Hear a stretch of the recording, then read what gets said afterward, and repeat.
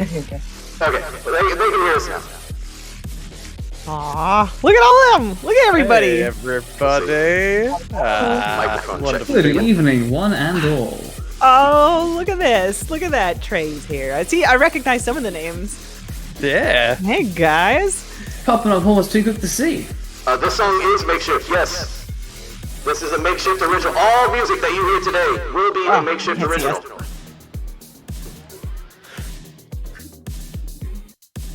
Oh. I've got some Yugen Blackrock in the background because that's from the. It's on the 2077 soundtrack, so I'm trying to get in the zone, get in the vibe, set the pace. Just trying to let people get in here before we get started. Let the hype begin to build. Look at that! Already got a subscription! Very Wheeler.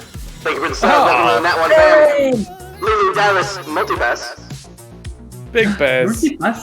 People are. Very new legend. Let's give a shout out to all the new follows real quick. Let's see. Shawnee Torinko, Tantor999, Kaido ACU, Notorious DLC, Paul, Aminara She-Her, Maishai, Maishai, Tormbo, Ian Flat, Paul with the host, thank you, Gent with the host, of course, thank you, Jaded Tall for the follow, Hawkeye36 for the follow, Baron Valor with the tier 1 sub, again, thank you very much, Del Wolf, Anana with the host, King with the host, Lumen Points Bit of with the console follow. check up in there as well.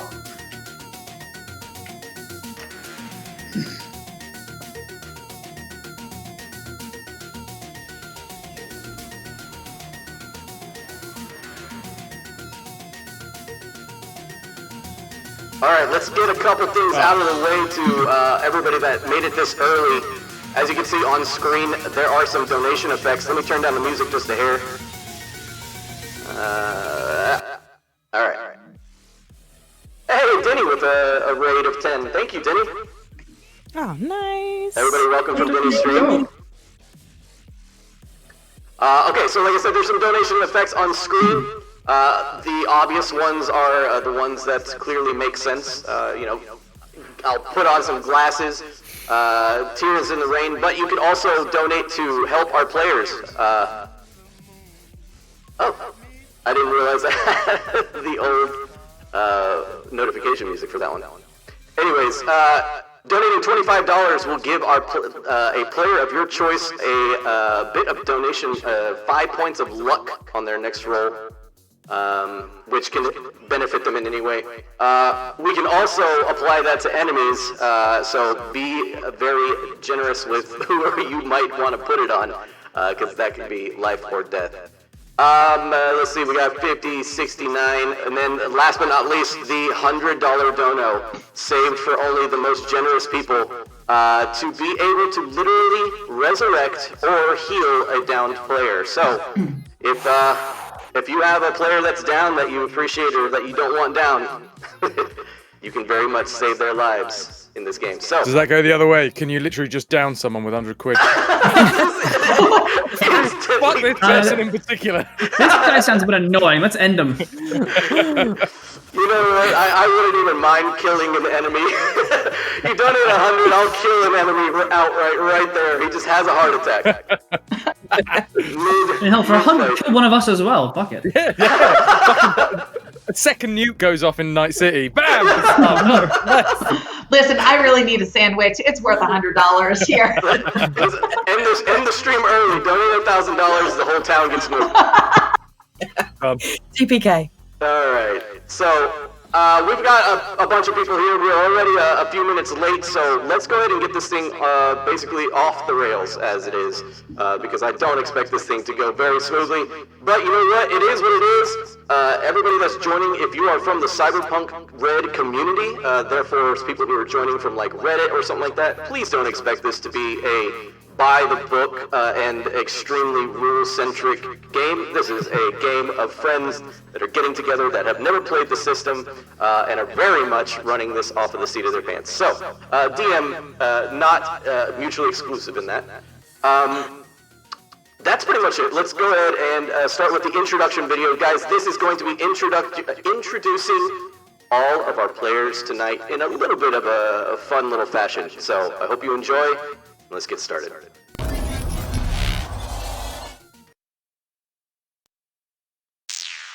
we have to be quiet now? I mean, it would probably help. What's the job? Heard you've been playing a lot of D&D lately. Yeah? What of it? I think it's time you played a different game, set in the future and not the past. Sounds like a chore to me. No one said it'd be easy, Chew. We need you to assemble a team, one made up of media warlords, streamers if you will, and show them the ways of Cyberpunk Red. Yeah? And if I refuse? Well, I guess I'll have to flatline that little family of yours then. Fine. I'll do it. Good. Now I assume you've got what you need. Yeah. I know some gaunts that have been DMing for too long. Think it's about time we bring them out of player retirement. Do what you gotta do. So, how's the wife and kids?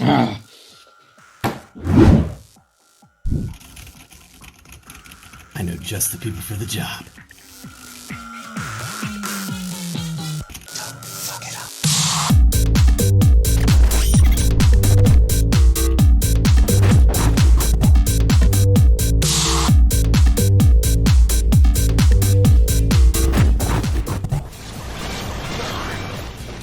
What are you guys? Like a weird baby Yoda sort of thing. Let's shoot him with a gun.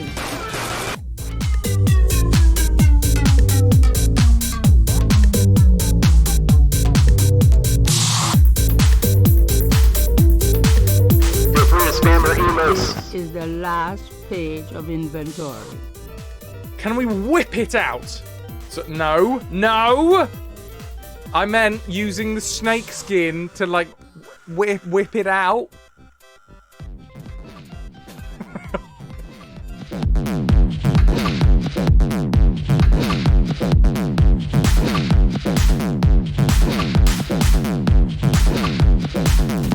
If I die in the first 5 minutes, I am gonna cry. Okay, there seems to be a chest in the middle of nowhere. What's that doing? Hello! There. Oh, fucking hell!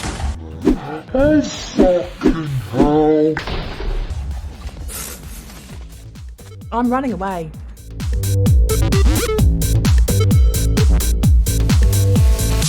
I did, in fact, run away. But you grit your teeth through that pain. You grasp hold and you channel that natural magic and you find that core of that life, that natural element to this bone blade. And you see your spores begin to collect along it and eat into it. It doesn't disintegrate, but in shock, you see Isuko's face like go slack in shock for a moment, and in that, you stumble backwards, and it is in your hands. I rolled a 9. Okay.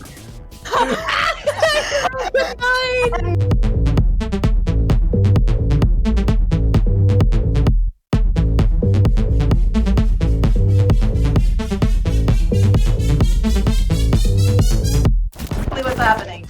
There's a little rabbit hopping towards the big giant cabbage lying on the floor. Cabbage.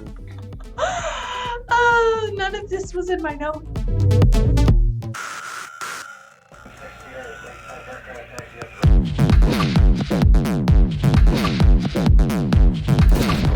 Sour cream and onion Pringles. Check it out. Let's sour cream and onion.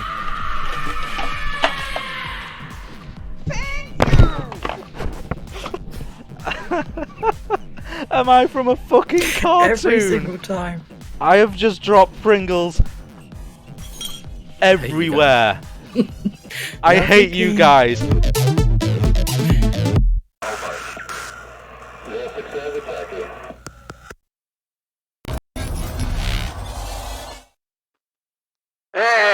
so I hope you liked that little intro that we had there. That was super fun to make. I mean, as you can see, we have some absolute legends with us today. Holy crap. Delaware with 10 gifted subs to the channel. Holy crap. We're going to hear some multipass going on for a little bit. So, I don't even really know what to say outside of thank you guys for being here so early. I know we had some technical difficulties going on, and that might have turned a few people off, like, oh, where the fuck are they? It's 8 o'clock. Well, I think everybody that stuck around and hung out, you guys are the real MVP.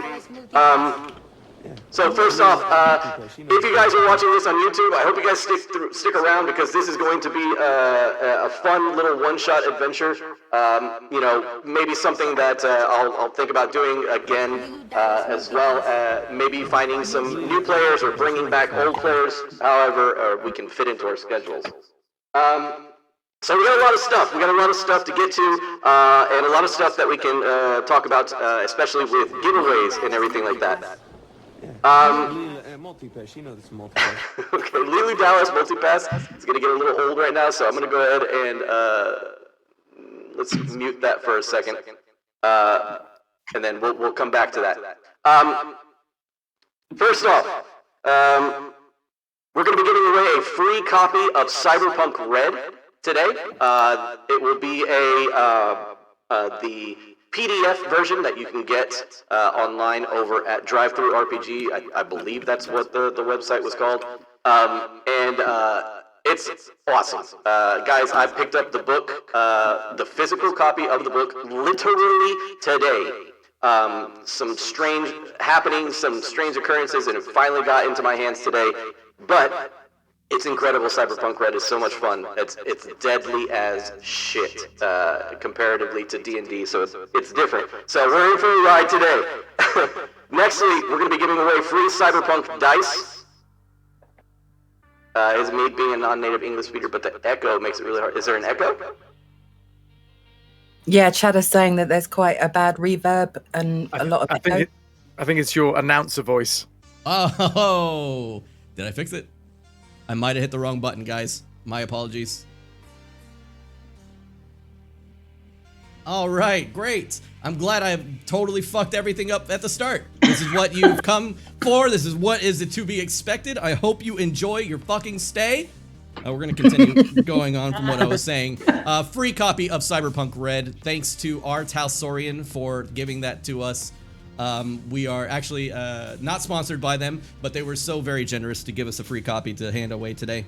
The next thing is we're giving away Cyberpunk dice, the actual Cyberpunk dice set that comes with it. Additionally, we're giving away a large D20, an oversized D20 to go along with it, so you get a little chonky boy. Next up, we're giving away some Nat 1 Fun merch. The merch will be limited to like a t-shirt or a coffee mug or a sticker or something like that. And more depending on how much support the stream gets today. So the more you guys donate, the more I can give back to you guys. All right, everything is coming out of pocket for me, outside of course of the free copy of Cyberpunk Red. So if you would like to support Nat 1 Fun or support the stream in general, don't be afraid to throw something down, throw some chump change at me, and I can give back to you in turn. All right, so stop talking about me. Let's talk about why we're here. Okay, 7 communities in one place. All right, we have some of the biggest hitters out there when it comes to the most fun and hilarious and awesome content you can find on Twitch. And I'm just gonna hand the steering wheel over to them as they kind of describe who they are and you know, if they have anything coming up that you guys might want to be, you know, might want to join in on or whatever. And we're just gonna go down the line just like to my this way on stream. So Nikki, you're first up. Tell them a little about yourself. All right, hey guys, I'm Nikki from Nikki Nerds Out. I stream on the weekends, and when I do, I stream on Friday nights with my friend Emily. We do a comedy stream, play video games. We're playing Red Dead right now. She has the darkest sense of humor, so if you like dark comedy, tune in for that. On Saturday mornings, I stream Dungeons and Dragons, but not my game, my campaign building stream, where you guys build the world that my players play in. And we're working on putting up a podcast so you guys can hear that world come to life. And then on Sunday, it's just me nerding out hard.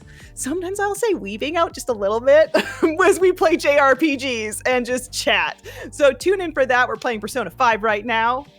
Join me to live the life as a cool high school boy. Never got to do that before. So that's me in a nutshell. Thanks, everybody. Thanks, guys. This is so cool. I don't know how to play this game. I'm really excited, though. I'm just happy to be here. Okay, I'll hand it off to the next person. That's excellent. Is that me? Yeah, Fraz, I think that's you. Yeah. Do it. Anybody that's been to my channel will have heard this fucking spiel 20 million times, but I'll do it again. Hi, I'm Fraz. I play full franchise playthroughs of retro series. Start with an old retro game and play every single game in that franchise until we've done the entire thing. I stream 5 days a week, Sunday through to Thursday. Only on Thursdays, I play whatever the fuck I want. I have never played Cyberpunk Red, ever. I've never played any of the Cyberpunk tabletop RPGs, so I am fucking shitting it. But I do like to play things on the hardest setting, which is why I've decided to go with Netrunner, because there's a whole mini game that I had to learn, which of course I have.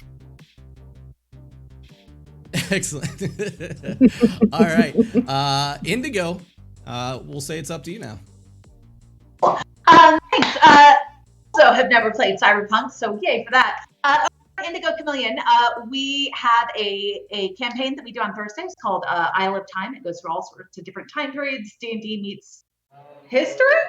Anyway, we do one-shots on Fridays. Always something a little crazy and a little fun, a little bit different. And we have a really cool thing coming up. Not this Monday, but starting next Monday.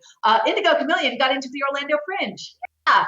However, we're somehow combining improv and D&D into something that's 60 minutes or less. So we are twisting and turning and shaping D&D 5e into something that is a baby of improv and D&D, and it's going to be messy. And for the next Mondays, starting next week, we're going to be testing this in real time. So tune in on Mondays for an hour-ish of something like D&D. While we figure out what the heck we're going to do in a couple of months to Orlando Fringe. So come join us. Awesome. Nanda, you're up. Hello, I'm Ananda. I play games really, really slowly. And I'm colloquially known for faffing a lot. So on my own channel, I am currently playing through Dragon Age Origins, but I'm also part of a stream team called The Nook, and we're doing a Minecraft challenge at the moment where we're past one hardcore Minecraft save file through 14 Nookians over a 2-week period, rinse and repeat. And if we die, we have to start from scratch, and there are challenges along the way as well. Which is where that clip came from earlier. That was my first go in the Big Dig challenge. I didn't die, I did run away. In addition to my own channel, I'm also part of the GOGCOM community stream team, along with Fraz, who didn't mention that, which is surprising since GOG is the sister company of CD Projekt Red, and Fraz did the launch of Cyberpunk on the GOGCOM channel. So he has no excuses for not knowing what's going on. Yeah, we can expect Fraz to literally carry us through this because he knows everything about everything.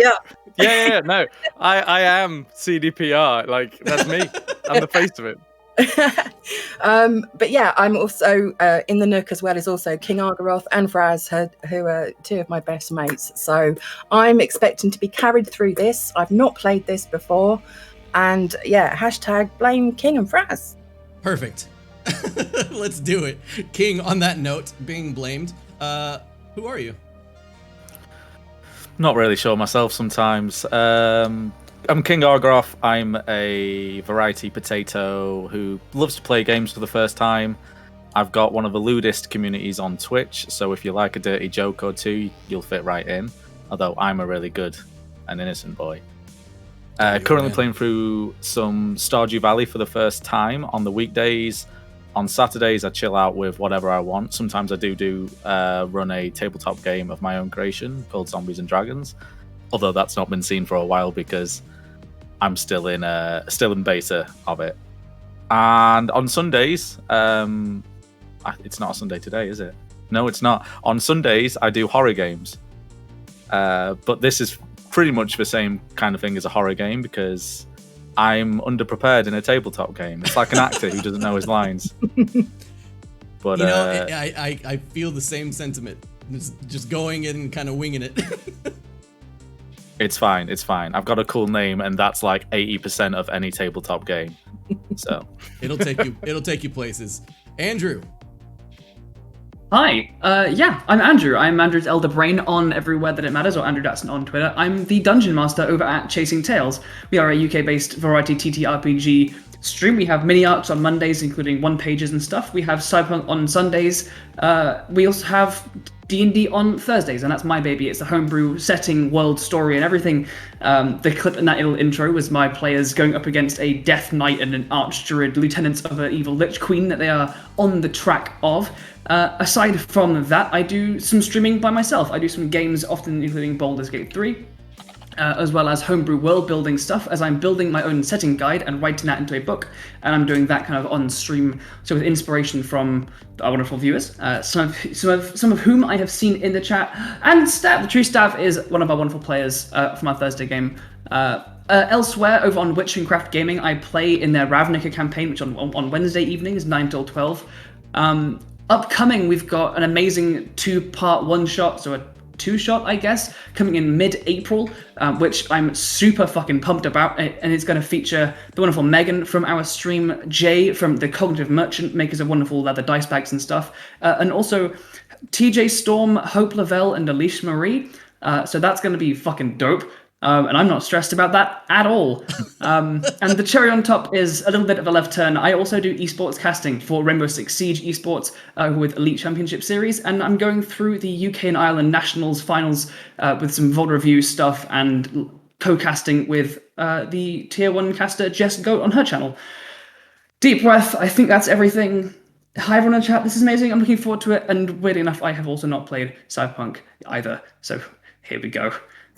I'm over here nervous as shit for this one shot that have been planning for 4 months, and this guy is spread thinner than paper.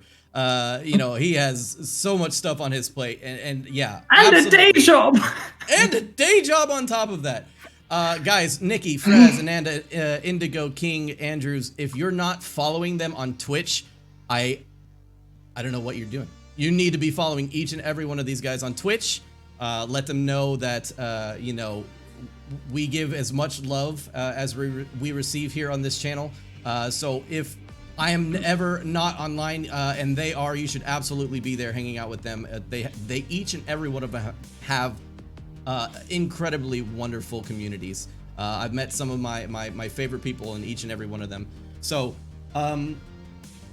that's pretty much it. I really don't have too much further into what we're going to be talking about outside of the game. I will say though, before we absolutely get started, I had turned off alerts because I didn't want them to go off during my intro speech. But I will say that right as soon as I turned them off, we got literally 2 $50 donations to see if they play. Play for me, baby. Play for me. Come on. There she is. Wake the fuck up, samurai. We have a city to burn. So $50 donated saying chump change. Fine. Make sure to bop King for me. From Kieran. And then on top of that, right after that, Jaded. Fuck up, samurai. We have a city to burn. With another 50. Fuck yeah, y'all. Nice. With another $50. So on top of that, Shiny with a lovely $5 donation saying, let's go, you wonderful humans. I believe that means some digital glasses time. Oh yeah. Look Guys, at that beautiful bastard. I think it's time to get this thing off the rails, as I had stated before. Let's get this thing going. So To kind of lead us into the actual game itself, I've prepared a bit of a preamble or a prologue that kind of sets the tone and sets the location for us. So if you will indulge yet another one of my dumb creations, I will play it here now. Let me turn off the music though so that it's not playing in the background. Here we go. More cinematics, wow. Let me tell you gonks a little story about a bunch of chooms that pulled together to make for one hell of a time. Just gonna grab a little smoke here.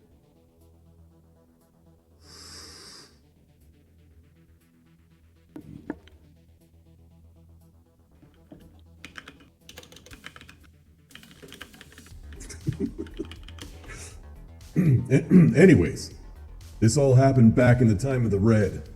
The year was 2045. Not long before that, in 2023, a pocket nuke was set off in Arasaka Towers, smack dab in the center of Night City, reducing most of the central city to rubble and killing thousands of people, soon ending the Fourth Corporate War. In the aftermath, the nuclear blast and a bunch of other shit burned out the sky around Night City, causing an orangish red pall to take over. Returning back to another Great Depression for the next 10 years, people finally started going back to the city that ended it all to begin making it their homes again.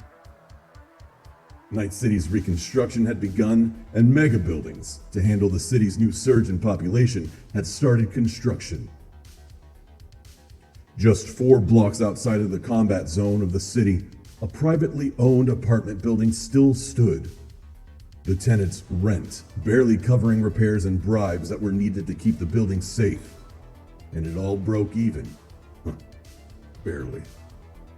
Just recently, under new management, the building had just gone through its round of minor upgrades, including an excellent connection to the net and great agent service.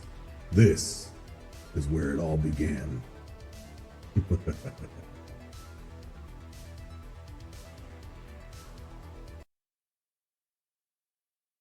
Let's do this. All right. Let's go back to our screen here. Excellent. So I hope you enjoyed that little tangent. Again, it kind of sets the scene. So we start off in the outskirts of Night City's central location, basically right outside of the militarized zone, right outside of the most ghetto area you can possibly think of. I kind of explained it to the characters as in you could walk outside or look outside of a window and see like drive-bys happening, drug deals, people getting murdered on the streets and nothing happening. And you can just walk inside and enjoy a nice beer. But other than that, setting the scene, Anita, she is our agent, our corpo agent that has actually recently purchased this building. So Anita, starting off on a normal day, you are on the 3rd story of this 3-story complex inside of your luscious corpo room that you have kind of set up for the, you know, the building itself. What exactly kind of stuff is around you and what do you look like? Well, my name's Anita Hardcock. I'm sorry for repeating the accent from a different D&D game, but it's what we're going to deal with. My corpo, do you want me to go through my corpo background or my backstory or just what's around me? You know what, just around you and just kind of like filling in the gaps of like who, you know, maybe something that seems interesting. Okay, so as I wander around my apartment, I've got LEDs everywhere. I do like a bit of backlighting, so my bed revolves as well so that it can get full angles. On my desk, I've got all of my previous correspondence. I still keep very much in touch with my corpo buddies who are climbing the ladder without me, sadly now, although checking my bank balance, or not my bank balance, the vault in my secret compartment that I'm not going to divulge at the moment. I'm pretty fucking loaded. So this building was bought outright. We've had to get some good internet going. I need my ear very, very close to the ground. Between you and me, one of the big corporations, obviously I can't disclose which one because I've signed a non-disclosure agreement, but one of their big advances in technology was actually down to me, but they didn't want to give me credit, so they paid me off instead. But I still do very much keep in touch with them because I might have part of the source code. Very nice. We kind of go downstairs to the first floor where most of our residents find their very lovely abodes.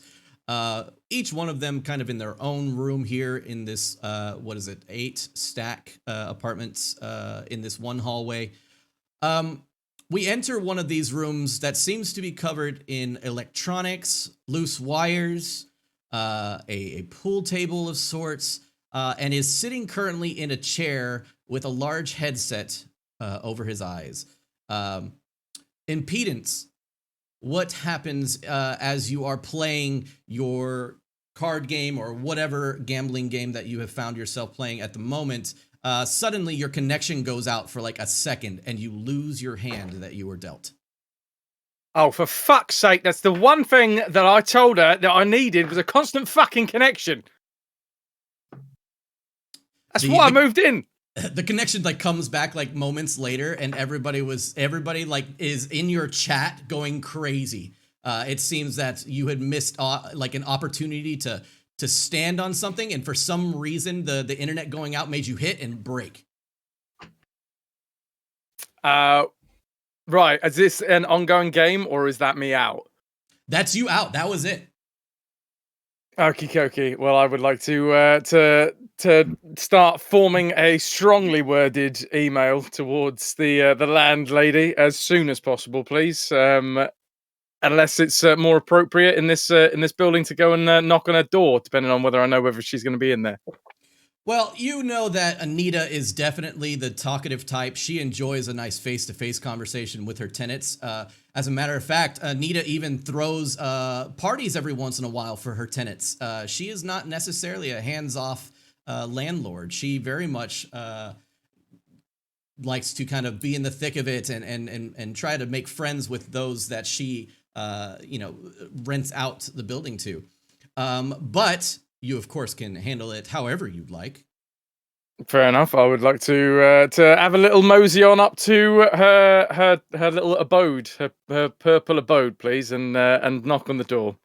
Yeah, absolutely. So you start making your way up, and you have to take the staircase. The elevator has been on the fritz lately, but you start making your way up there. As you are making your way up there, we enter into another room. As we enter into, well, let's see here. We'll look on the map exactly. So we enter the room, and Rianu,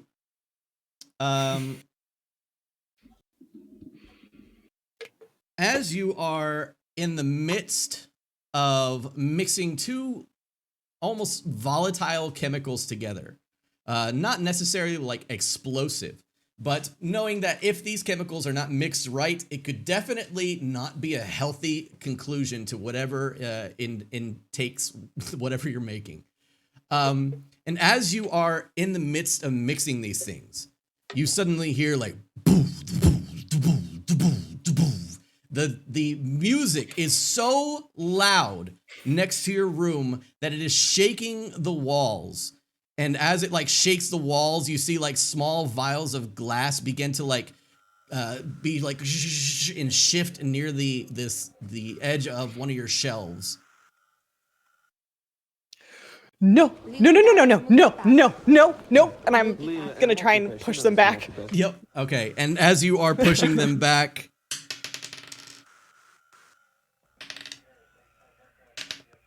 Dice rolling already? Yeah, well, I as my team loves to make fun of me for, I am a 50-50 connoisseur. I really enjoy just letting the dice decide some things for me. So I usually say like, roll for it kind of thing. Anyways, I rolled for the things on the shelf, and the shelf, it seems that you were able to catch enough on time as you like place your entire body against it, and like one of the glasses is up against your face, but it's continuously like shaking. Again. This again. I'm gonna put down all the glasses, and I'm gonna collect myself to be as presentable as possible, despite being in an apartment that is literally full of trash and trash bags. I'm gonna slick back my like, half mohawk pink hair, and turn my eyes to an intimidating like fierce blue. And I'm gonna walk on over to whose apartment is next to mine. Well, you know from the time that you've been here that there is a person that lives here named Sabrina. And she's an old school rocker boy. She used to be in a band not too long ago that was pretty famous. And she does her work now within the building, seeing that a lot of her normal venues that she used to go to have either been destroyed, hijacked, or are just not generally safe anymore. So right now, for the time being, she's making her music inside of her room. And this is not an uncommon occurrence for you at this time. Yeah, I'm gonna mosey on over there and talk to Sabrina. Okay. You go over to the door, and how you just banging on the door. And as you...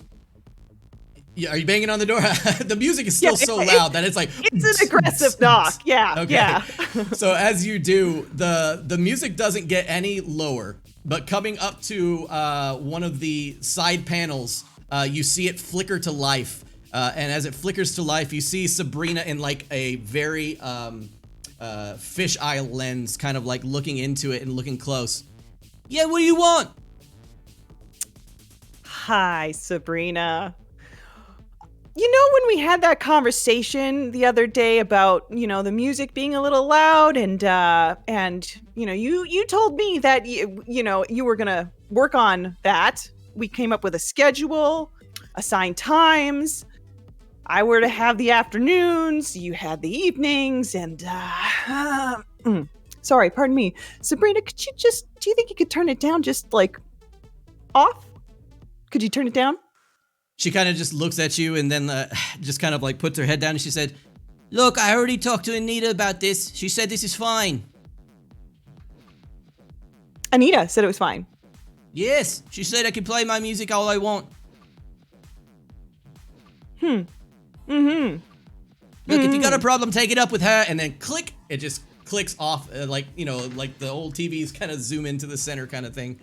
And as you are contemplating what to do next, Roach, you hear this commotion outside of your door as a bit of yelling has needed to be done due to the loudness of the music. I sigh in exasperation and grab the goggles that I've been working on trying to repair for the past hour and stomp out into the hallway and say much too loudly, "What is the problem over here, and why can't people be quieter?" What do you look like, Roach, when you approach? She is okay. So she's tiny. She's like 5'1", a little scrawny and scruffy looking. Like her hair is kind of short but very wild. She's the sort of person who can fit into any tiny space and is always the first one who volunteers. So yeah, she keeps to herself for the most part. But she's a bit impulsive. And a bit of a mess. Does not pay a lot of attention to her external like clothing and appearance. Got it. So, Rianu, Roach approaches you from behind as the door slides open. Hi. It was very noisy. Yeah, this bitch, right? Yeah. Oh, you were the noise. The door is closed It's, currently. I'm gonna go talk to Anita. Yeah, no, let's. Oh, okay. We could also just talk to the noisy one. Oh, you're welcome to try. You're welcome to try. I pound on the door. You pound on the door, and as you pound on the door, you hear like the music skips for like a few seconds and then continues to play, but plays louder this time. And it's a new song. To Anita. Yeah. Yeah. This. I have anything in my inventory or in my chemicals that may also like be gaseous gaseous like a sedative? Do you think maybe just as a backup, just as something in the back of my mind? Yeah. So, do you have chloroform? Go ahead and roll a d10 for me and see what that comes up with. Okay. Let's do this. D10. Is that, did I do it right? Oh no, already? Well, let's just get those out of the way. I'm assuming that was a nat 1. Let me open that up. Oh, was yeah, I rolling baby. just a flat D10, right? That's a flat D10. You're fine. You look through your pockets, you sift through your pockets, and you just so happen to find an old cloth that you had previously soaked in chloroform, just in case of situations like this. And as you like pull it out, you see that it has like a dark stain on it from the chloroform being on it for so long, and you like give it a sniff, and it seems the chemicals have gone bad. It's no good. That's no good. Okay, yeah, let's talk to Anita, please. Let's go. Also, I'm writing a note to myself to buy more chloroform. All right. Hinges off doors, so. Yep. As this is all going down, we have Jules in his apartment. Jules, there seems to be some sort of commotion going out in the hall. This is not uncommon, though. But you are basically a man for hire, and this is not your problem. You are always just sitting here waiting for a job, and as the building's security officer, Anita will call you if necessary. What does your room look like? My room is pretty, not too cluttered. Got a couple souvenirs on my desk, some shelving and that. Got some music playing, nowhere near as loud as Sabrina's, but just something chill, chill hop kind of vibes. Having a nice drink, watching my fish tank. That's mostly the evening. Jumpsuit's undone halfway just for comfort. Yeah. Got a lava lamp. Just kind of bubbling away. Chill evening in Jules' apartment, for sure. Hell yeah. Even though there's arguing going outside, slamming of doors, and yelling and loud music, it's a chill night. Whenever there's not loud music and slamming doors, it's Night City. That's every corridor around the city. Yep, exactly. You kind of just like turn the music up on your headset and kind of just lean back in your chair. Dawn, you are inside of your room currently, and you were trying to catch some Z's from the afternoon. The day that you had is just immeasurable. Going from place to place because of different people telling you where different, where the scoop is at that moment, led to nothing. You had reached the point or the location that you were told to go to find out this new scoop of information. And unfortunately, the second you get there or the moment you get there, all of it was dispersed. And you wasted an entire afternoon. And now this music and arguing is going on. How this has happened a lot, right? It's happened a lot, but it's almost to the point of like non-interference with you because you live so far like down the hallway. You're kind of like the last room in the hallway, so it's not necessarily terrible from your point of view, but it definitely does happen on a regular basis for sure. All right, I'm gonna stretch. I'm more concerned about the shouting. and I'm just going to play it cautious. So Don stretches, does his little limber up. He picks up the revolver that was on the bedside table. He puts it in his back pocket, and he walks to the door, and he just slowly, it's got like 6 or 7 chains on it. He opens the door just without opening the chains, and he just peeks down the hall just to make sure there's no scary men with guns looking for him. You kind of take a double look. You look to your right, and you can see the doorway that leads to the back of the building, and then you look to your left. As you look down the hallway, you can see 2 members of the community either arguing with each other or talking to each other loudly, but they have already started and made their way towards the staircase at the end of the hall at the front of the building. In that case, I'll satisfied, I will shut the door and probably go make myself some synthetic tea. You got it. What do we see in your apartment? What is it? What is your lifestyle? So Don is he's going through a bit of a rough patch at the moment. He's very disorganized. He's got he's a collector of memories. He loves to look a lot of stuff, and there's the only part of his apartment that's in any way kept decent is a little award shelf, and there's trophies of his favorite trophy is Presenter of the Year of the WNS, which is a UK news site, and he was the golden child there, and he dreams of going back to what he was. As he goes to make his tea, he just takes one little look at his hidden room. It's a room where he keeps piles and piles of scream sheets, physical evidence, journals, case files, all to try and bring down his sworn enemy Kang Tao.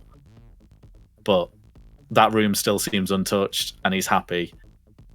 And he just goes back to shambling through the mess, using like 3-week-old mugs.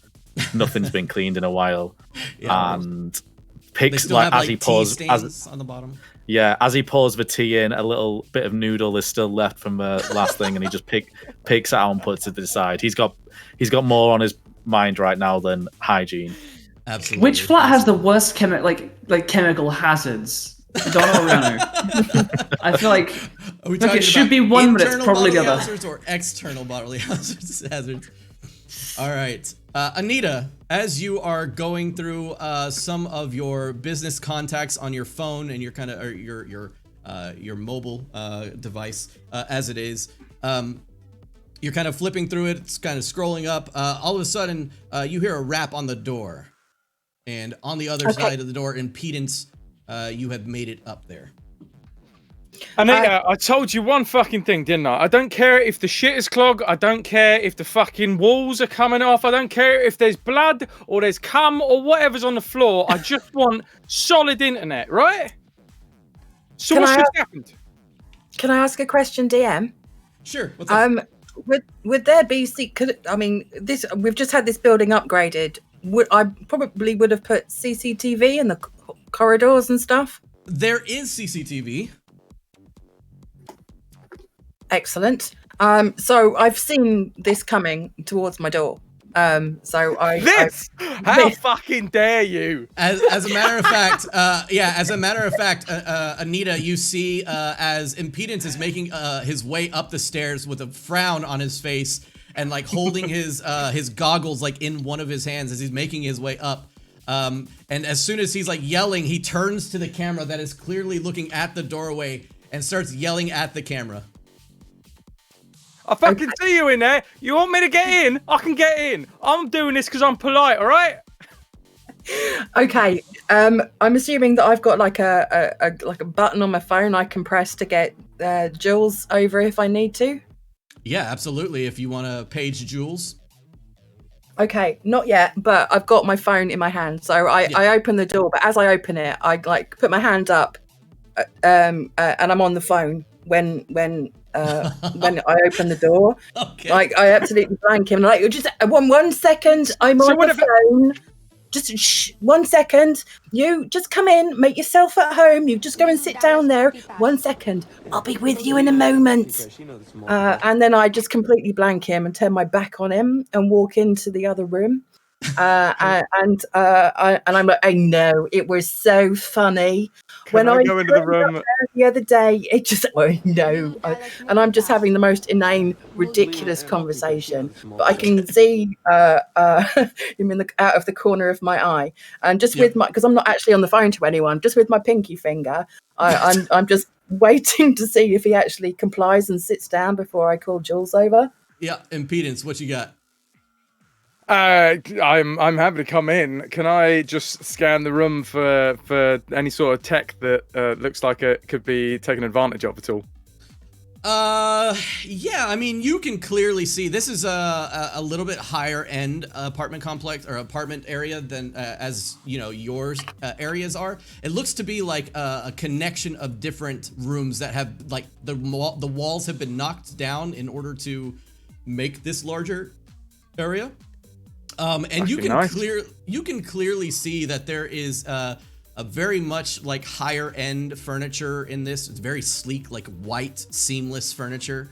And you see that there is a bunch of screens off in like one corner of the room, all off at this time. But a lot of monitors, just kind of like, 1, 2, 3, 4, all kind of mounted up on the wall. Okay. Is there any like seating area near the screens? Yeah, there's plenty. Cool. Can I like sweep in because I got my long black fucking edgelord leather coat with spikes and shit on? Yeah. Because always ready to go. Yeah. Just want to sweep in, have that kind of flow behind me, and just take a plop down near the where the screens are. Cyberpunk Matrix style. He makes his way to the chair. Just think there's a thriving metal scene in Botswana, and those guys know how to fucking dress. Just imagine that. Excellent. At this point, Rianu and Roach, you both make it up the staircase now, and you hear the sound of the door close as you approach. I'm going to the door and banging on it. So Anita, as you are keeping an eye on Impedance, and you can see that he is clearly eyeing your gear, the door gets wrapped on yet again. At this point, I go into the room where Impedance is and literally point to a chair and say, look, that one's quite comfortable. You just make yourself comfy there. I'll be with you in a moment. And relax back and put my feet up on something. No feet on the furniture. You know the rules. You've been here before. Yeah, you know the fucking rules too. Net stays on. Okay, at which point... On the door. At which point, I press the button for Jules and I go and open the door to the others, and I do exactly the same thing. I hold my finger. Hang on a second, I'm on the phone. You just come in. You just go and have a chair next to Impedance. Make yourself comfy. You might want to pour yourself a drink. You look a little parched. And then I just completely blank them and then carry on talking in my inane way to, I know, it was so funny because what happened was when we went in the back door, I know, I did tell them before, but they didn't listen. And then is there any way that I could possibly figure out who's on the other side of that phone, or if in fact she is talking to anyone specifically? Is there any network I could try and get into? You can roll a skill check. There is no network per se that can hack into like somebody's agent like that. If you are trying to hack into somebody's agent, you have to do so manually, like actually be there touching it. There are ways to get through like cell networks and stuff like that, but it is nowhere near possible through like a home computer kind of thing. You would have to be like in a communications tower or something like that. But what I can have you do though is make a skill check for me. And that will be a, well, let's see here. Being that this is the first skill check of the game, let me bring this up over here. It's just going to be a perception check. Cool. That is in awareness. Nice. Yeah, awareness perception. Done and done. That was a 15. 15. So yeah, you can see that as she walks by, her phone kind of lights up from it touching her face, as like most agents do. Whenever you touch the screen, they come to life and you start typing. You can clearly see her home screen as she moves past you. And as this happens, wait. Yeah, go ahead. No, I'm gonna wait on that information for a second. Rianu and Roach, she points to you and literally just leaves your vicinity. She told me to make myself at home, so I've made myself a drink. I'm poking around for something to do while I'm waiting.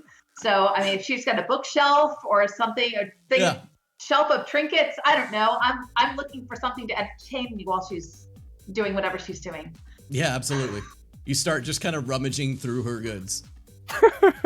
Rianu. Do I have my... I took strict inventory of all her drinks and beverages, if she has alcohol and like what proof they are and all of those things. Oh, for basically, sure. I want to know how flammable the things are in this place and whether or not I might just, take one home. I don't know. I need that kind of stuff. And also, it's really hard to sterilize things, so... You don't go to the supermarket yourself and pick up some Grey Goose and just fucking do with that. So Rianu, you're looking up at the shelves and they're very like sleek glass shelving with like a white frost to each of the shelves. And they even have like a little bit of backlighting to kind of shine on the impeccably cool looking like angular glass bottles that these are all in. And as you kind of like look through them, you can see that most of them are still like 3/4 full, but one very particular one looks to be almost at the bottom, probably her favorite. Jules, you are sitting there vibe checking like crazy, and as you do, your agent begins to ring. Yo, what's up? Oh, it's like a text button that sends like just come here now text. Ah, got it. So yeah, the agent rings for you, and it's the specific ring that Anita has given you to basically note that you need to kind of come see her. You can, of course, determine what that actually sounds like, but basically you are notified that Anita is in need of your service.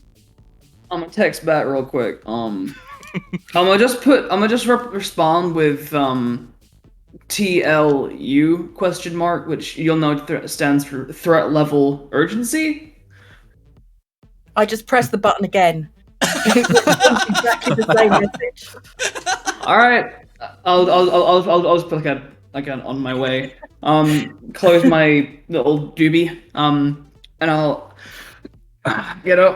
stream my feet off the side of the couch, whatever, and my feet will just go straight into a pair of like undone leather boots, which, like the classiest of footwear, Titans are my feet because, I mean, I'm a cool kid from the 90s. I'll grab my SMG, just tuck that on my shirt. I'll mace,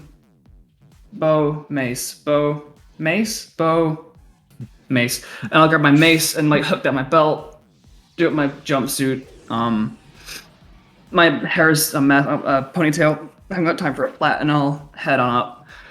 Kind of quickly, like I'm not like dawdling, but just like sure, head on up.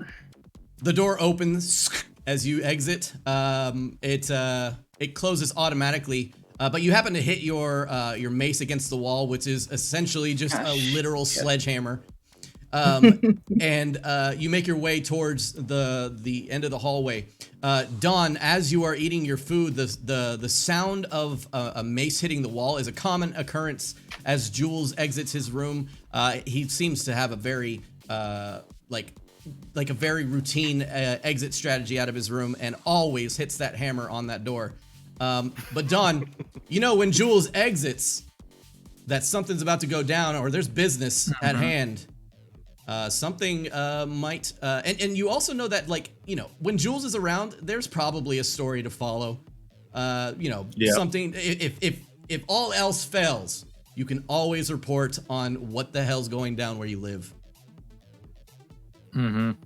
I finish my tea. I quickly, like, kind of in a unusual sense of urgency, Don just continues glugging his tea, bits of noodles and fake vegetables in there.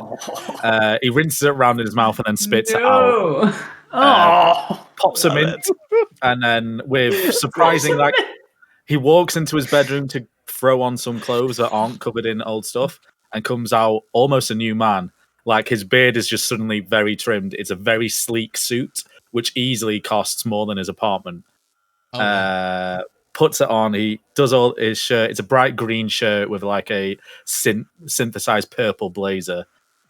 Pops the top button on. Sprays some aftershave that's just going to get him out. Looks in the mirror, catches himself. Little nod, and then leaves. Undoes all the chains. Makes sure he's got his revolver on him. Pops the door shut. And kind of just looks down, like, looks past Jules. So I catch Jules just before he goes in the apartment. And I just look past him and I look around just to make sure that this isn't going to be something too bad. And then I bust, like, reach inside the inner pocket and I pull out. It's almost like a pirate telescope. Okay. It's like a multi-lens camera. So you can zoom in super stuff, and I pull that and I just hit record on there, and then you can flatten it down into various sizes, and I just make sure it's sitting neatly on my lapel. Hook, I have a special hook for that, and I walk in, again stroking the beard. Don cracks his neck, and I just start tailing Jules. All right.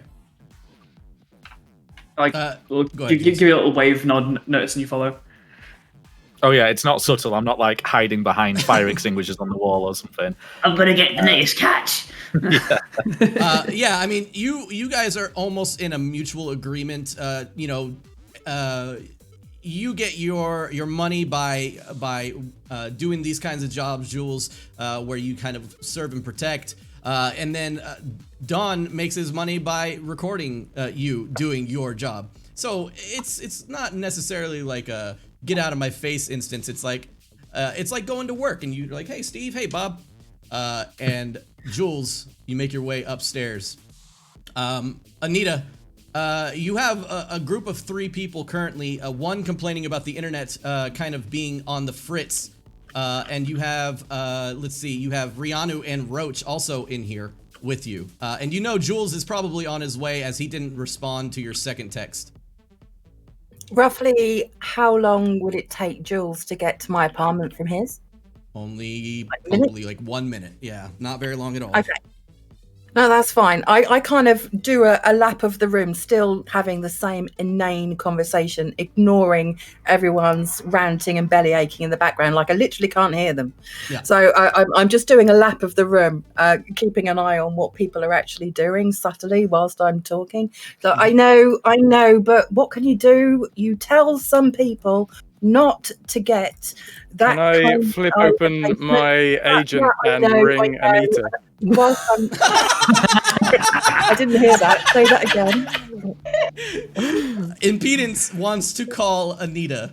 So Impedance flips open his agent, goes and scrolls over to Anita's number, which of course you've given out to the tenants just in case. Boop. He gives you a ring. As you're holding it up to your head, it begins to ring. I'm going to answer it. Sorry, I'm on the other line at the moment, and then I hang up the call and I carry on the conversation. I can fucking see that you're not on the other line, love. And I'm literally ignoring what he's saying, and then I'm going to pour myself a drink. You have to kind of like scoot by. You have to scoot by Rianu, who is like currently reading the back label of one of the glasses on the shelf. It's all right. As I reach past her to grab my favourite tipple of whiskey, I'm just going to give her a sly wink. Help yourself if you want one. And then I go and pour myself a drink and very casually throw some ice in there. Like I just have got no urgency in doing this at all. And then I go and sit myself down, and then I hang the phone up. And I went, okay, so lovely to have you here. How can I help? Well, I think you know how you can help. You heard me, because you haven't been fucking talking to anyone on the other side of that phone, have you? Well, I think you'll find that just the tiniest net drop actually means that I can tell you face to face that your rent's due. Oh, that's lovely. Well, I would have been able to afford it if I could have won that game. Unfortunately, your shitty internet has done me out of a fucking fortune. And this ain't the first time. Roach kind of approaches as she's found like some awesome like kibble cereal, and she has poured herself a bowl, and she's just like just munching on it. You can see this going on, Roach. Yeah, and the person next to her apartment was really being very loud too. That's true. Fucking what's her face? Old Sabrina. She is fucking loud. Yeah. We tried to solve it ourselves, and she wouldn't open the door and turn the music up. So we need help. She's very hard of hearing. Maybe she needs her hearing implants looked at. I could do that. You know, if it's a problem, I'll just do it for free. I promise. I'll get in there. I'll fix it right away. She'll be able to hear a rat from 2 miles away. If that's the issue. I'll go and have a word with her in a little while. But anyway, it's Saturday night. Pour yourself a drink. Let's have a little bit of a party. I was having a bit of a party. And then the internet crashed, all right?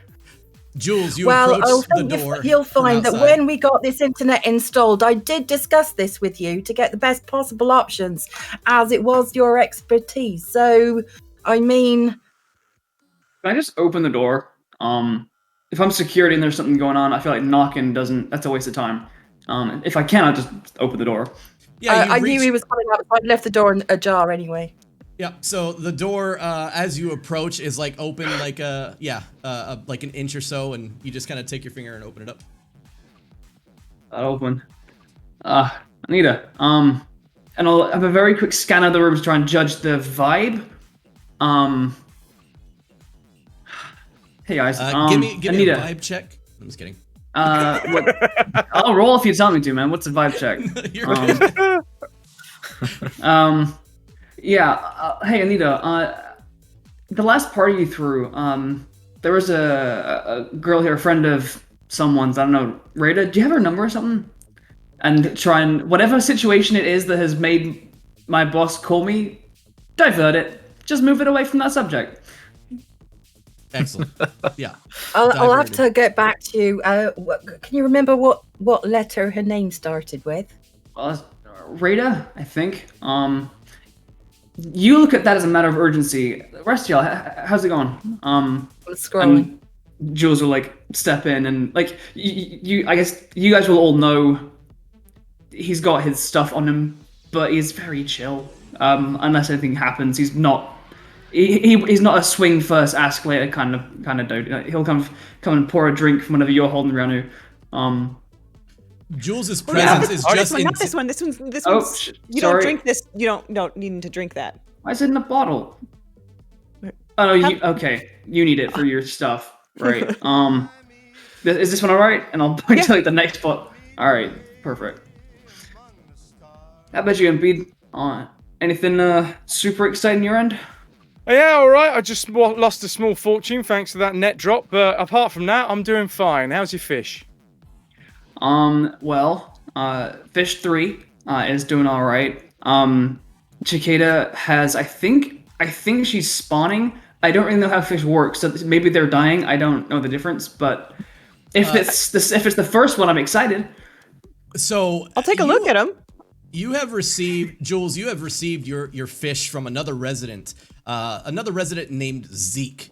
One of these types of residents where he likes to keep to himself a lot, but every time he comes out, he's got like some sort of small animal on him. He had, like, last time he walked out, he had like an iguana on his shoulder.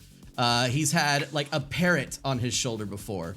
Some stuff that he has. Now, the one thing that you know about Zeke is that he did not get his animals from Biotechnica. As a matter of fact, he has told you and verified that the animals that he has are 100% real. Now that, of course, came with a bit of a price, Jules, but you took the opportunity to purchase off Zeke a few of these goldfish. Jules, can I have one? If fish number 3 is spawning, then I guess you can have some of the kids. Yeah, that's what I meant. Yeah, sure. Yeah, why not? So what's the deal? We are all just is this a party? I didn't get an invite for a party. Dawn, you're kind of like hanging outside of the door and peeking in and poking in as this conversation is going on. Speaking of net drops, my net just dropped, so I missed some of that conversation. I'm really fucking sorry. It's okay. Are you now? I said, how's the fish? And then I've got nothing after that. So I'm we had a whole I'm thing. eagerly awaiting. I'm eagerly awaiting. I want to know how are the fish. It was a short and mostly inconsequential discussion about fish. It really was. Are they okay, though? That's what I want to know. I have 2 fish. One's called cicada. They're fine. 2 is called fish number 3, and I think they're spawning or they're dying. If they're spawning, the kids, at least some of the kids, are going to Roach. Yeah, I will say though that there is another resident in the building named Zeke, who is very much an animal lover and has real life animals, not animals synthesized by Biotechnica. He has very much made a point that he is against everything Biotechnica. Can I have also bought like small animals from Zeke as well in the past? Yeah. Feel like they would be good for me. You know what? Roll me a d10 on that one. How many question marks came out at the end of that? This is a question of animal rights. Here we go. White rat in particular? It's a 7. What do we got? 7? Okay, you have purchased something off of him before. Yeah, absolutely. It happened to be one of the animals that when he did receive it, it was injured. And he knew the poor thing didn't stand a chance for too much longer, and he just felt bad. But he also didn't have the necessary time to take care of an injured animal. What animal did you pick up off of him? Ferret, and I definitely weaned it back to health, repaired it, gave it like cybernetic legs, and it ran away. So, I don't know where it is. Just like really long legs on a ferret. Cybernetic legs ran away. Yeah. And so Rocket from the Marvel films became canon in our universe. So, like, somewhere in this building is a ferret with super long cybernetic legs, and like you see it from time to time, and then it just disappears. Land, we're finding the ferret. Yeah. The techno-cryptid ferret is the bane of our existence. Yeah, me and that ferret, we have like we're at odds with each other. Nice. Hey, that ferret paid the Don's wage a couple of times. Some great smutty stories he can make on there that people just urban legends are being born. All right. Okay. So done. Yeah, Thanks. Yeah, you've had it. You've had it in the past, and Zeke, unbeknownst to him, he was happy that you took it off his hands. So as you guys are all sitting here, Anita kind of sorting through, I guess, what needs to be talked about, what doesn't need to be talked about. You, of course, gain the main focus towards what Rihanna and Roach were complaining about. Impedance, Anita, you know that your internet will pop right back up, and it probably is up already, as Impedance has stated. But of course, you can deal with him as you see fit. But a noise complaint has come to you. What are you asking me? What I'm going to do about the noise complaint first, or what I'm going to do about Impedance first? Up to you. I'm just saying you have the two scenarios in front of you. Okay. He starts kicking off. He starts flipping tables. No, he doesn't. Look, calm yourself down, Impedance. Do you really think that I would turn your internet off on purpose? You know the problems with 17G. If the wind blows north-northwest for more than 30 seconds... 16G was way more fucking reliable. It's ridiculous. That cloud definitely affects the how 17G works. So I don't think you can blame me for the wind. No, but I'm just saying, all right? I was on a winning streak. I was just about to have your rent. I needed a bit of an expansion, all right? And that's not my fault. That's the internet's fault. I'm just going to top up Impedance glass of whiskey and just slide it. You I feel your pain. You just relax there. I'm good for it. Do I know Don? Is Don in the room, by the way? You see, I was just about to make a dramatic entrance. Oh, okay, okay. Don, do I know about Don and like the whole media thing? Do I know of him? You absolutely know. Everybody knows of everybody. In terms of how well, that doesn't necessarily bode, towards your knowledge. But cool. That's all I needed to know. Yeah, Don, what are you doing? Don's assessed that there's not going to be a juicy story right now. Like, there's not going to be a fight or anything. He sees it's kind of calm, walks in and quite happily flashes his award-winning smile, walks and says, hey, up Anita, didn't realise there was a party. What's going on here? Hey, Jules, how you doing? I see you've been summoned just to keep the peace. How's your fish? I hope they're well. Yep. And then I just move straight past him. I was like, Impedance, I see you looking good. And any hot streaks recently? Well, I was on one recently, very recently, but it was taken from me very abruptly, and just because he knows those fucking media types. Impedance just flicks down his glasses. He's got those flip up, flip down glasses, and just flips them down just to cover his identity just a little bit. Absolutely. You see Impedance's eyebrows are made of metal, and they flip open a little flap, and out comes a set of glasses that then click down as he flips them down on top of his face. Good to see ya. Good to see ya. How much of this are you recording? Don't you worry about recording. You know I always do. Most of it gets wiped anyway. But you know what they say: before the biggest win becomes a hard fall. So no doubt whatsoever in my mind that you're going to be back on top, mate. Much love. Rihanna, hello, Roach. How you doing? Cereal? I'm sitting up on the arm of the sofa, not on the sofa proper, but up on the arm, just still scooping cereal. It's quite and uncomfortable. Keeping an eye out for where she might store her sugar. But yeah, I'll offer some. You see her not from shifting. mine. You see her kind of shifting around on top of this couch because it's angular. Nothing looks comfortable in here. It is quite literally almost all for aesthetics. And you see again that Rihanna is currently just kind of reading around the room and looking at you. I'm actually focused on names. Impedance's glasses. I want to know what model those are because they look new. They're shiny. Where he got them? Oh, they're a custom build. I got a mate who's a Ripper Doc. Just I had a bit of spare cash. Came in from a bit of a windfall, and he installed them for me, custom like. That's nice. That's nice. Right, Look right. at those. I'm gonna tap the glass on it. All right, it's still going. It kind of glitches a little bit as she does yes, that. A little bit of spark comes out. Ah, what? Not again. Yeah, as you go to fix all that. Perfect, all right. I've got to go see him again.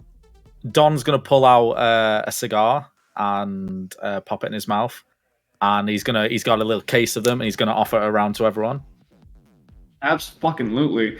Anita takes a cigar. And then, to anyone who's taken them, he.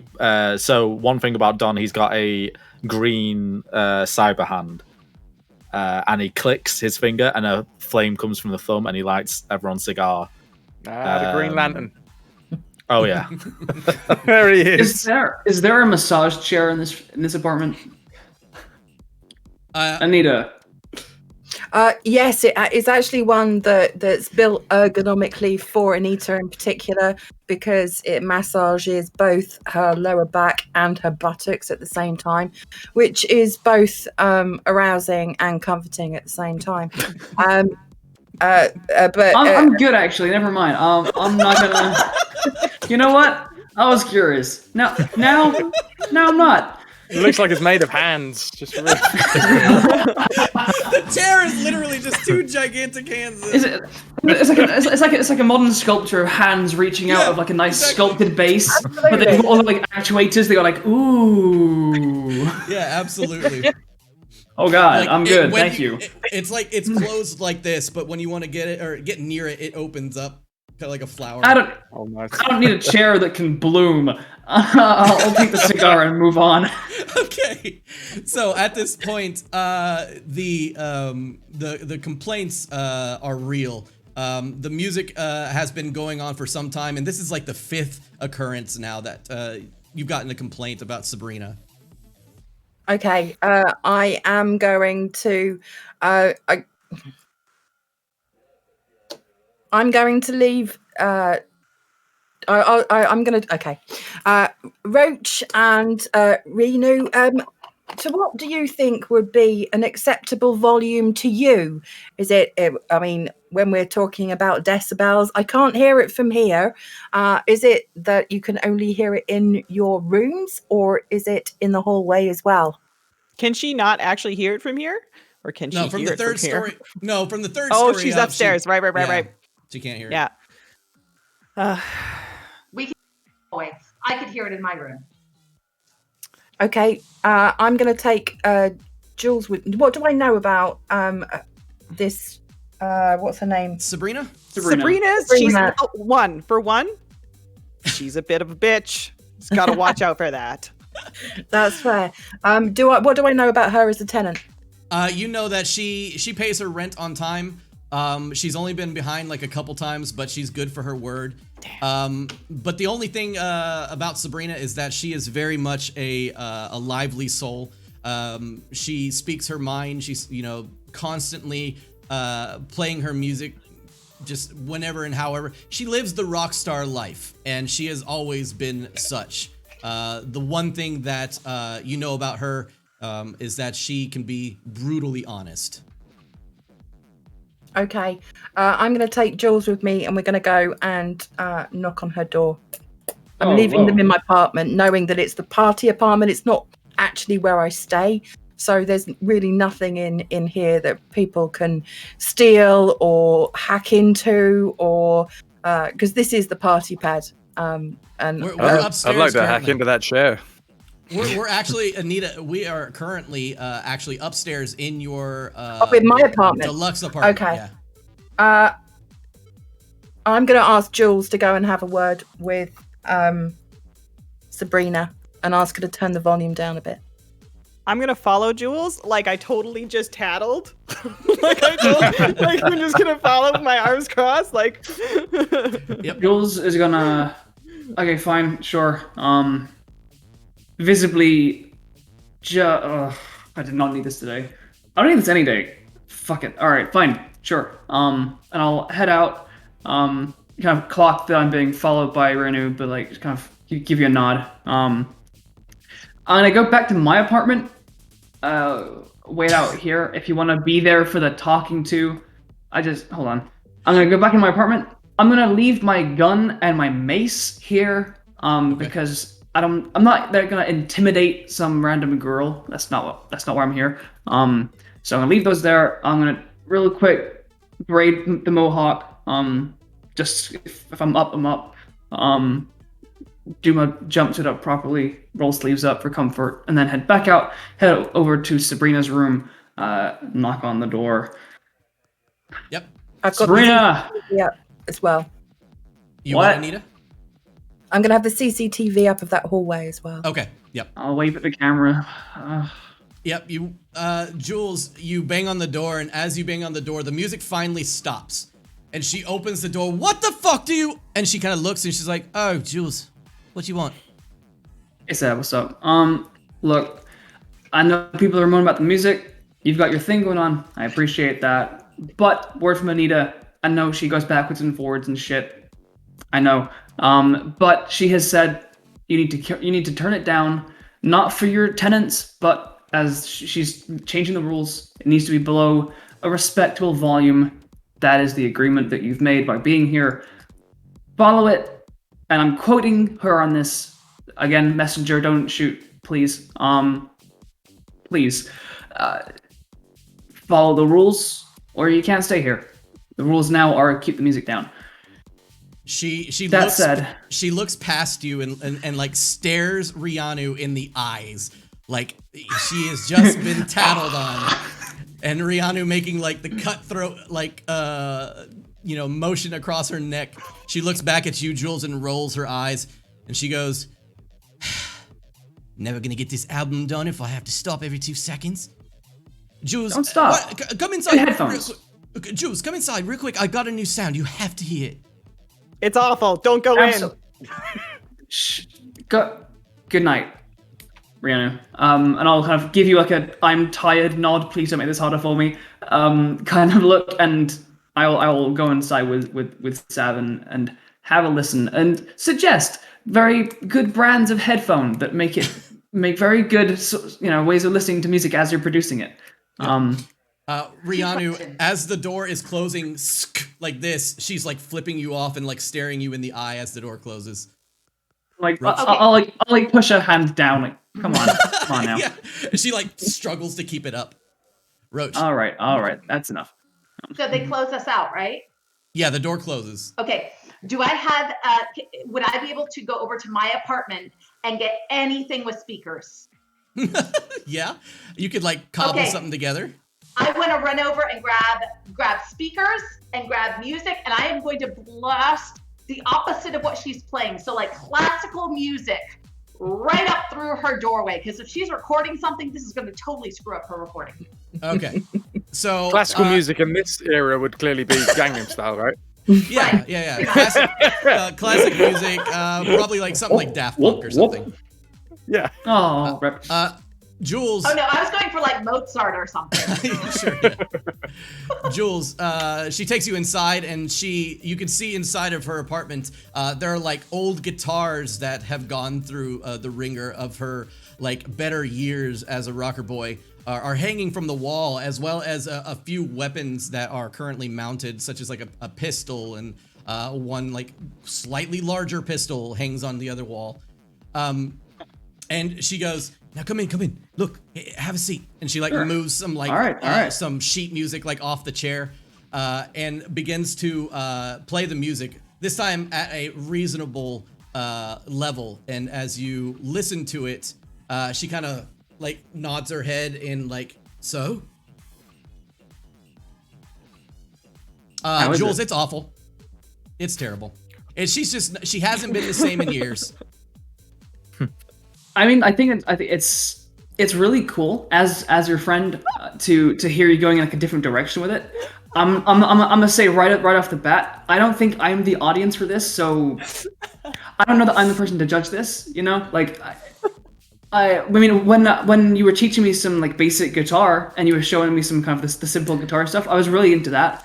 But you're asking a fish how good your climbing frame is. I'm happy for you, but it's not my thing. I need you to roll a persuasion for me. Persuasion. All right, let's go and do a persuasion. Skills. Social skills, persuasion. Yeah, 17. Woo, nice. Yep, no problem. All right, so with a 17, she kind of like, she squints her eyes as if like at first she believes that you're just like shooting shit like directly at her, like constant, like she's heard this before from all kinds of reviews that she's received. But as you continue on, she feels a little moved, almost like a friend telling her, the truth about her circumstance, and she believes you in the fact that maybe this isn't for you, but it's still probably really good.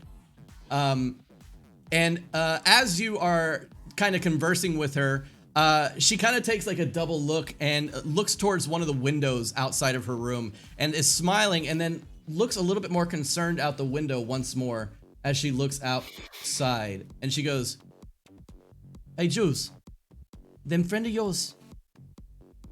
The second she says that and seems to notice something I don't know, Jules will stand bolt upright and stand between her and the window and then look out the window.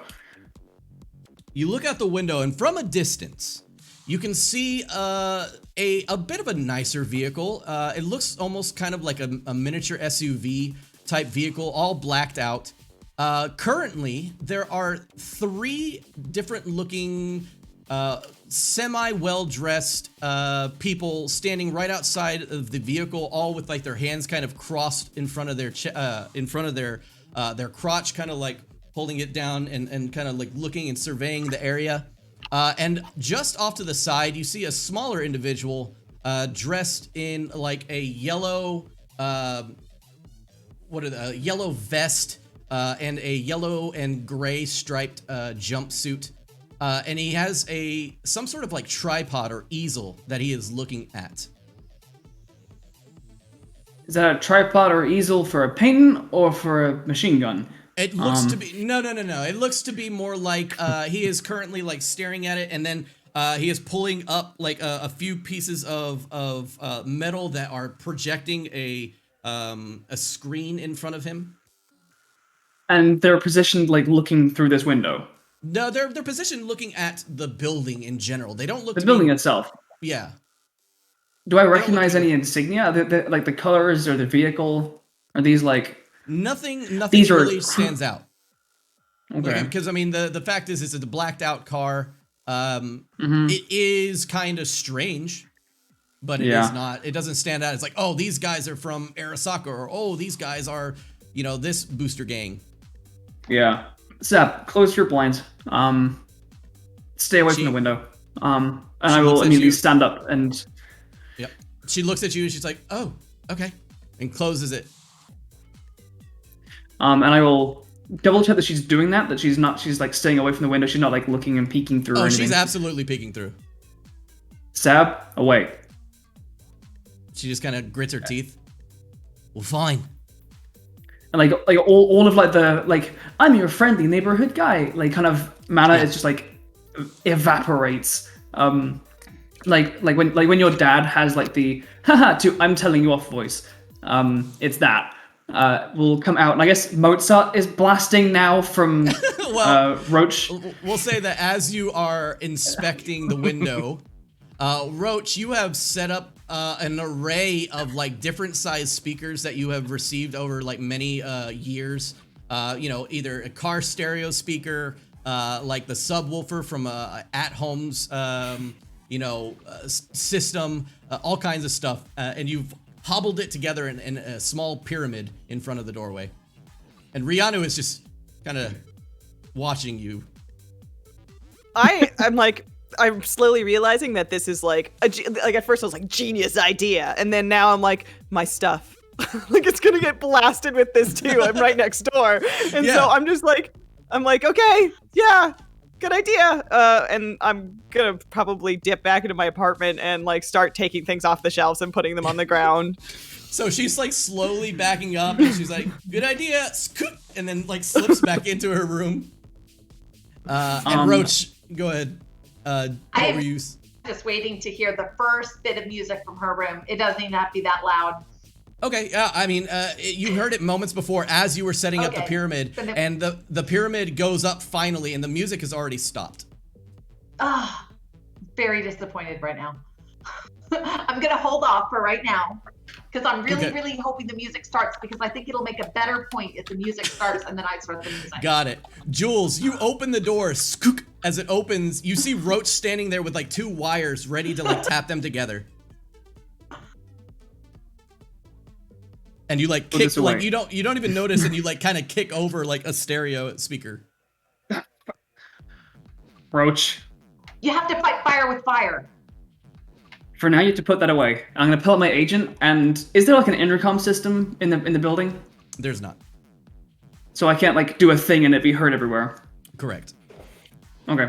Right, Roach. No. Back in your rooms. Close your windows. Away from the windows. It's bad, right, though? It was bad, wasn't it? It's terrible. Just, As I thought. I'm working. Get in your rooms. Shut up. Come on. And I like, and you, it's not a shut up of like, shut the fuck up. It's like a, come on, I'm in work mode now. Worry, what's going on? Don't know. Do as I say. Things should be fine. And I will flick out my phone to Anita, kind of wave at the intercom, the CCTV. Yo, Anita, outside the street, some folks in some vehicle floating around surveying the building. Don't know what they are. Don't know who they are. figured better be safe than sorry, so I'm sending folks inside. If you could, is there a fucking group text or something you can boof to everyone? I've got everyone on a group, Punks app group, so I can send out a text to everyone simultaneously. What exactly are they surveilling the complex with? I think some guy had like a tablet on a stand or something like that. Honest question: will people be more likely to close their windows and shit if you text them or if I do? Well, I mean, I'm the one they pay their rent to, so I'll text round. Oh, that's the conclusion. Okay, sure, yeah. All right, cool. I'll get to the roof and check them out. You get people inside. Bye. As soon as I get that text, I'm definitely going to the window. Oh my god, you guys are trying to check yourselves. Okay, So, all right. so Don never, Go Don. Hold on. Go Don. Don never left the room, so can I have listened into that conversation? With your cybernetic hearing, you probably heard a good amount of it. Right. Don's sweating. He's not going to reveal it, but he's had enough assassination attempts, and this is how they always start. Yeah, absolutely. So, Did I hear the word surveillance at all in the conversation? Why don't you go ahead and roll me a and do you have cybernetic hearing of any type? No, cybernetic like ocular implants, but not Got hearing. it. Okay, then just give me a human perception and see if you can see kind of like a look on Anita's face as she's getting this call. That kind of sets you off. Ah, crap. Sorry, I popped out the chat and now I don't know where it is. Wait, where is it? It'll be under social skills. Human 19! 19. Okay, wow. 19. Jeez. You guys are rolling on it. All right, so 19. Excellent. Anita seems concerned for a moment. As you know, she reads the message from Jules or listens to it as Jules calls her. You would definitely have kind of interpreted that there's some sort of surveillance going on with the building. At that point, I think Impedance is as instinct is to head straight back to his apartment and grab like a bug out bag. Yep. As a matter of fact, case. Anita has already sent a text message, and as you're like exiting the building or exiting Anita's room, what does it say, Anita? What, the text message? Yeah, the message that goes out to everybody. I mean, it's completely honest. We're all in this together in this complex. We've all got our own shit going on, and everyone's done little shady jobs for me in the past. So we're under no illusion that there are any Snow White characters in this apartment complex. So it's going to be absolutely blunt and honest. I think the building is being surveillanced. So if you can shut your curtains until we can find out who it is, that would be great. That's it. Okay. So, Jules, you see the text go out. You receive it yourself. Rianu, you go out to your window, and you see a very similar scene, yet, next door, so it's a little angled from your point of view. But you see the same thing. 3 large men in black suits, and one, medium-sized individual, what looks to be reading over something in front of him. Got it. Okay. Is there any external building surveillance? I've got internal surveillance cameras. Is there any CCTV on the outside of the building? There is absolutely no external CCTV because at any point you tried putting one up, because you've done so before, it is either stolen or broken. Noted. So I just, are they doing like a building scan? I'm a little, I don't know about this tech that they're using. Nikki. Rihanna not, would be like, no, you're not necessarily supposed to know what's going on. This is just something strange is happening in the neighborhood. Before I like close my window or whatever, can I like roll to like try and discern what they're doing, like how they're scanning the building or what information they're trying to glean? Do you have like a cybernetic eye? Do you have something like hearing? Do you have a drone that you want to send out? What do you have that might help in this situation besides your eyeballs? I only have micro optics, but I don't think they help with like just regular perception. Yeah. So I don't have anything, from this unfortunately. Distance, from this distance across the street, the only thing you're able to determine is exactly what was stated. Got it. Okay. I can come over to her room, and I have binoculars, so I could kind of zoom in on them. If she lets me come over, and I'm gonna put all my speakers in my room. So yeah, Anita sends out this text. Anita sends out this text that says, "Stay the fuck away from windows," and immediately everybody rushes to their window. And Roach, you don't see anything outside of your window because it's obviously on the other side of the building. So knowing that that you have oh gosh, what's her name? You have Sabrina on the other side, and you don't want to deal with her. Currently, Impedance has not yet made it back to his room. You believe your only option, of course, is knocking on Rianu's door. Yes, absolutely. I open the door and say, I'm redecorating. And there's like just trash bags everywhere. And there's like a dirty med table that's like got like rags and bloody stuff on it. And I'm just like. You look around and it's literally like a dump inside of a house. It's like an operating theater / landfill. Yeah. I've lived in worse. It's fine. Oh, okay. Well, then there's good stuff in there. So. Oh, I won't take anything. I just figured we could look with my binoculars. I'm into that. Let's do it. Great. So you make it up to the window, Roach. Walk straight over the window. And you can see what has been seen before. I'm gonna stand like off to the side, like out of view. Like I'm gonna let oh my gosh, names. I'm so sorry. Roach. Roach, go up to the window by herself. Sure. I'm standing out of view. Be my guest. Let me know. Yeah. Where you like come up from underneath the windowsill and then like out, so you're not like just standing in the window. Yeah. So Roach kneels down, pulls out like a haversack of sorts, and like opens it up, and out comes a very like old school, classic like set of binoculars. It's still digitized, but it's very classical looking, almost like the binoculars we use today in our world, but dusty, old, and like tons of scrapes all over it. Roach, you pull out your binoculars and you look across the street. As you pull out your binoculars and look across the street, you get a much better view of what is going on at this place, and you can see that the person that is currently working by like looking at whatever tablet or whatever's in front of them seems to be looking at some sort of plans. They look like almost like building plans.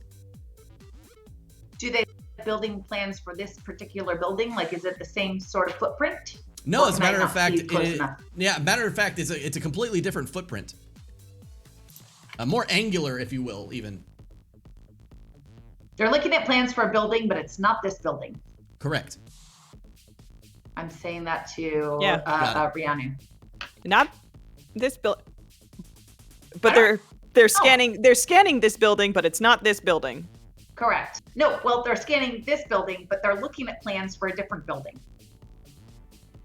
Okay. Do you want to look? No. Okay. Impedance, you make it downstairs now, and you bust open through your door. Cape flowing behind me. Not cape, long jacket. Slightly different thing.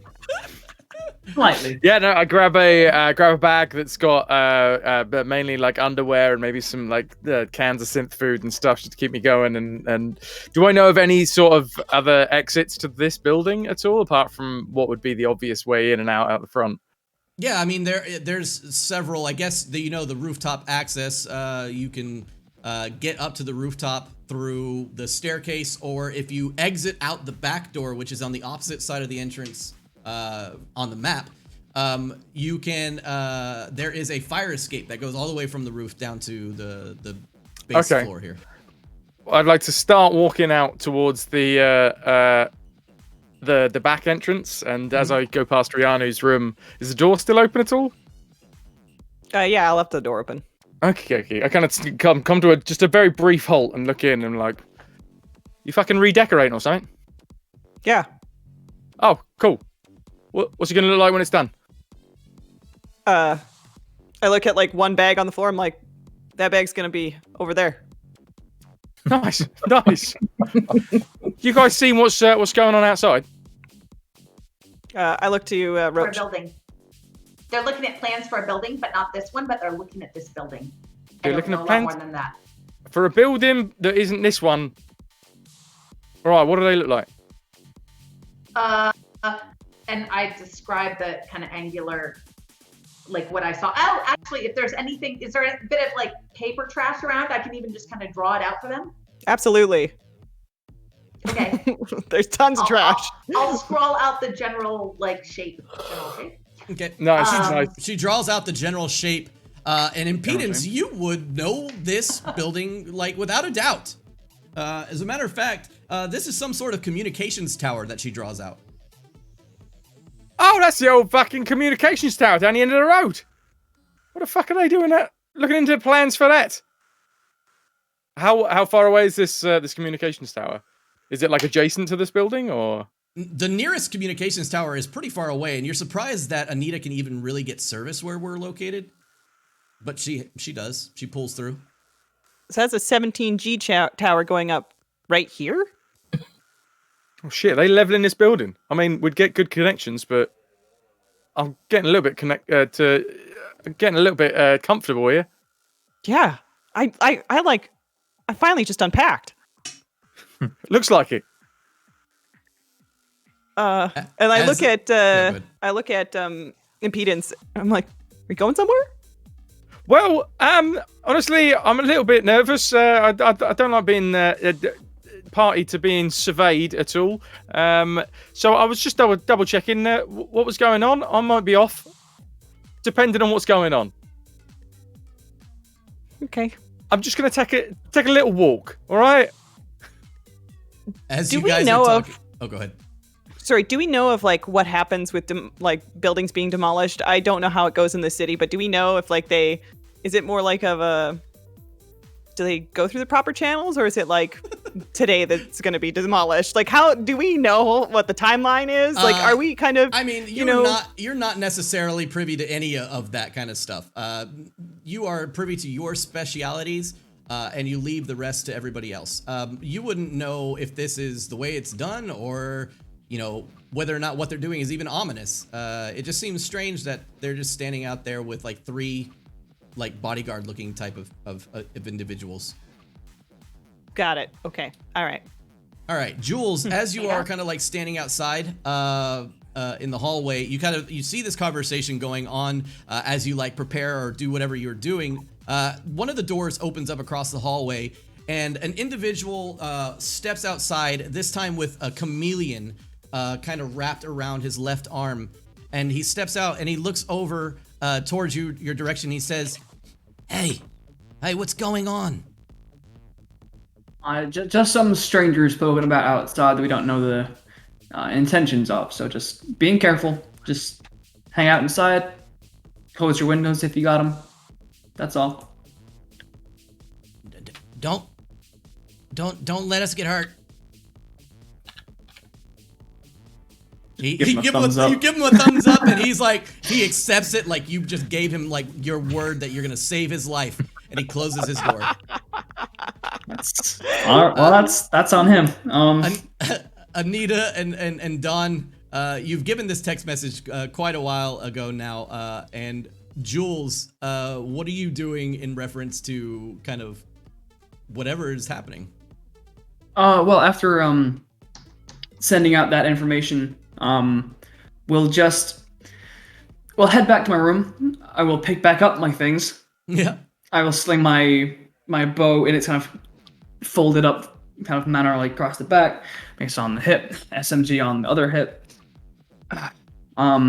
jacket on, and with that, I'll probably head back toward Anita's apartment.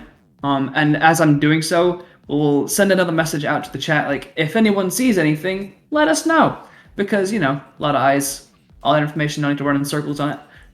So if anyone does see anything, they can respond.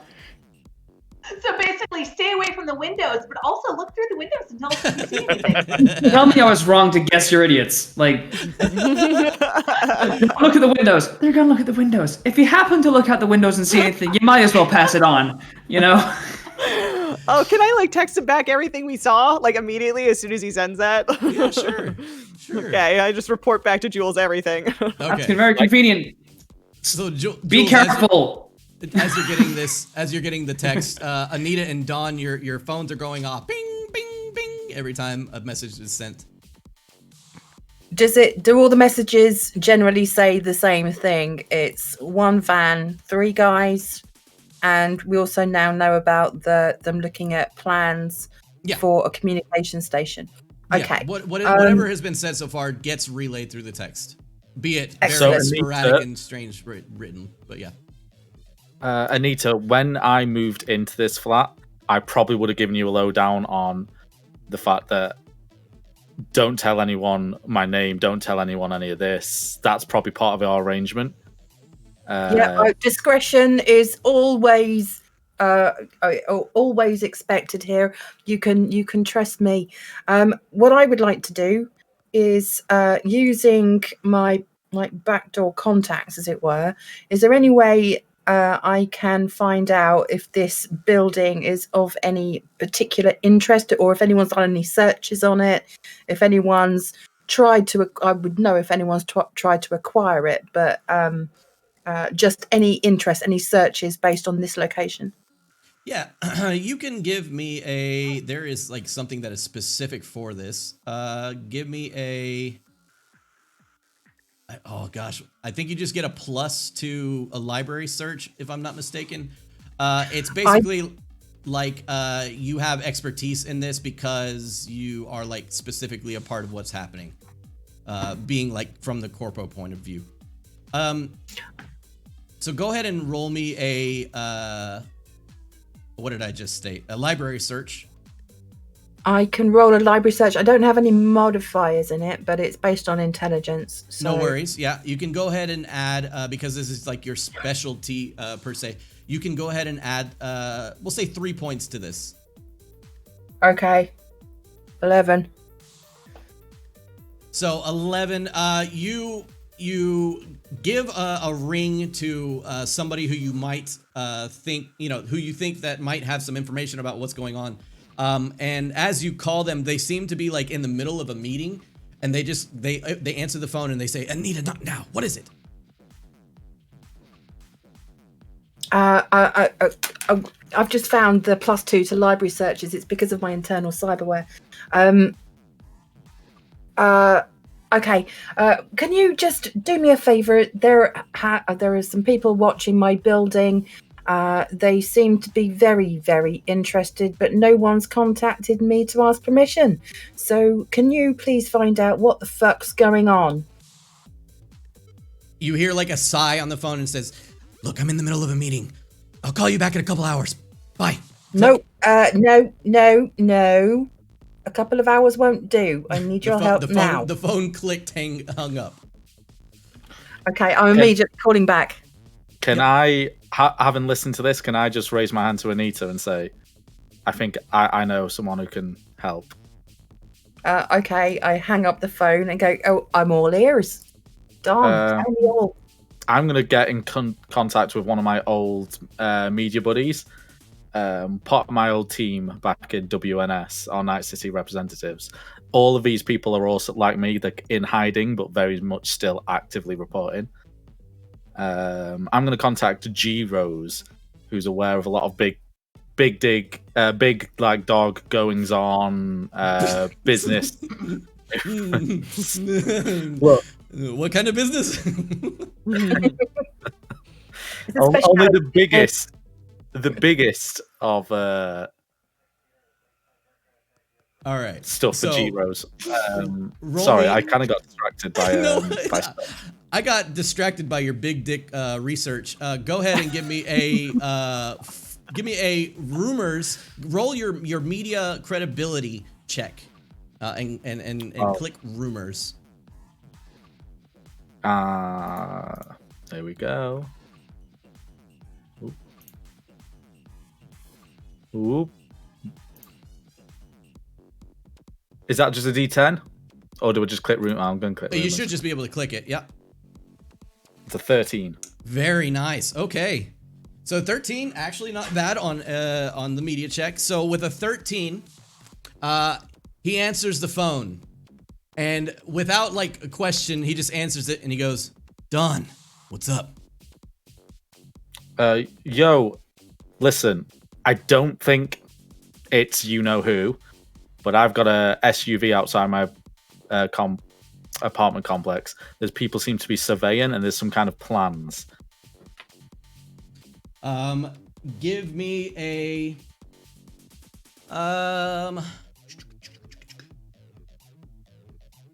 we're gonna go with it's not interrogation.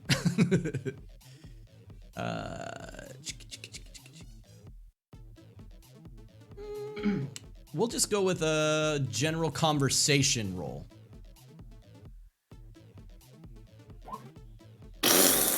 There we go. That's a 26. Yeah. All right, for the first crit of the game. I don't know. If damn. I don't know if you can see it. Oh, tie flash. Yeah, we're tie flashing. There we go. We got a critical hit. There we go. That's a little bit better. Tie flashes on criticals. All right. So we do have a nice bit of information for you as he kind of, you can tell he gets a little bit closer to the phone and like puts his hand up over the speaker as it kind of echoes back into the receiver. And he goes, "Look, don't tell him it came from me, Don. But last I heard, WorldSat is looking to demolish buildings, I guess yours included. They're looking to put up a new receiver tower." Right. That's cool. Do you know any of the names involved? No names. But if they've got your number, you can expect they're going to make a move pretty soon. Right. Cheers, G-Rose. Stay safe. You too, Don. Stay on the down low. And I'm going to click it, and I'm going to give a brief recap to Anita, which isn't going to like specify the corpos or anything. It's just going to say, I think we're going to be expecting some trouble. Okay. Do I know from my previous ingrained corpo experiences what kind of strategies and tactics and what normal channels would this kind of maneuver take? You don't know specifics, but you know that corpo agencies are ruthless and they don't give a fuck about anybody or anything. If they have an idea or if they have something they want to do, they do it. Don't ask questions about it. Does that, so they wouldn't necessarily buy a building? They're not going to come to you and be like, "Hey, so Anita, how much you selling the place for?" Okay.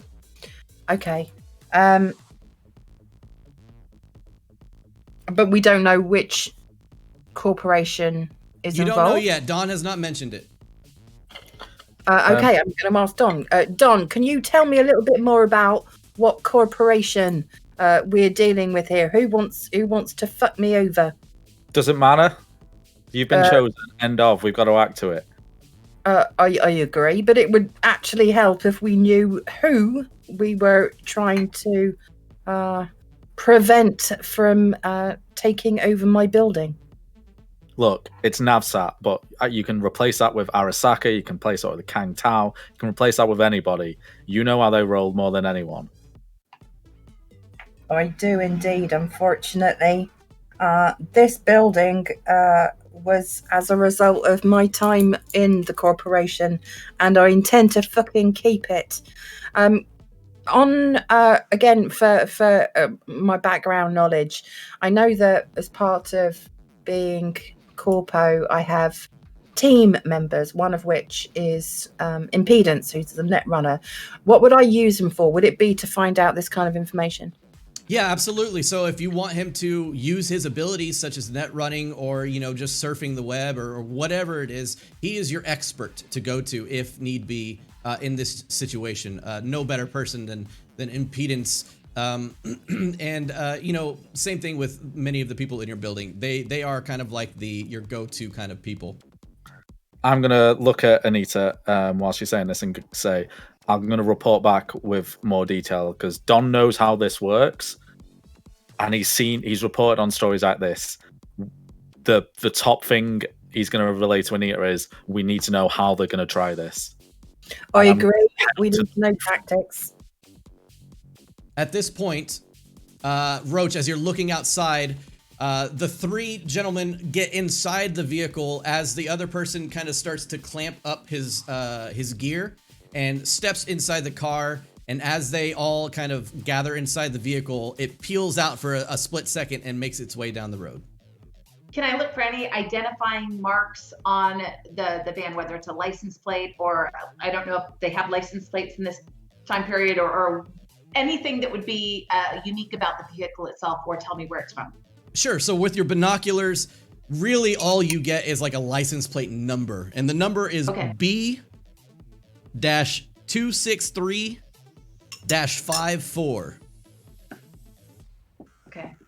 I'm going to text that through to both Anita and Jules. Yep. So as you text it through, everybody can receive it.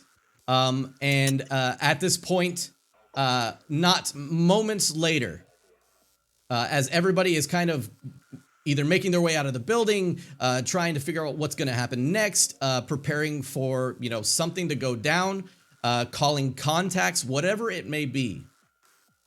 All of a sudden, you begin to hear the sound of sirens coming from outside of the building, making its way down the road. Roach, from your perspective, you don't see anything, as it seems that they are coming from the front side of the building, almost through like the perpendicular road that runs alongside the apartment complex. And at this point, the sirens blare loudly, and suddenly you hear the sound of like screeching tires outside of the front of the building. And suddenly the doors of the front of the apartment complex burst open as they kick in some of the doors. Those in the hallway can see a group of about 5 or 6 firefighters that are, from head to toe dressed up in their yellow outfits, some of them carrying axes that are looking into the building. And as they run into the building, you hear them yell, "Get out now!" And we'll go ahead and we'll take our first break. Woo! Dun, right. Ooh. Things are popping off! So, at this I'm pressing point, X to doubt. X to doubt. So at this point, we are going to roll into our giveaways. First off, let me say thank you to everybody that has been following and subscribing and everything like that. And even for the raid from Trixie Girl, thank you all so freaking much for being here. Best wishes to everybody that's going to be entering in the drawing. What did you say? All I heard was "get out now." Did you guys hear the voice? Yeah. Yeah. Oh, is voice mod still on? I think they would. Yes. No. Voice. Yo. The moment that you said, "Is voice mod still on?" It is gone. It sounded fine. I didn't notice anything wrong. Was it the crazy voice that whole time? No, I think it was just then. Okay, strange. Anyways, like I was saying though, thank you all for being here. Let's go ahead and give away some things. So first off, we have a free copy of Cyberpunk Red that we are going to be giving away to one lucky viewer. And you do not have to be subscribed to win this. This was a free gift from our Talsorian Games themselves. So let's go to the landing page. Excuse me. And I'm gonna take away this scene real quick. We'll take that away, and we will put my net running cam on. All right. So the giveaway is going to be held here in chat. So feel free to join in on the fun. First off, like I said, we are going to be giving the free copy of Cyberpunk Red. It is going to be the PDF version of the game. So, as you can see in chat, type in !raffle if you would like to be involved in the drawing for like I keep saying, the free copy of Cyberpunk Red. Don't forget that this is the digital version of it. Do not expect to be receiving a book in the mail or anything like that. Ooh, I need some water. Hydrate yourself, DM. You need it. All right. I need to turn off this music because it's mixing in with our other music. Ooh. There we go. Lilu Dallas Multipass. Cav, thank you for the gift sub. She knows it's multipass. Multipass. All right, guys, don't forget !raffle to be entered into the drawing to win a free copy of Cyberpunk Red PDF version. I'm gonna give you guys another, we'll say 1 minute from now to get into this raffle. Again, like I said, you don't have to be subscribed for this one. This one is for all the viewers that are currently here. !raffle. The next one that we are going to be giving away is a set of dice plus an extra chunk D20 that we are going to be giving away. That one will be for subscribers only. So if you are not subscribed to the channel and you have a free subscription or something like that, you can subscribe to the channel and enter in to win that as well. The Nat 1 Fun, the Nat 1 Fun stuff like the cup and the shirt and stuff like that, that is also going to be for subscribers only. So again, the things that I have to kind of pay out of pocket for, I do pay out of pocket, but only because of the support that you guys are able to offer. So first and foremost, thank you guys for being here and subscribing and donating and following, and I hope you guys are enjoying the story. I know I am. I didn't know what to expect coming into this, and everybody has been just absolutely killing it. It's just hilarious and awesome. All right, so the minute has passed. We're gonna go ahead and end the raffle. Looks like we got a good number of participants. Good luck to everybody that is entered. It looks like we have a sub train or a hype train going on. Awesome. As well, like right in the middle of this. So let's see, hype train and also giveaway. So it looks like we got 31 tickets, guys. That means you have a 1 in 31 chance of winning a free copy of Cyberpunk Red. Again, good luck to everybody. Here we go. Picking a winner in 3, 2. Congratulations to Transracial Orc Kitty Bear.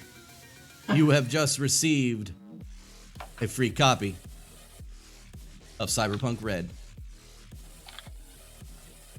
So, Transracial Orc, I need you to get into contact with me through Discord if you don't mind, and I will get your information to our Talsorian Games so that they can hook you up with a free code to download Cyberpunk Red.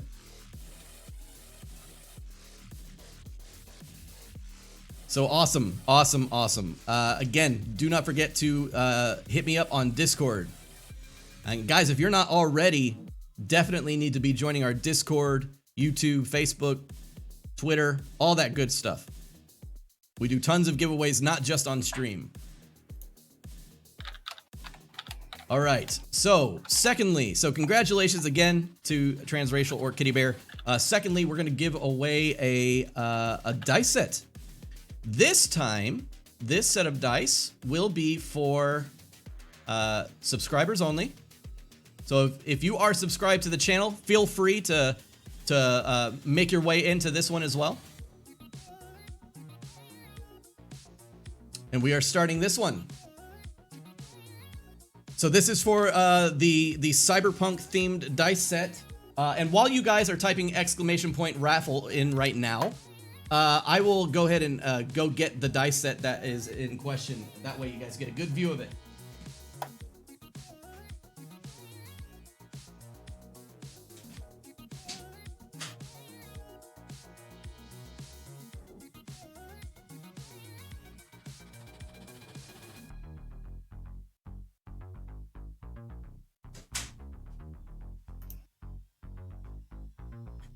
So this is actually the Essentials kit. I'm not in color. Lilu Dallas Multipass. Lilu Dallas Multipass. I thought you were doing that on purpose. I was like, ooh, what a bold choice. Black and white. Well, I mean, I did do it on purpose for the terms of the giveaway, but I didn't expect to show the dice. Let's see. How can Guess I the color. fix this?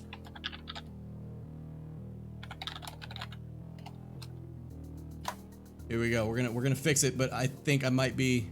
There we go. We'll fix it a little bit. So here's the dice set in all of its gloriousness. I don't know if you can see past the glare that the lights are providing, but pretty They epic. are gorgeous. Each one of the dice has like a very digital-like print on it, almost like a circuit board. This is the Essentials dice kit. This is not there is a regular tabletop RPG set and a Essentials kit. This is for the RPG ones that actually comes with a D20 with it. The Cyberpunk themed Essentials kit is actually just made for Cyberpunk. It comes with D6s and D10s.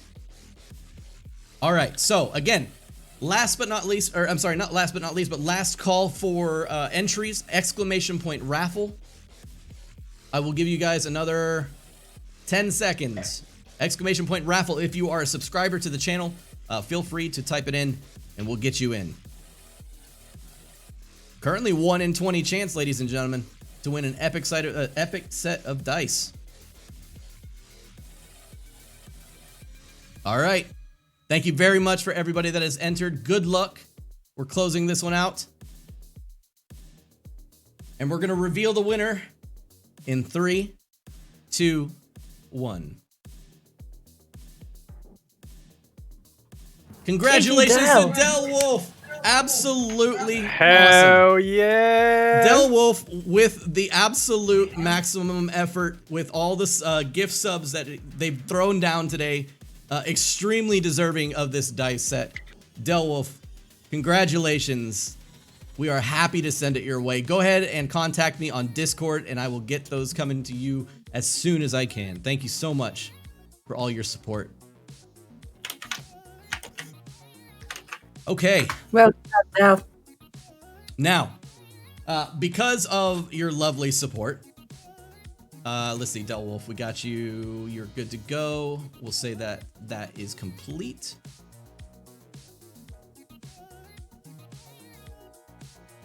All right.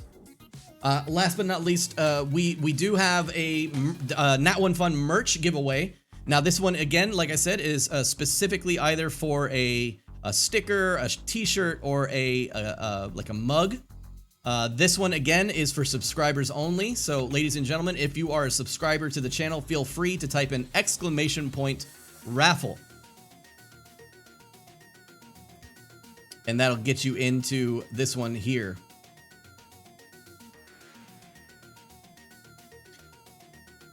So you can rep Nat One Fun with your awesome shirt, your coffee mug, or what was the other one? A sticker. I have a sticker right here to kind of show off what this one looks like. This one's really awesome. Oh. Let me see if I can turn off the black and white yet again real quick. So this one, pretty large sticker. It comes with like a sticker that's nearly the size of your hand.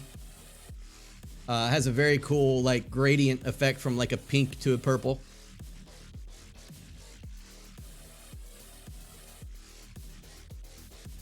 I also have shirts and stuff like that at home, but I'm not gonna go run and get all that stuff. All right, so gonna give you guys another 30 seconds on this one. We got almost the same number of participants.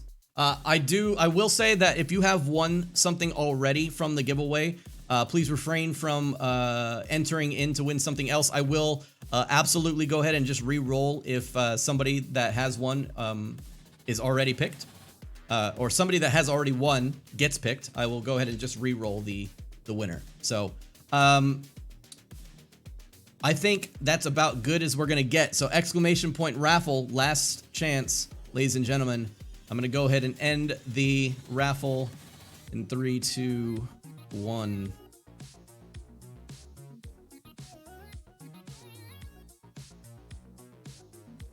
All right, here we go. We're gonna pick the winner. Good luck to everybody out there. And congratulations to Loch Ness. Congratulations to Loch Ness. Loch Ness has been super excited for today's stream, and I am super happy that they were able to make it and win today's Nat 1 Fun merch. So congratulations, Loch Ness. Awesome stuff. Awesome stuff. Get in contact with me on Discord. Send me a message, and I'll be sure to get all that taken care of for you. Okay. With that being said, DM Dan is going to go take a real quick potty break. Oh! Anonymous Cheerer coming in with $10 donations for a Tears in Rain effect. Here you go. This is for you, Anonymous Cheerer. All those moments will be lost in time. Like Ooh. tears in rain. Are we muted? Are we okay to just hang out? I will mute you guys now as the background music goes Oh. on. All right, you guys are good to talk. You're good to talk. All right, I'll be right back.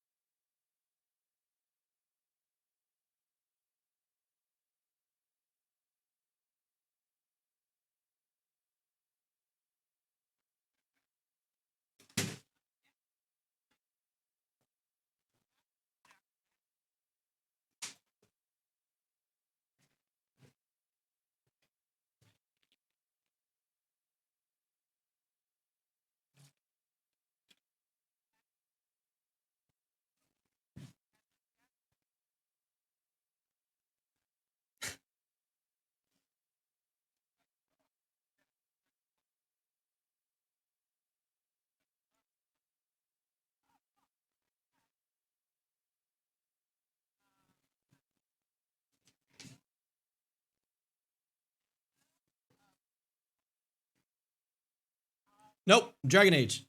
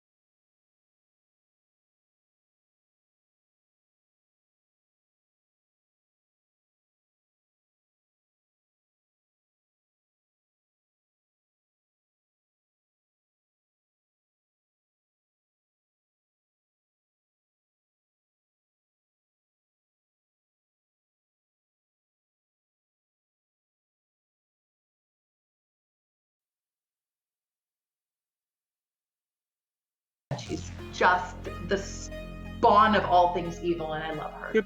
Goodbye. I love you. I'd die for you. Hi there, chat. How's everybody doing tonight? Not bad. Not bad. How are you? All right, first off, I need to test if this thing is working, because apparently, like, my voice is doing some crazy shit. Does this work with my voice? If I do this. Is my voice different now? Not to us. No, No, it's never it's not. different to me, regardless of like, because I would mute and then listen on Twitch, and it would sound weird, but like here, it always sounds normal. Got it. They heard you though. You know what? Chat. Check this out. I'm gonna blow your minds. Here we go. Check it out. Check it out. Where are you? Mother of God. Wait, are we unmuted now? Yes, you are. Yes, unmuted. we're Oh yes. Oh, okay. All right, can you hear me now? Still okay though? You sound the same. Am I talking? Okay. All right. Now, can you hear this? Do I sound any different? Yeah, there we go. go. You did it. Okay, am I back to normal? Yes. Yeah. Okay, I don't know what was happening. He's only gone and done it. Dan, you sounded like RoboCop's smoker uncle. Okay, well. All right. On that note, I think we're good to come back into the game. Everybody, ladies and gentlemen, I hope you're ready for the second half of today's one-shot. Thank you all for participating in the giveaway. You guys are all badass, amazing people. Let's get into it.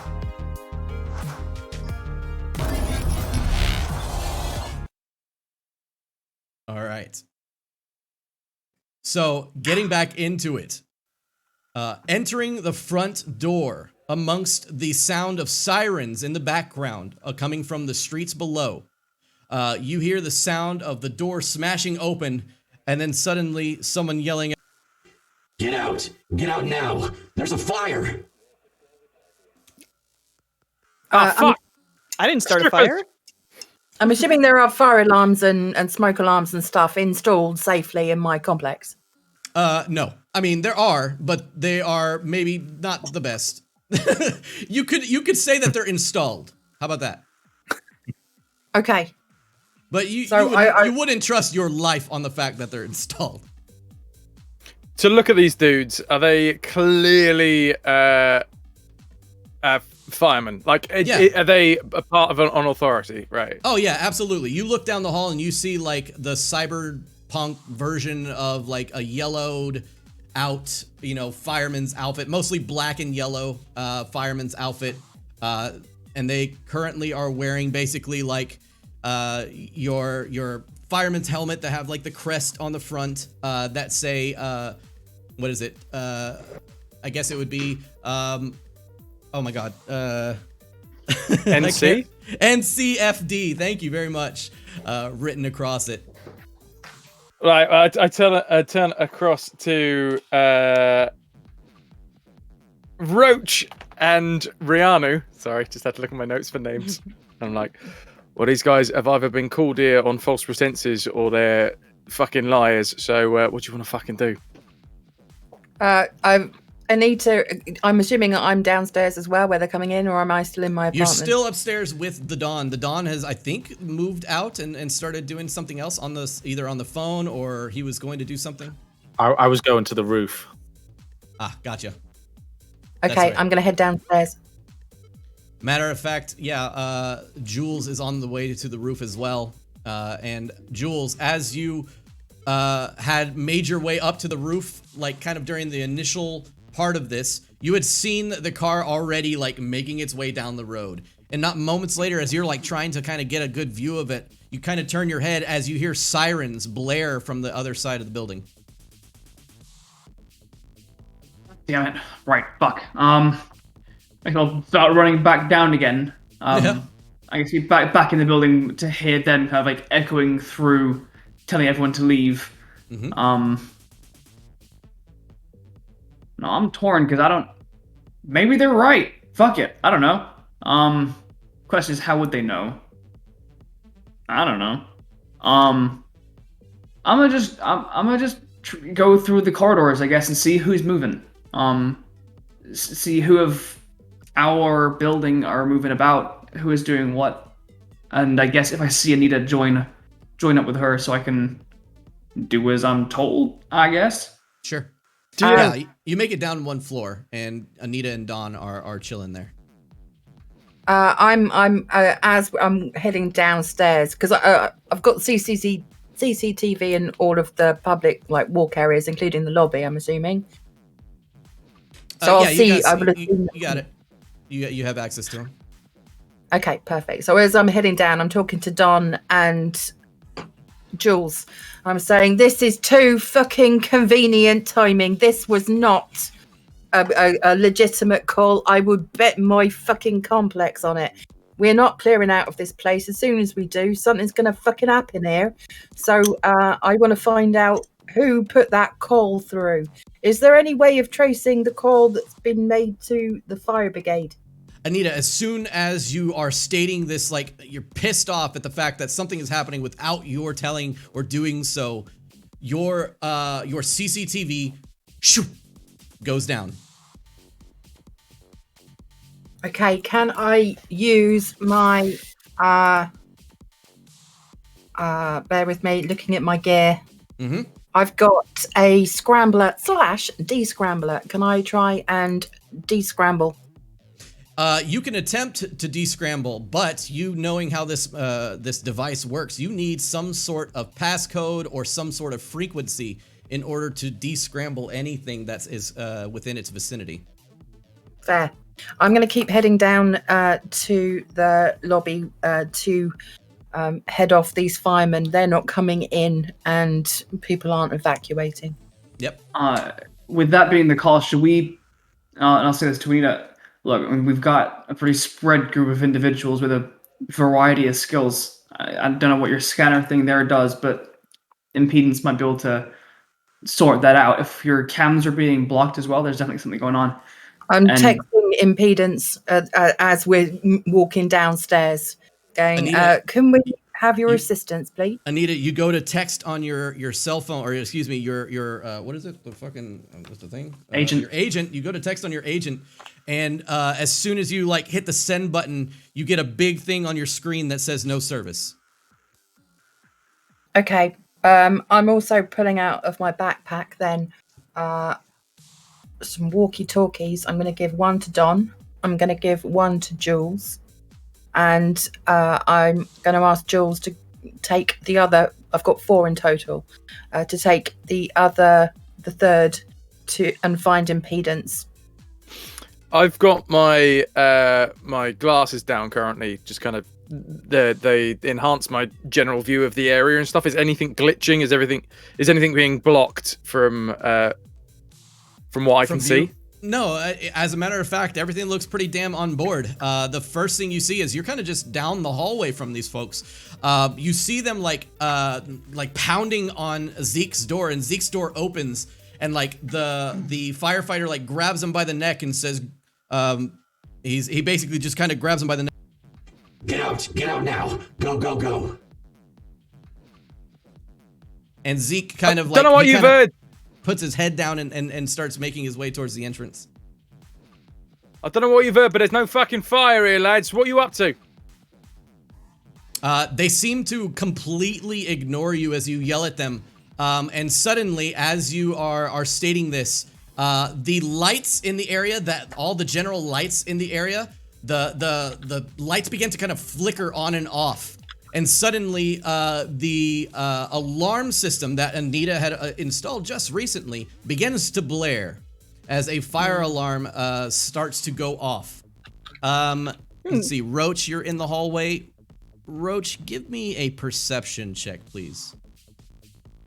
The lights start to flicker. Like, I've got my goggles ready to go down because that way I can see in the dark. Sure.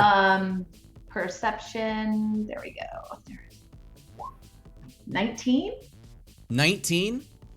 As they are currently also impedance, not only did they knock on Zeke's door, one has taken like a fire axe and literally jammed it into your door console and like busted your door open. And it kind of like disappears into the room for a moment. Roach, you see that the firefighter exits the room that Zeke was just currently in. And as he exits the room, you see a bit of smoke begin to billow out. No, I am running in there because the first thing I'm thinking is there's a ton of animals in there and I need to save them all, especially the chameleon. Branding, forever important. I will say this.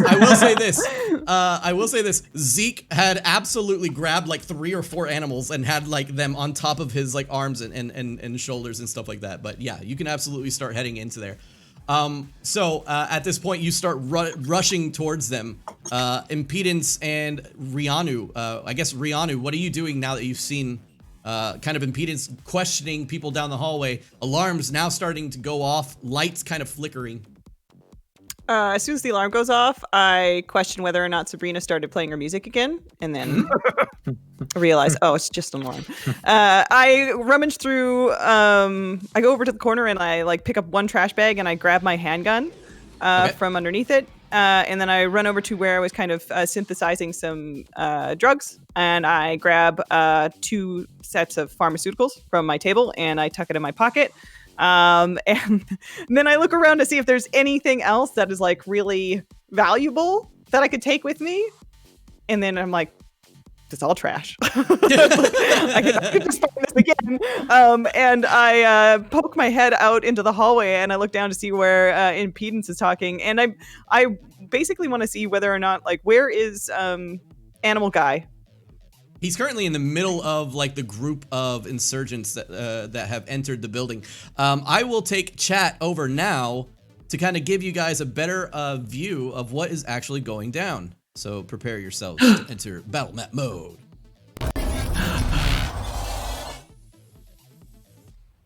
All right, so welcome to the apartment complex. You can see here, Roach has already begun her way down the hallway. Zeke is our friend here that is currently, we'll put him in front so you can say his name, or see his name. Whoa, I can't speak. Say his name, see his name. Roach, you begin making your way down there. Impedance, you shout out and nothing is being said. You see your door kicked in and then immediately someone like not rushing in, but going in. An axe being dug I think into the I'll door. just let that happen. Do I know if there's any sort of hardwired node for the building nearby that I could chip into?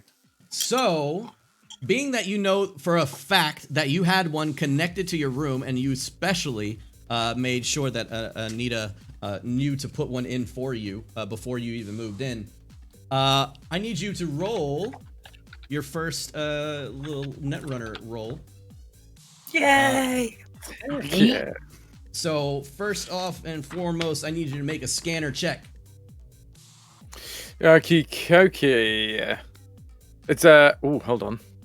Where do I find a scanner check? So you're just gonna go into your general your skill, I think it is called, in the middle there, and just click it, and it'll give us your scanner check. In skills, I'm looking for my scanner check. It is not called a scanner check. It is like your net running ability. I'll look it up right now. Oh, Chat. are you talking about my interface? Interface. I can interface. If that is what you want me to do. It is. What do we get? Excellent. I have interfaced a 13. A 13. So, being that this is your apartment complex, you vaguely recall, as you did like a look over of like, is this somewhere that you want to move in? Before even meeting Anita, you did like a one over on the building. And you do recall that on the roof, there is an access point that is very much like the admin access point to the building. Okay. Question to DM. Yeah. I was aware out of the back of the building, you said that there was a ladder that goes to the roof, right? Correct. Yes, there is a fire escape that makes its way up towards the back. Okay. I shout to all of the people that are in the hallway with me. Right, yeah, that's fair enough. Looks like we better leave right now. Come on, guys, just get out the fucking fire escape. Quick, smart. And I start heading towards the back end of the building. Okay. With the idea to go out of the fire escape and hopefully shimmy up the fire ladder out the side of the building and jack in on the roof. All right. Yep. All right, so I don't want to zoom in that far. All right, so you start making your way back towards the back of the building. Dawn, Anita, and Jules, you start making your way down. Anita kind of like leading the way in a huff. Oh no, I don't want to get involved. I'm staying on the roof. Okay, Dawn, staying on the roof. Jules, Dawn passing you on the way up. Jules, you're making your way down. Dawn, you kind of get a glance at Jules as you're passing in the hallway. Mm-hmm. And you make your way up to the roof. I give the walkie-talkies a little burst just to make sure they're working, and yep, put you that give the in whole my jacket pocket. the walkie-talkie chirp. Mm-hmm. It seems to be working. Right. Up on the roof, the first thing I want to do is just go glance out the front of the building and see if I can see anything that isn't these firemen that's different than the usual. Okay. Yeah, you see, as you look down into the streets below, two fire engines that have one has come from one direction, one has come from the other, and they're parked like diagonally to each other inside of the street. One has like parked up a little bit onto the curb. Right. Is there anyone who seems to be conducting this operation, or does it just seem to be just the firemen for now? Currently, you do not see anything else outside of the fire trucks. Right. I'm gonna wait to see if anyone joins me on the roof. Yep. Anita, Jules, you guys meet up, pass your walkie-talkies to each other. What are you doing? Are we in towards the entrance? Okay, so you're footing it downstairs, Jules. Yeah. So what? I'll walk in front of Anita. Make sure my SMG is cocked and loaded. And we'll,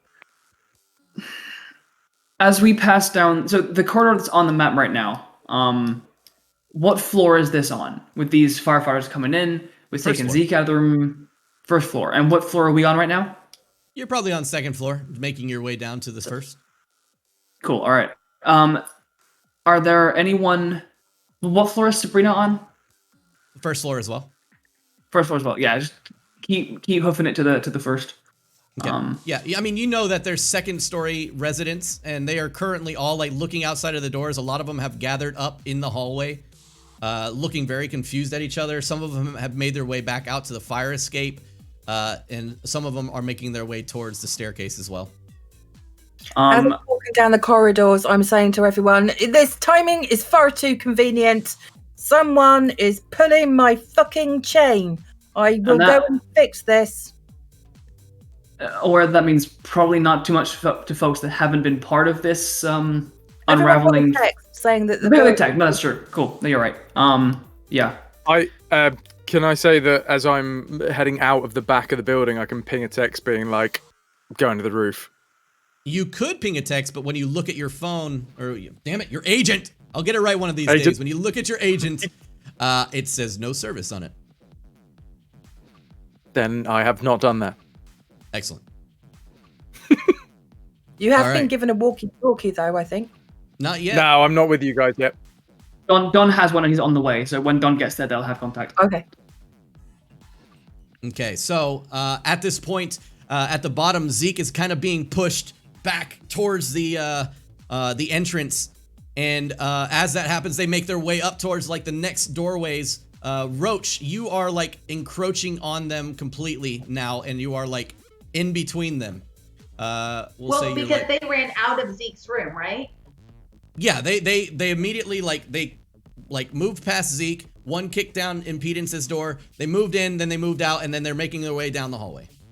So my goal was to get into his room because number one, I saw smoke, and number two, I know there are possibly animals in there. Right. But like if there's smoke, my first thought is maybe they set a fire, and I can not only put out said fire, but also rescue animals in process. Yeah, absolutely. So like I said, you're making your way down towards that doorway as this is all happening. So where you're located now is kind of like right before where Zeke had just come out of. Zeke had just come out of this entrance, like right here on the map. Okay. As this happens and you're making your way past, the guys get a little handsy and like put their hands on your shoulders and like pull you backwards, like to throw you towards the next guy. The next guy like grabs you by the coat like shoulder like up here and attempts to throw you towards the next guy. They're not like letting you really do much. They are just grabbing you and assisting you in making your way out.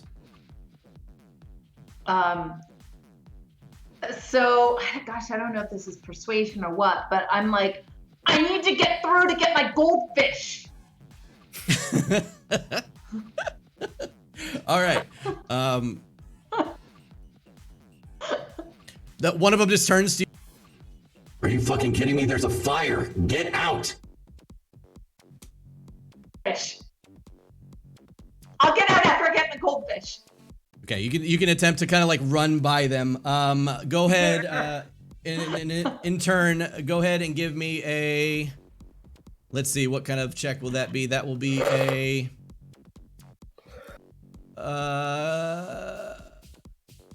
Persuasion?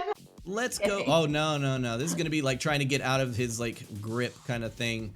Ooh, okay. So this is. Why don't you go ahead and give me a stealth check to try and elude him from his grasp. Okay. Gosh, there's a lot of things to go through here. Hang on, stealth. It's under body There's skills. stealth, I see it. 21. Woo! Fuck yeah. All right, so you begin making your way down the hallway, and he's like, "Get the fuck out of here!" He like goes to try and grab you, and you kind of like duck under it and make your way into the smoke-filled room. So you are in Zeke's room currently, over here. All right. As this is happening, Jules, you've made your way down the hallway towards Rianu. And you kind of like meet up basically. I guess Anita is like with us as well, because we were coming down together. Oh, I keep forgetting that. No, yeah, you're right. So you weren't there. I'm looking at your character on the map, and I just yeah. I put 2 and 2 together and got 7. So, what needs to happen now though is Rianu, you make your way out the doorway and look down the hallway. And you can see now they are pounding and kicking down, let's see, that would be Roach's room. And Sabrina has opened the door and they like rush into Sabrina's room and you hear, "Hey, what the fuck?" Sucks to be Sabrina. I'm gonna go look. Anita's coming this way, right? How pissed does she look? Like real pissed, right? Pissed. Excellent. All right, and I realized that that's like, oh, here's the fire. Like, I'm gonna wait until the firemen are distracted by Anita, and then when they're having a conversation, I actually want to make my way past to where Roach is going. I want to also see what's in Zeke's room, real quick, because those are real animals, right? And they're probably worth a lot of Eddie bucks, right? Yeah. To your knowledge, they are real animals. All right. And I'm not saying that to like say like, oh no, they're not real animals, and I totally was fucking with them all the time. I'm just saying, to your knowledge and your character, he has made sure that you know that they are real animals and not synthetic. Okay, I will try and sneak past these firemen to the other side. And help Roach. No problem. So at this point, Sabrina is like being dragged out of her door by like the scruff of her hair, and she's like, what the fuck? And as you come down the stairs, Anita and Jules, you come down the stairs and you're met up with 2 of the firefighters that have pushed Zeke out the front door of the apartment complex. Before they get anywhere near me, I am yelling at the top of my voice, "What the fuck do you think you're doing? Do you know how illegal this line of tactics are? This is far too fucking convenient. I believe that you have been called here under false pretenses." And then I'm going to go off on one with all kinds of laws and like proper trespassing. I'm going to charge you with this. I'm going to have you done for this. You're going to lose. Obviously, I don't know the laws, so. Sure. And I can't make them up on the spot. But you go full blown Karen on them. Yeah, I'm going full Karen. I am Karen's evil twin. You got it. I'm my hair is getting bigger as I'm talking. I mean, the bouffant is getting larger and larger and larger. The shoulder pads even seem to be growing. Yeah, The heels are getting spikier, and literally, I am trying to stop them in their tracks by scaring them into consequences if they don't cease and desist. Yeah, Anita essentially has introduced rage into the game as she approaches the people who look like firefighters as they stare off into you as you're spieling off whatever it is you're spieling off, and they look at you and just shut the fuck up and get out of the building. It's on fire. I don't care what you have to say. I'm not getting out of this building. You're getting out of this fucking building. This is my fucking building. You get out of my fucking building. And soon as you kind of start talking, one of them makes their way towards you. As they're getting closer, and I'm getting a closer look at them. Yeah. Is there anything about their outfit, their equipment, that is anything short of completely official? Are these just some goons that have nicked the uniforms, or are these legit firefighters, and is there any way to tell? Yeah, go ahead and actually give me a perception check, please. Perception, eh?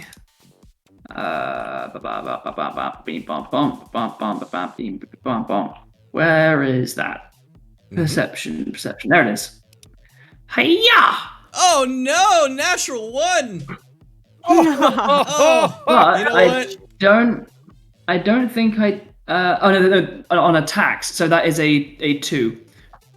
So this is we get a little bit of we get a slow blink. We get a slow blink for natural ones on that one. So for everybody that is watching, that was an 11 minus a 9 for the critical failure, leaving us with a 2. Bad face. Jules, these guys, as they attempt to move these people out, look as legitimate of a firefighter as those you've seen, half-heartedly blowing out buildings, on the street every once in a while. Yeah. While that's all going on, can I, because I can see from where I am, can I see any smoke coming from the room that Zeke was in? The roach is in. At this point, you can see a little bit of smoke billowing out from the hallway. Yeah, I'll say so. Okay, can I tell if any of the firefighters that are in my view have got anything that could be used as an incendiary device, as in to start the fires?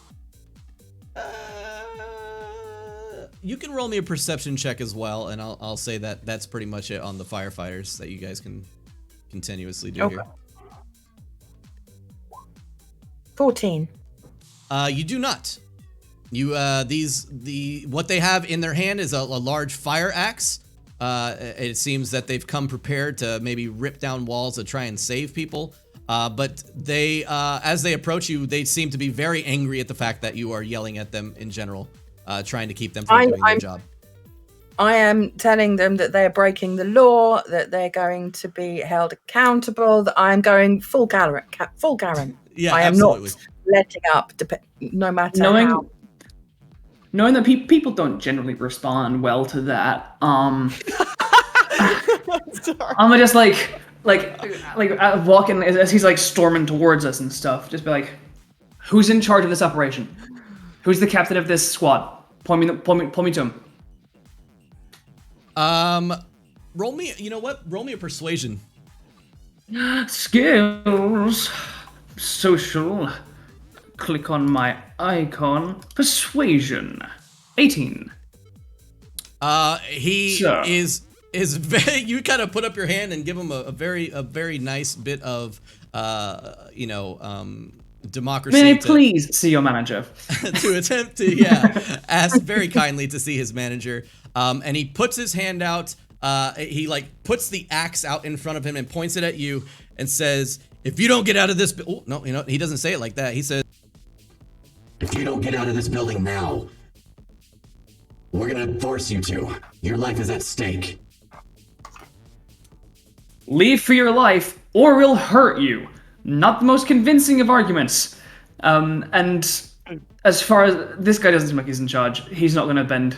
Like, this guy's doing what he's told and he's not changing his mind. And I'm going to kind of look towards Anita with a look that says, this isn't the guy to talk to.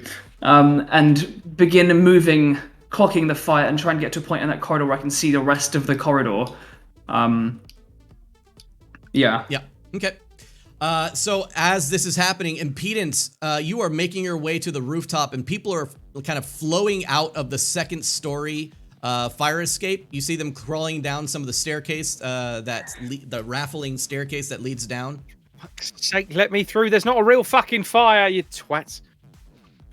You just hear people cursing, and some of the people are like crying because they know that if they lose this, they lose everything.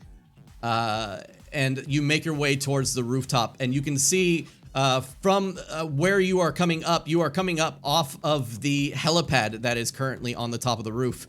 And you can see on the far end of the building towards the front, the dawn is currently peeking up over the edge of the building. Okay, that's the last person that Impedance really wants to see when he's just about to do his thing. Mm-hmm. That's one of the fucking medias that'll capture his face as he's doing this. But he runs over to the node, flips down his glasses, flips up the hood, or well, to be fair, it's a big leather jacket, so he's probably got high. Big collar. Yeah, big collars. Just kind of flips the collars up and flips the shades down. Right. And pulls. Just before you jack in, I'm gonna walk. I'm jacking off, mate. You didn't let me finish, and then I crouch in the corner and I jack off. Don's a little impressed, but he shakes it out. He pulls out his walkie-talkie, and he kind of wiggles it in front of Impedance's face. And upon there not being like a response, I'd like to pull out my radio scanner, tune it to the same frequency as the radios. I assume they have. Yep. The same, and then I'm going to give him the scanner so he can listen to me. He won't be able to talk to me, but he'll be able to listen. Mm-hmm. And then I'm going to like touch my nose and say, "We both know this isn't real. We need to sort this out. I'm going down." And then I'm going to aim my hand across the street. I'm going to fire the grappling gun. And I'm going to lower myself down to in front of the building. Look at that little Batman motherfucker go. Jesus. So hey, I've got a grappling gun. I've got to use it. I'm picturing Frontman, not Batman. The Dawn, unapologetically runs to the edge of the building and jumps off, and poof, his hand that he literally uses goes flying off into the distance as it grapples into somebody's fucking window and like latches onto it. You hear a scream from a distance as you. I'd like to raise the thumb, like as it's there. Just raise the thumb and be like, it's okay. Yeah, it lands. It like hooks around like a table and like pulls the table up to the wall and like clings on, and then the thumb just slowly raises up. And the scream is very much followed by a "What the fuck!" And you like swing across, and as you're swinging across, you note that there is a fucking building coming your way at a very high expedient pace. Yeah, so you go and you slam directly into the building. We'll just do a little bit of this. You take 5 points of damage directly through your armor as you slam like face first into the wall and like roll off to the side and like hang from your hand. That'll do. Oh, such a cool exit. I'd like to lower myself to the floor, kind of dust myself off. Yep. Then I'm gonna take a look around. What can I see from the ground level? So I'm now looking at the entrance to our building. Correct. I'm able to see the fire engines.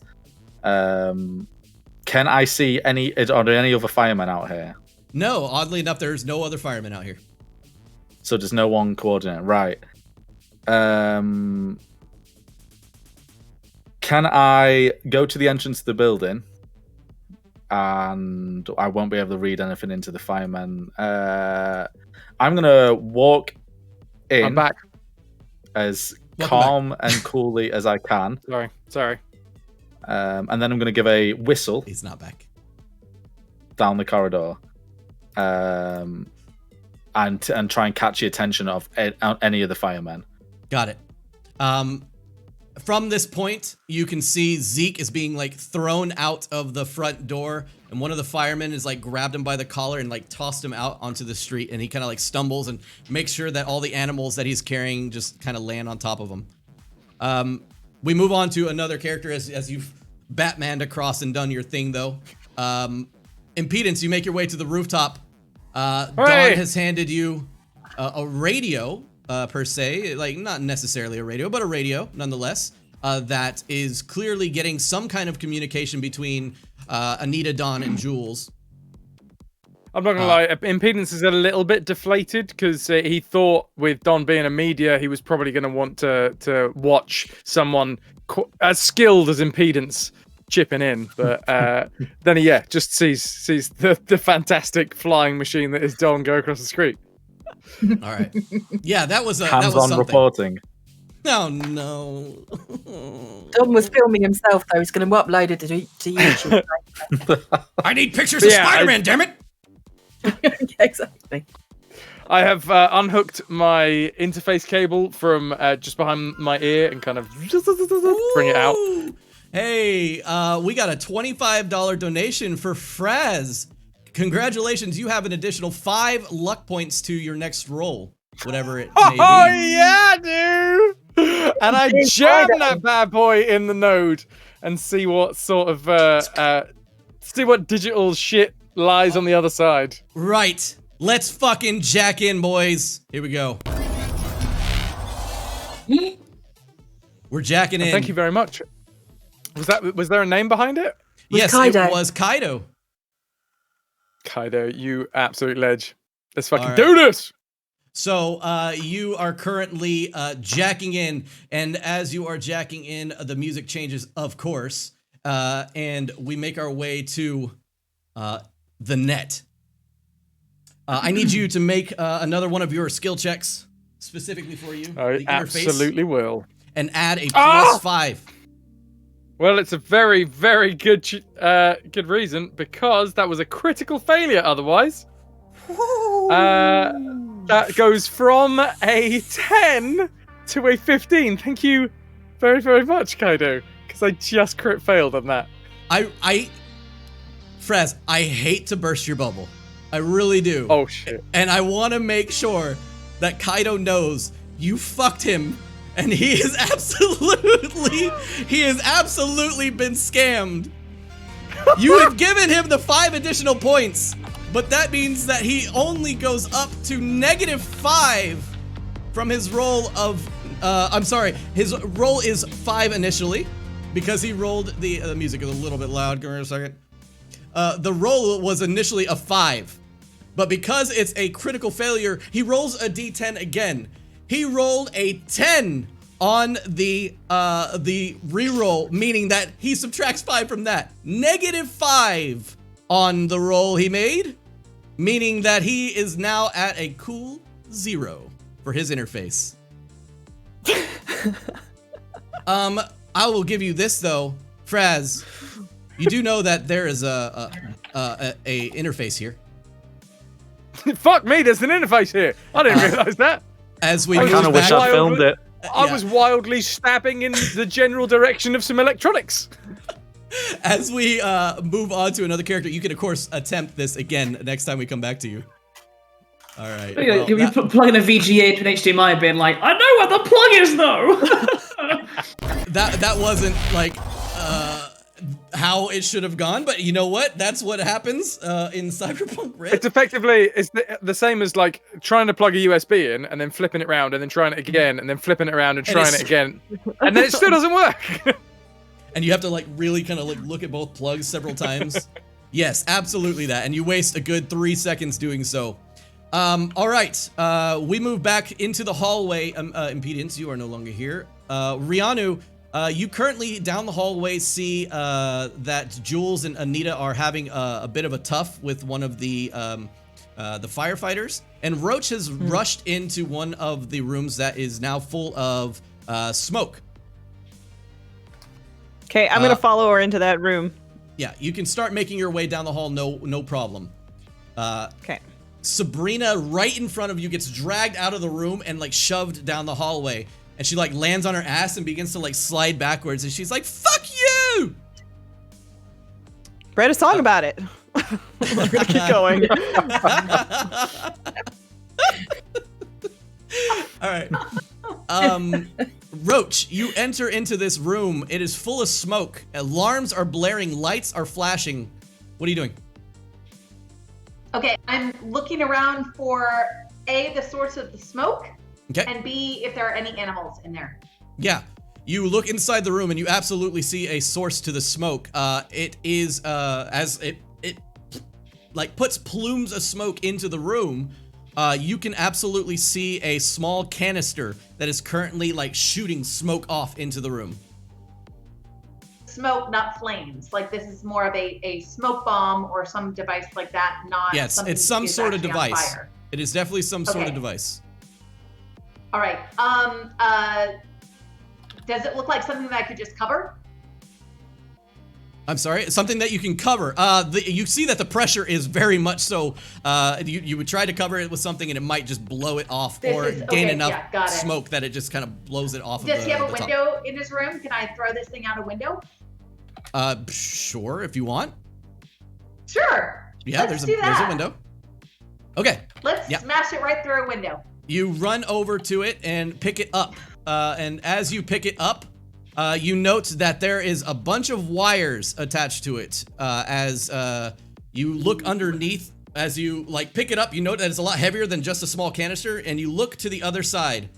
And looking to the other side, you now see a large box that is covered in like wires. And on the box, you see the numbers 20.00 and then countdown 1959, 58, 57. I'm just going to gently place that down and I'm going to quickly text everybody. I think there's a bomb in here and I suck at diffusing bombs. Yeah, absolutely. Anybody You go good for at the that? you go for the phone and all of a sudden no service beeps back at you immediately. Oh, crud. Okay. Then I'm going to run to the doorway. Oh, there's firefighters in the So hallway. we'll get back to you in a second. We'll get back to you in a second. As Sabrina gets thrown onto the ground, Rianu, you make your way up to the first of many of these firefighters, and the firefighters are kind of blocking the hallway, and they try to shove you into the next firefighter to attempt to throw you down the hallway in an effort to force you into getting out of the building. What are you doing? You tried to sneak, correct? Is that what you had said previously? Yeah, I was gonna. Yeah, if Anita was distracting them, I was just gonna kind of like, mosey on by, kind of sneak past if we could. We'll say that their attention's a little split, with Sabrina on the ground, Jules making his way past one, Anita throwing an absolute fit. We'll give you a little bit better roll. Why don't we give you a +2 to your stealth roll? To stealth. So is that? No, hold on, stealth. Oh, I see it right here. 19. Mm-hmm. Let me do something here.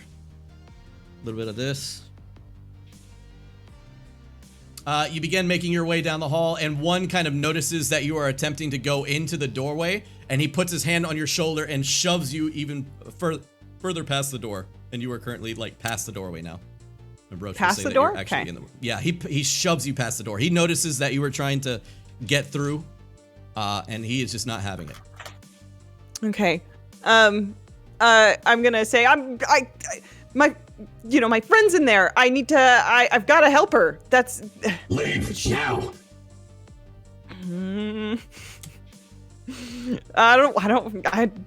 Can I like kind of like make a dodge past him and run into the room? Yeah, I mean, you can attempt to just completely ignore the motherfucker.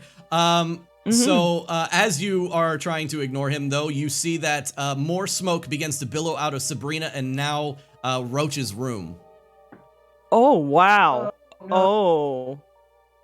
And they are making their way down the hallway. All right. Am I stopping them at all from going down the hallway? The two that are at the doorway have yet to move, so you've kind of split them a bit, but not necessarily stopped the entire process of whatever's going on. Okay, I'm gonna go ahead. No, you're up. Anyways. Sorry, I didn't mean to interrupt you. No, it's fine. Okay, I need to change in tack slightly. So, okay, and my sorry, I hit my mic. And as I say that, my hair visibly shrinks a tiny bit. And I, out of my bouffant hairdo, I pull like a roll of notes. And I was like, okay, how much is this going to take to get you all to fuck off? You're going to attempt to bribe him. I am. Okay. Give me a bribery check. I will. I know it's on here somewhere. Social skills, first one. 14. Okay. Let's see how much this guy wants the money. He kind of looks at you and like he tilts his head just a little bit. And he's pointing his like fire axe at Jules because Jules seems to be like making eye contact with people down the hallway instead of leaving. And as soon as you mention money, he kind of turns around towards you. And he will say, 1,000 eddies, right now. When we rolled my character, we just said she was really rich. I mean, is this like chump change? Can I go, all right, then, okay, take this and fuck off? You have a line of credit, but you've mostly spent a lot of your fortune on this building and everything that was needed. Do I have enough money to bribe them? Yeah, you have enough money to bribe them, but it's kind of pushing on your funds. Is that, so just for general clarity, is that bribing this one fireman or bribing the group? This is bribing this one fireman. Okay. But she doesn't necessarily know that per se just now. She just knows that this one turned to her and said, give me 1,000 eddy bucks. I say, okay, if I give you and your mates $1,000 between you, that's 200 each. Will you just fuck off? Thought you were talking my language for a second. Get the fuck out of this building now. I said, okay, $2,000 between you. Let's see, music paused. Give me a second. Need to make sure that we're good. $2,000 between, the guy seems to have lost all interest now. And he is currently now making his way towards you, and he is going to get handsy. He is going to attempt to make a grapple on you. Okay. I am going to, I'm going, I can see him coming towards me, and I'm going to attempt to kind of, he's obviously wearing like bulky firefighter clothes and stuff. Am I right? Mm-hmm. I'm going to attempt to kind of duck under his, kind of miss him. And whilst I'm doing that, I'm reaching into my bouffant to pull out my pistol. Okay. So first off, let's go ahead and roll a roll against each other. So I need you to roll. I guess for you it would be something like. We'll go with body. I need you to roll body with a D10. How do I roll body? Are you able to? You know what? Just roll a D10 and then add your body score to it. That's what you do. Oh, hang on. What's my body score? Hang on. On your character sheet on like the front page. My body score is 8. Okay, so you need to roll. Yep, roll a D10 plus 8. 16. 16, and this guy is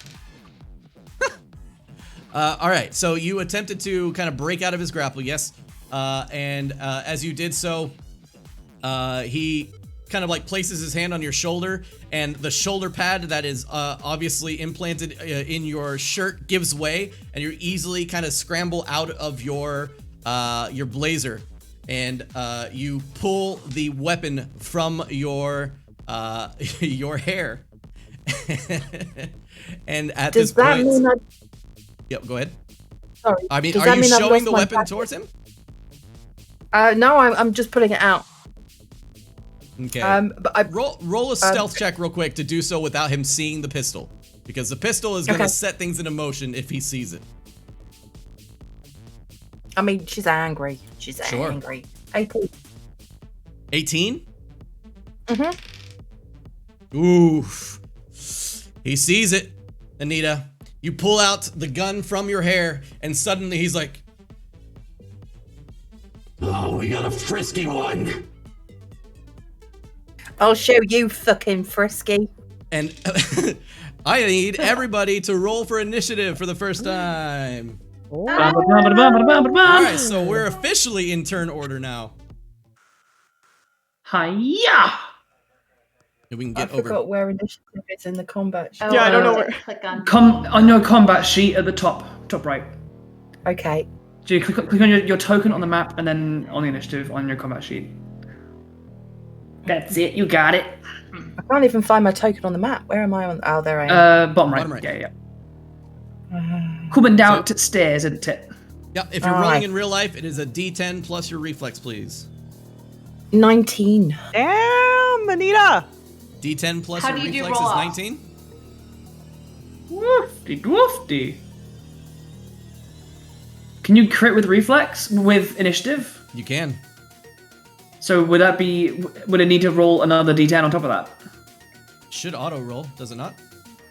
It didn't. It was a d10 plus 9. Rolled a 10. Oh. Yeah, you're right.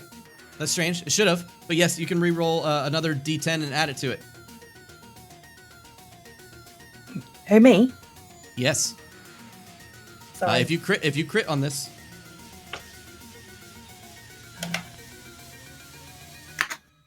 Alright, that's another 4. So 23. All right, so let's go through initiative real quick. Let me grab it from everybody. Rianu, what's your initiative? 14. 14. Impedance, what do you got? 12. Sorry, I was muted. No problem. Anita, did you say 20 something? 23. Roach, I'm 14. 14. Mm-hmm. Dawn. 11. And Jules. That's a 10 from Jules. Excellent.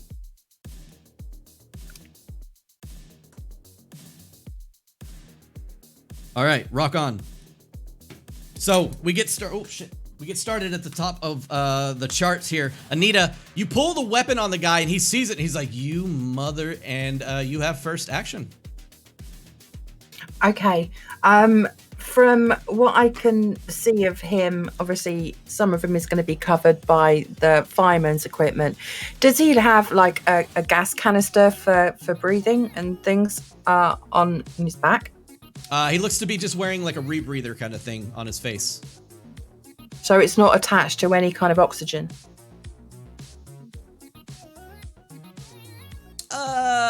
Sure. Yeah, it would be attached to oxygen. You got to get it from somewhere. Okay. I am going to use my I'm gonna try and shoot its oxygen tank. Try and get it explode. Okay, so this is a called shot, which basically means that the difficulty value goes up a little bit. He is point blank in front of you, though, so it makes it a little bit easier to hit. But still, with that means that we'll put the difficulty value somewhere in the range of 18 to hit. 18 to hit. Okay. So it's just from the combat section. It's just the pistol attack die, yeah? Correct. Awesome. Let's do this. 24. Whoa! All All right, so with a nearly max roll, 24, you do hit. You strike the tank. The tank is going to have a bit of armor because it is made out of like a really thick metal. Go ahead and roll damage on it with your pistol. 12. Your pistol is a 4d6 pistol? That's I didn't put this in. I think you did, but yes. It's a very heavy pistol. That's why. Okay, yeah, this one is like a Desert Eagle of the pistol world. So with 12 points of damage, you absolutely obliterate this tank, like the top of the tank, and the tank begins to hiss and whine, and the guy like is confused and like looking behind him.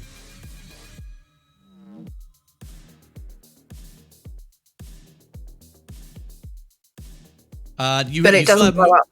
No, it does not blow up. Okay. So I've still got. I can't see where I am. Am I in a corridor with him? You're kind of like in a doorway, and he's like trying to force you out of the doorway towards the front of the building.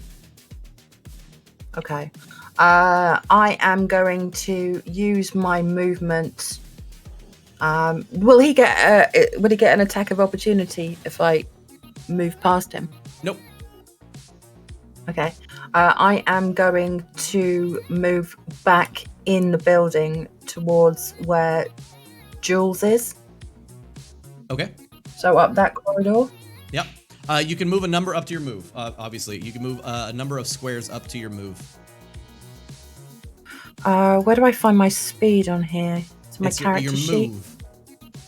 Move. Okay. Front page. 6. So you can move up to 6 squares. 1, 2, 3, 4, 5. Yeah. Okay. So that takes me up to by near where Jules is. Mm-hmm. Okay. So I'm going to move myself up there. All right. Excellent. That'll be the end of your turn. Aye. And we move on to let's see. We got either Roach or we got Rianu. You're both rolling a 14. Let's go ahead and have you guys re-roll high-low. Just roll a d10 real quick. Okay.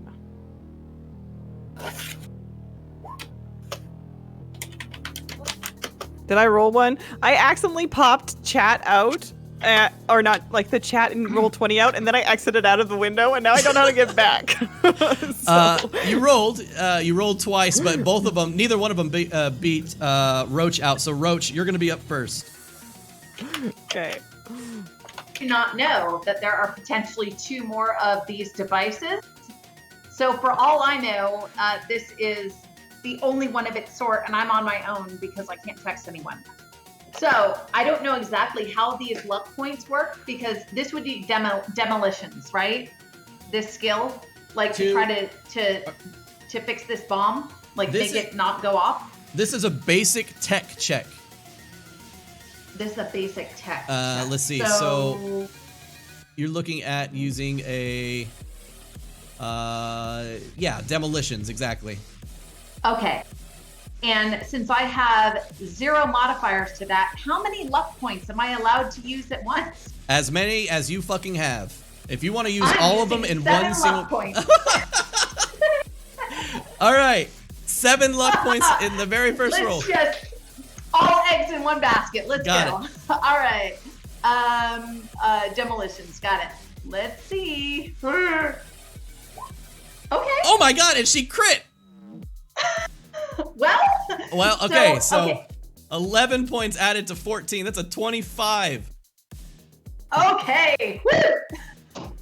So, with the 25, you pull out your insanely cool mechanical, electrical multi-tool. Yes, my sonic screwdriver. Yeah, and you begin to go to work on this bomb. You sit crisscross applesauce on the floor, and you begin to pick at it until eventually one of the wires plinks off, and the numbers stop. All right, in my mind, I just saved everybody, so I'm going to go collect animals.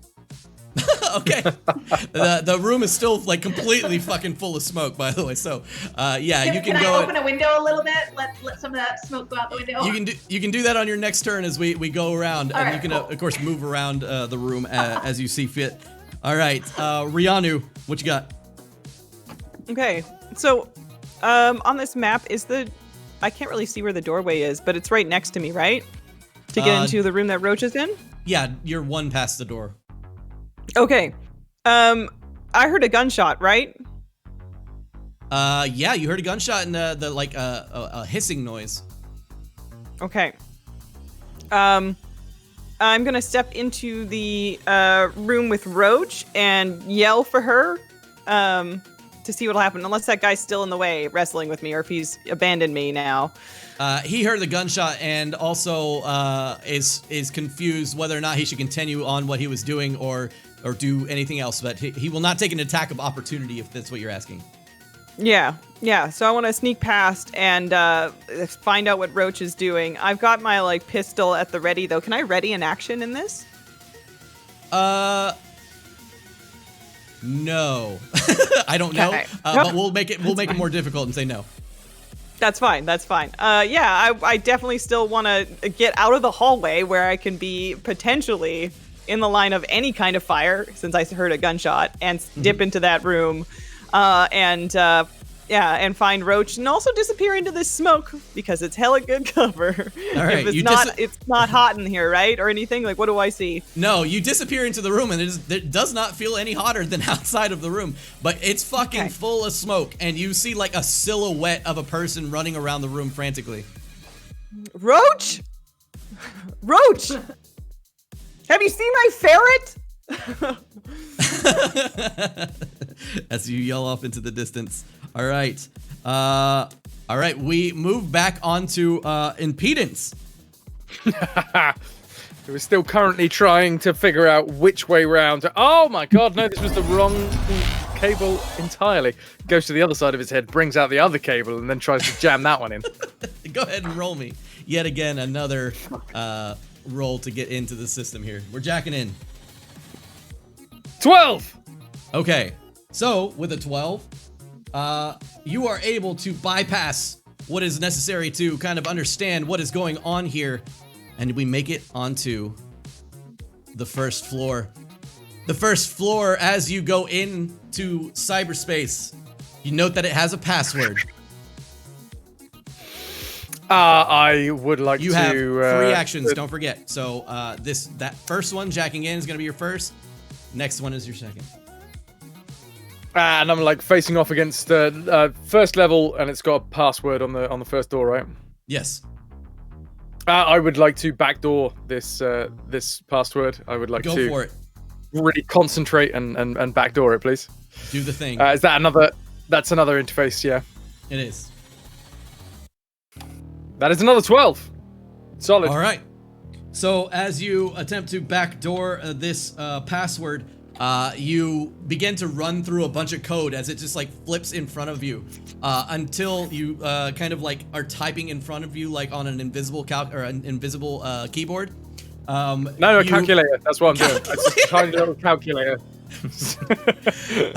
And as you do so, the numbers and letters stop right where they need to and plink into place until the word Rick Deckard is revealed in, of course, different types of characters and numbers and stuff like that. So you have the password. Excellent. You have made it jam into the that in. system.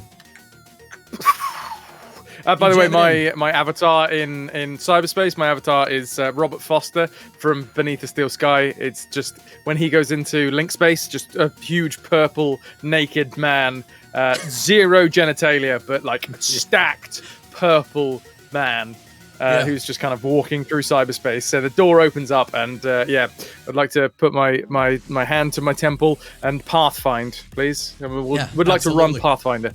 Go for it. Roll another interface. It's an 11. Okay, so the first thing that you see is the fact that there is a control node on the on the second floor. You've made it past the password. You've made it into the second area, which is a control node, And you note that on this control node, you have access to the sprinklers and the fire alarm. Okie dokie. Would it be an action or a bonus action to start fiddling about with that? Node? With your net running capabilities, if you discover what is on that level, you can of course interact with it accordingly. But you would need to make a check on it. So like a control node would be your, I believe there is like a skill or something like that for control nodes. But that'll be on your next turn because we have run out. All 3 things have been used. So we return to meat space as we make our way back to the battle map. We are back from the net. And suddenly, we need someone else to go.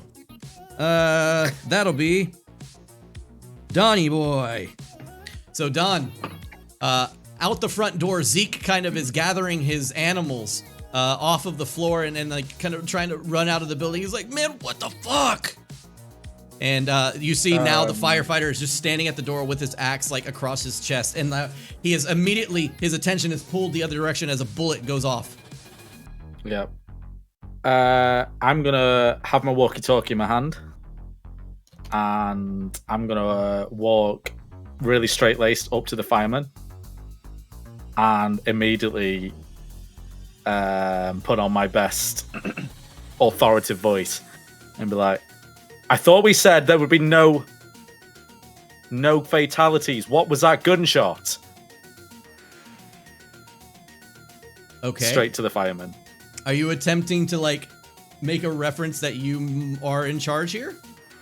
Yes. Okay. Or maybe not necessarily in charge, but I know stuff here that he won't expect me to know, so I'm involved in some way. What was your last thing you had said? We're not supposed to do something? That no fatalities. No fatalities. Give me a persuasion check, but it's gonna be a -5.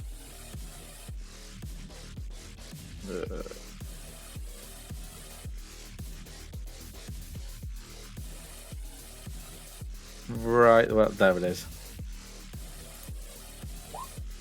Oh! Oh my 31. god! Nice. -5. It's still a 26. All right, Don. You approach this firefighter, and as you approach the firefighter, he seems a little bit confused in what you were saying.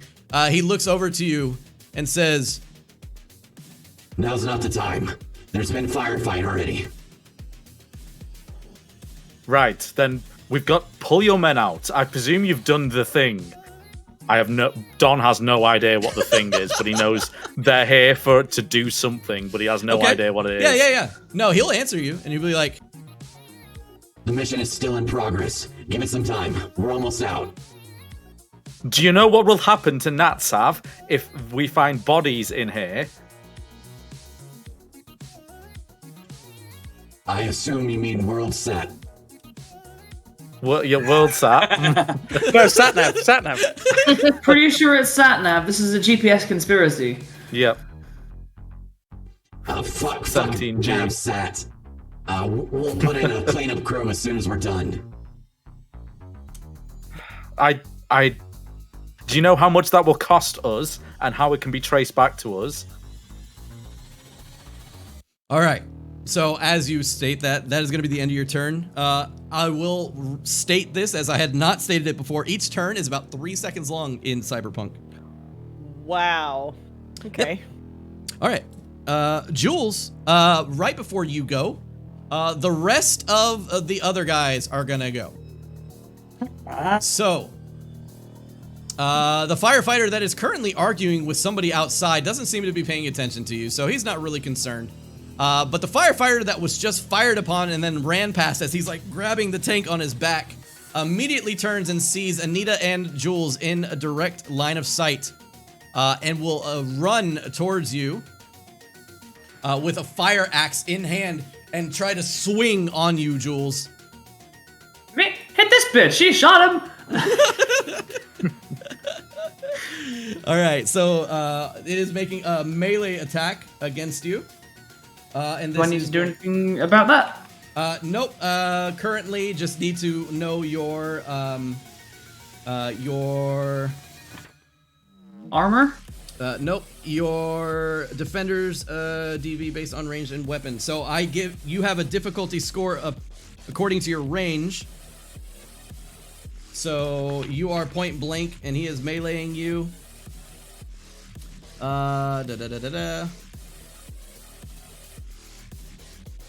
So I will roll. That is a 17 plus your attack scat plus skill. He's skilled with it, so he'll have a +2. So 9, 10, 12, 17. So that's a 19 to hit. And I'll say that because you are so close within proximity, that does hit you. Cool. And that will be his attack. And so he will deal a fire axe to you. And that is 11 points of damage that comes down straight onto your armor plating. Might as well. I've got heavy head and body armor with an SP of 15. Correct. What does that mean? 0 damage is dealt to you, as 11 points doesn't even surpass your 15 to begin with. And as the axe kind of glances off, you see like a chunk of your armor kind of go with it, and your new armor point SP for that goes down by 1. So we'll say that because he wasn't going for your head, that's your chest armor or your body armor. Cool. Goes down to 14. Got it. All right, next one is going to be the one in the hallway. He sees 2 people enter the room behind him and is going to fire blindly into the room against Roach or Rianu, because he doesn't know where the fuck you guys are. Rianu, who's that? Yeah, some weird person. And it's going to be breathtaking. It's going to be towards Roach, and this is going to be at a severe negative for him because he can't see shit. Let's see. So that is a, and then the distance. So we're looking to try and hit a. We're looking to try and hit a 20. And with that is a. Trying to my AC. So 19. The bullet whizzes past your head as it slams into the wall behind you. And you see a bit of dust kind of like come down from the door. And he says, "Warned you before. Now you're dead." All right. I think we can conclude these guys aren't real firefighters. Maybe? Jules is just getting there. He's just like wait a blinking. minute. Like, Hold on a second. into his jacket. It's like, wait a second. The 2 other individuals will make their way up to the next rooms. I see the problem we were supposed to solve. I see the puzzle. I see it now. I get it. Oh no. Let's see. I made a terrible mistake. Sabrina makes her way down the hallway. Excellent. Jules, you have been struck by a fire axe right in the shoulder. Damn it. What do you do? So these turns are pretty quick. 3 seconds. If I have a weapon that says rate of fire 2, does that mean I can make 2 attacks in the 3 with seconds? that thing? Correct. Got it. My SMG has burst fire. Its Yes. rate of fire is 2. Does that mean I can make 2 burst fire attacks? So Rate of fire for that? No, because burst round is like essentially 3 bullets going off in that single turn. So you can either burst fire or single shot 2 bullets. Right. Okay. In that case, what? How long is this corridor? Oh, you're gonna ask that? You're really gonna ask that? It's long. It is. I don't know. We'll say. This is in feet, but all our ranges are in meters. Yeah, we'll say 100 meters, because 100 meters. Perfect. That is within range of my nonsense. Nah, fuck it. We're gonna go for cool shit instead. I've got a cool bit of cyber web. It's a fucking rocket boost at my foot, which makes me jump.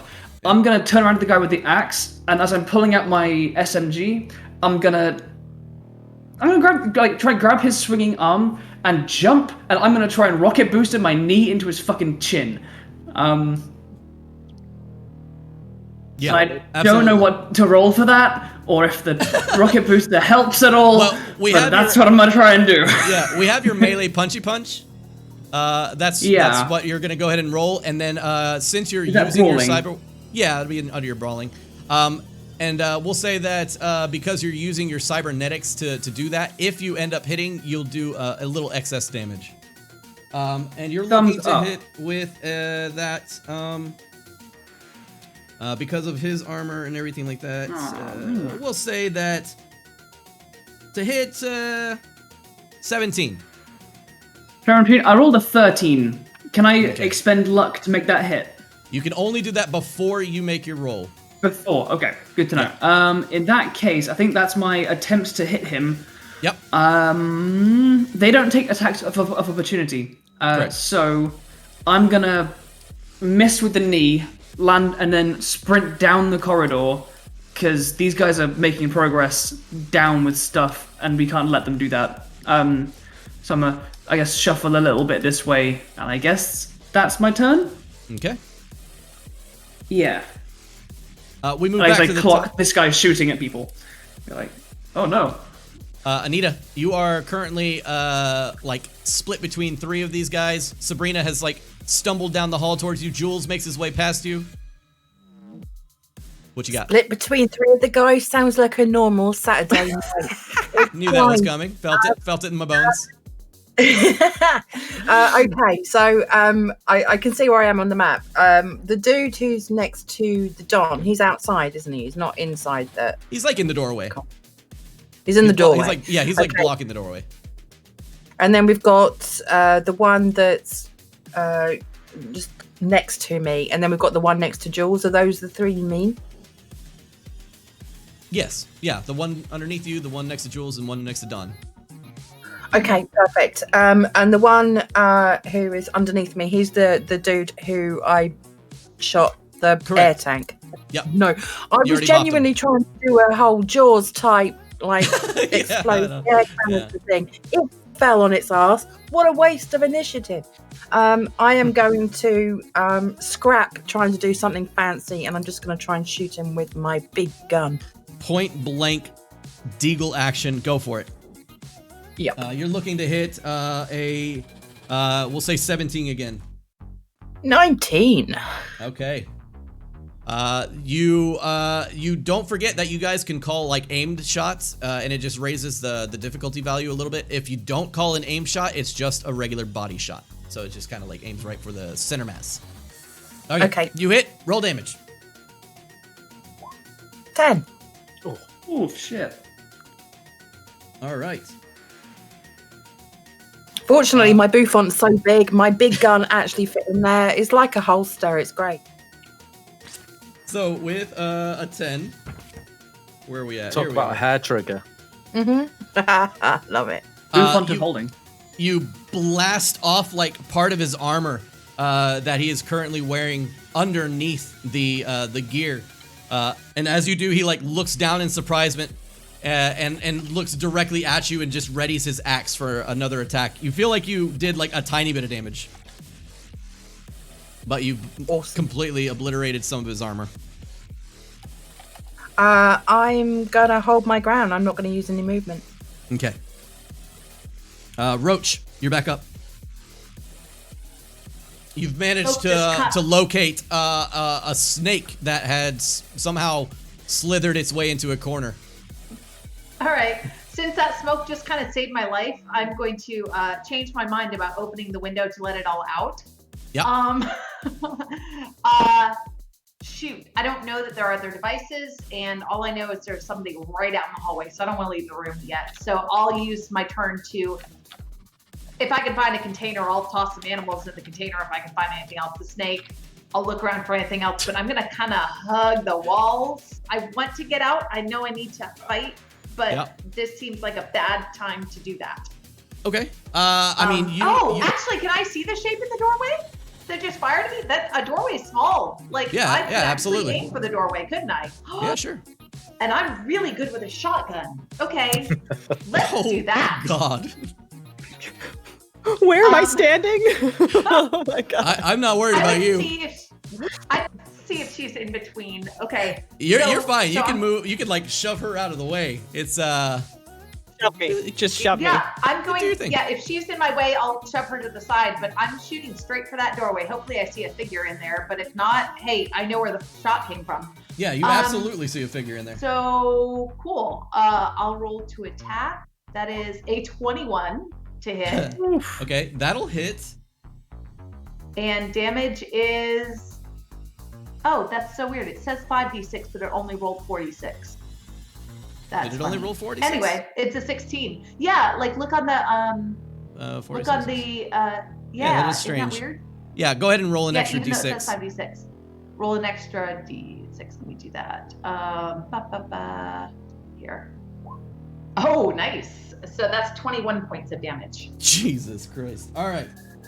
So the guy standing in front of the door, like that is firing in, suddenly gets run up upon somebody that just bursts through the smoke, and he's surprised instantly, like as he just kind of stares into the door.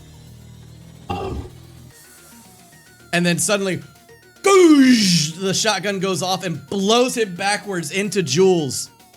Jules nearly taking a brunt of shotgun damage. Luckily, a meat shield in front of him deflected some of the bullets into his own chest.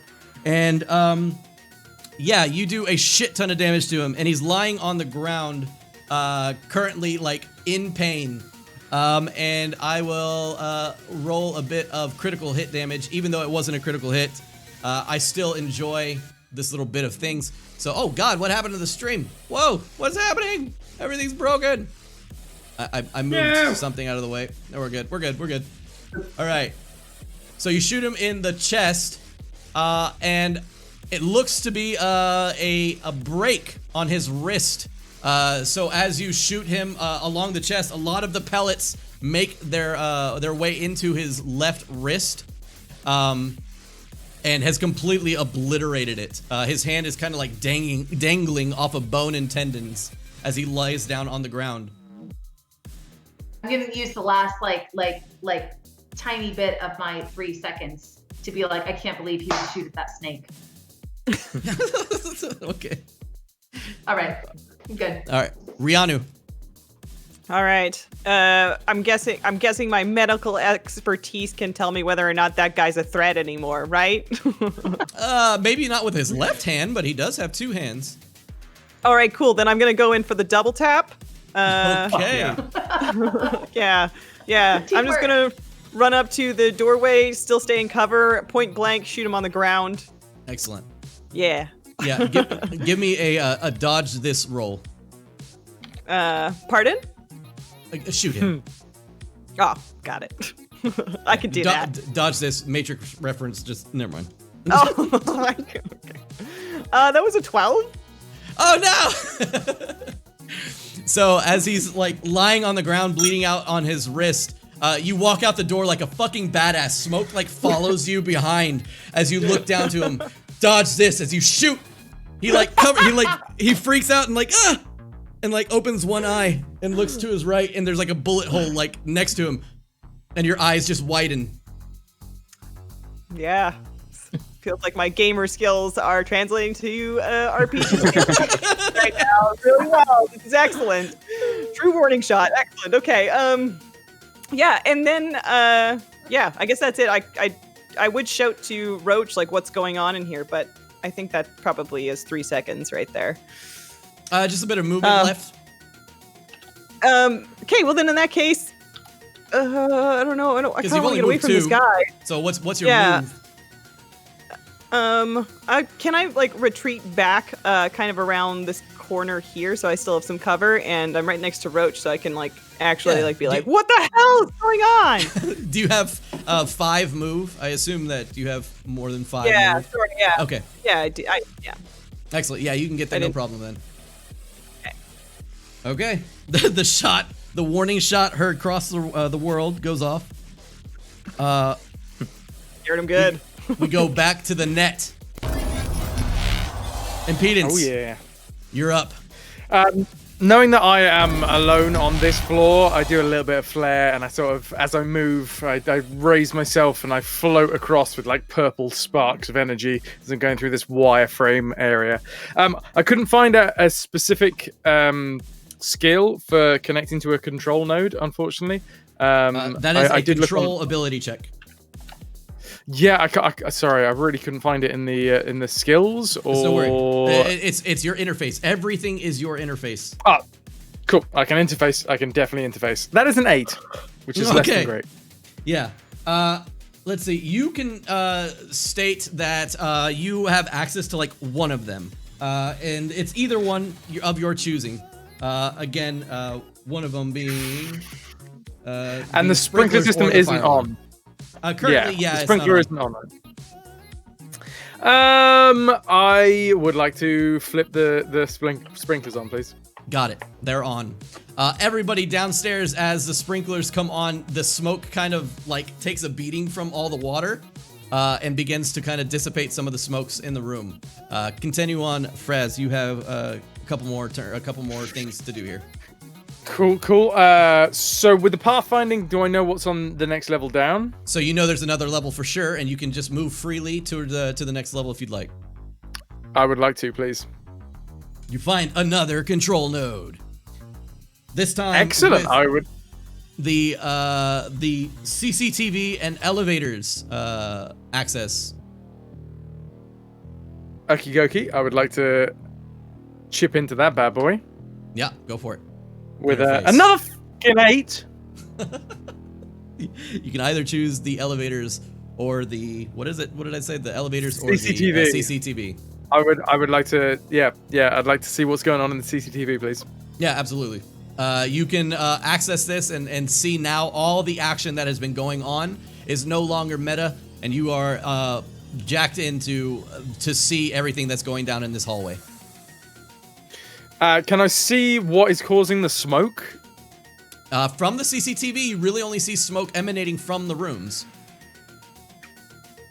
Okie dokie. Is there anything I can glean from the CCTV specifically about like the nature or what these guys are doing? You do note that these guys are done fucking around and they're shooting and trying to kill your mates.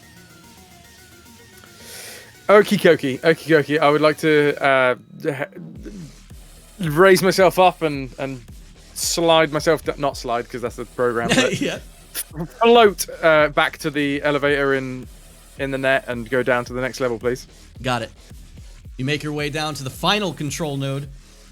This time you have access to the lights that are currently flickering. Yeah. Yep. And oddly enough, you have access to a small defense turret that has been located within the wall on the top of the building facing out towards the front. Oh! Okay, well I would like to try and chip into that interface, please. Okay, so that is going to be your last action as you made it down to the final control node, and we'll get back to you on the next turn. Jacking out! Let's go give up. That was a 7, by the way. Don, you're up. The guy in front of you did not take a swing at you with his axe as he seems a little preoccupied by whatever you're spouting at him. Right. So this guy he's clearly believed me at some point that I'm like involved in some way, but he's not quite willing. Don, so in all my history of things I've covered, would I be aware of this tactic? Because Don is always fighting for the little guy. Yeah, sure. It's called "Fuck you guys, we're taking your building." Yeah. So would I know? Would Don know about planting bombs or anything like that? It's not like a calling card necessarily, but you've heard of stories of people demolishing buildings with bombs, so it's not uncommon that could be a possibility. Mm-hmm.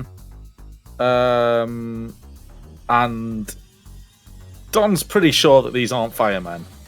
Oh, at this Now. point, they're absolutely not firemen. Yeah. I'd like to. So the guy who's talking to me, I'd like to point behind him and say, "Look, there's because even though the lights on a blink, I assume we've been able to see like someone fall and the gun's coming out." And I'm gonna point behind him and say, "Look at that! Look what's going on there. You either need to pull your men out now, or you need to all pull your men out so we can take over, or you need to go in there yourself and sort it out."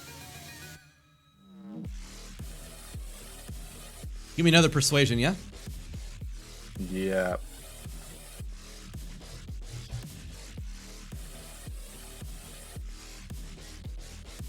It's a Good 21. God.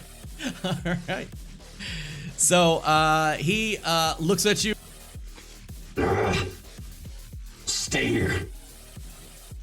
And he turns in the opposite direction. As soon as he turns around, can I pull my gun out and press it against the back of his head and shoot? Yes. Fuck it, yeah. Go for it. All right. It's going to be a super easy hit. We'll say DV 12 to hit.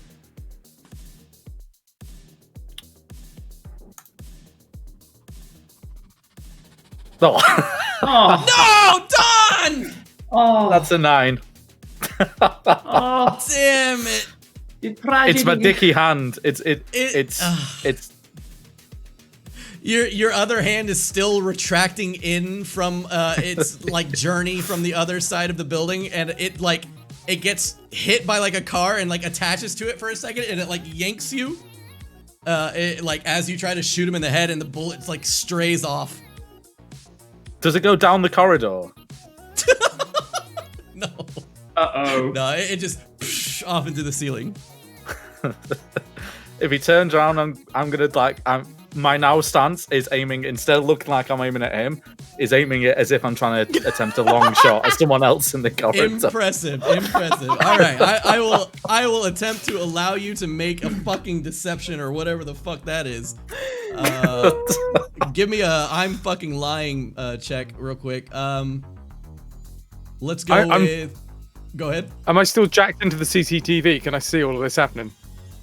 You are not currently jacked into the CC. You are attempting to get to the turret. I just wanted to be shaking my head at this. Let's see. Like I'm recording all of this, so in my head I'm like, edit that out. Yeah, go. I mean, there's really not too much here. Just go ahead and give me another persuasion then. That's a 31. 31! That's my third. Your rolls this third game. crit. Another crit. Do we get a little flash here? All right. Okay. Well, when it comes to him, then we'll deal with it as it goes. Little blinky blink. Okay. So, making our way back towards the inside. They're all gonna go. Again, like I said, the one that is currently like the bullet just whizzes past his ear, and he's like, "Oh fuck!" and looks over towards you and can see you like hand underneath your arm, looking like deathly inside towards Anita. And he kind of looks at you for a second and looks back towards Anita, looks back towards you, and and he just runs at Anita with a fucking fire axe. Yes. Anita, you're gonna take 2 attacks from these guys, one from the left, one from the right. I don't mind being double teamed. Okay, and the first one is going to be a that's a 19 to hit, so we'll say that one strikes true. And the other one, a 20 to hit. They both hit you. Here we go, Anita. First axe is going to be 12 points of damage, which means that you take officially 1 point of damage, I believe. I have 11 armor. I have 11 armor. In fact, I've got 2 lots of 11 armor. Yep. So one of your armors goes down to 10, and you take 1 point of damage. So your body goes down to 10. And then the second attack. Oh. You take 14 points of damage this time. So therefore, you do take a total of 5 points of damage this whole round. But because he rolled 2 6s, you take critical damage. I absolutely need to get my book for this real quick. 1 second. So am I taking my SP on my? I think he's left the screen for the second, Ananda. We are free to do whatever the fuck we want. Right! Quick, kill off all the NPCs. Yeah, kill Sabrina. Get her. Don't you be touching fucking Zeke. No, man, no. I wouldn't dream of it. No, he's a sweetheart. Everybody knows that. So on my character sheet, on my combat section, where I've got armor, do I take that down to 1? You take it down by 1 point every time you get hit. So it was 11 to begin with. You got hit once, so it goes down to 10. And then you got hit again, so now it's at 9. And I'm taking... And you're taking 5 points of total damage to your HP pool.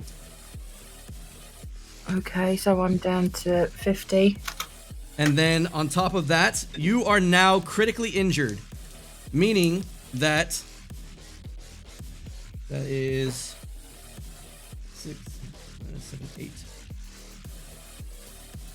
He swings the axe, but instead of swinging the axe like directly at you, noting that the other one is swinging overhand, this one swings underhand and chops you right in the fucking kneecap, and your leg snaps in 2.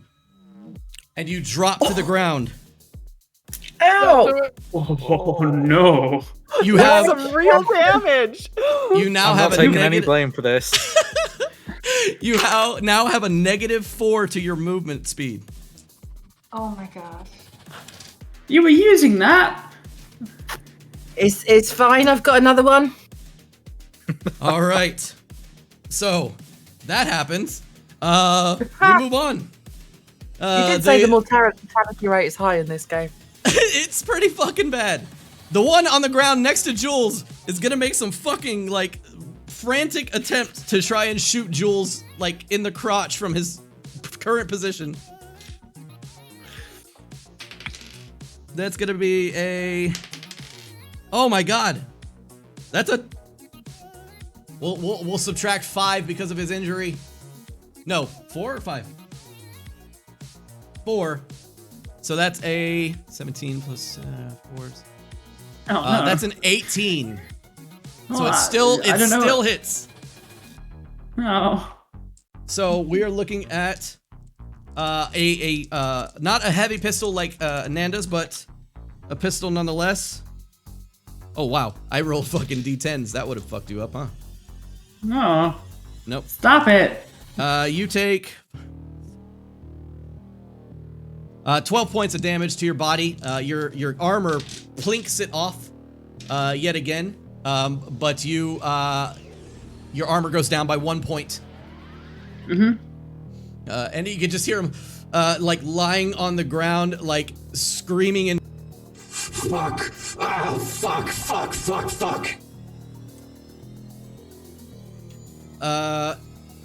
The other two compadres that are making their way down see that their team is in trouble, move up and make 2 pop shots at Jules.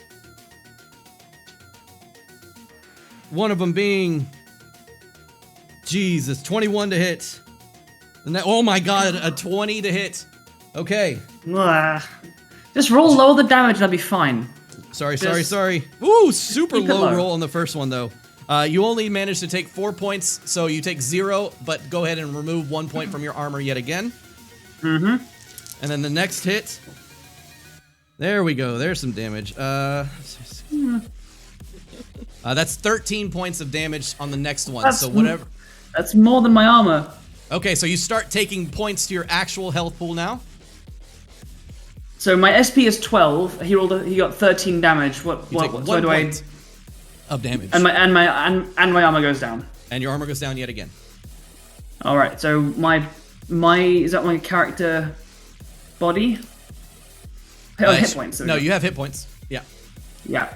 I take damage. Alright. Alright. I'm good. Your tank is here for a reason. Give me the damage. Sabrina makes her way down the hallway and like runs into one of them and sees Anita on the floor, currently bleeding out with an axe buried in her knee. And she says, "Sorry, it's too much for me," and runs out the door. Valid, and to be runs honest. directly into Don and stops like right in front of him, going like, "Ah!" All right, moving on.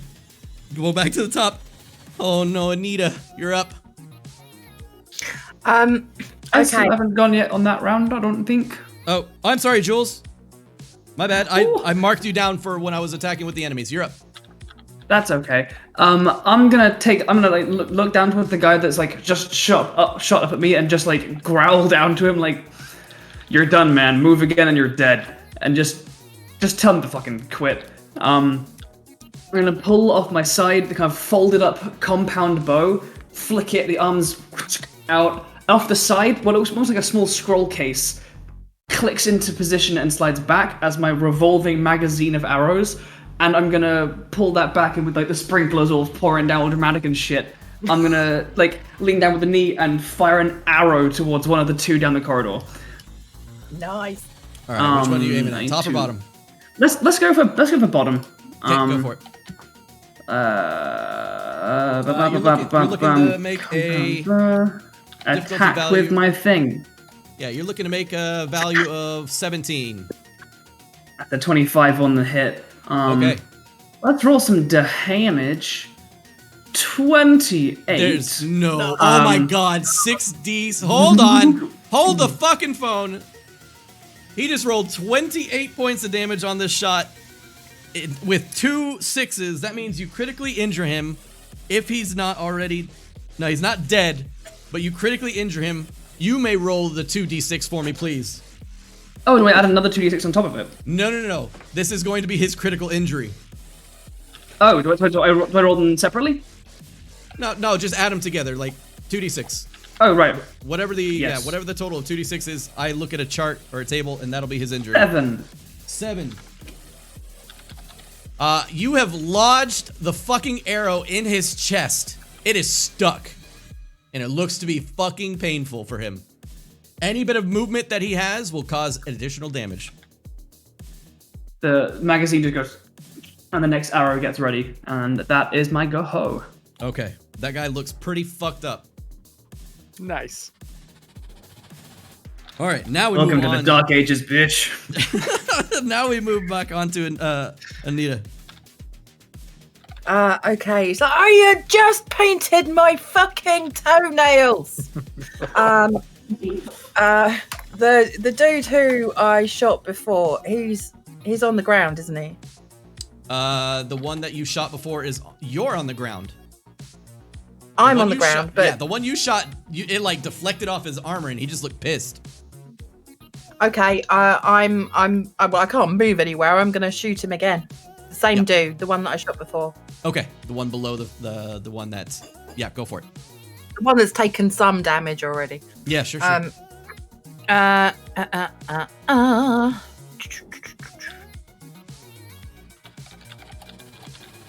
Oh bollocks!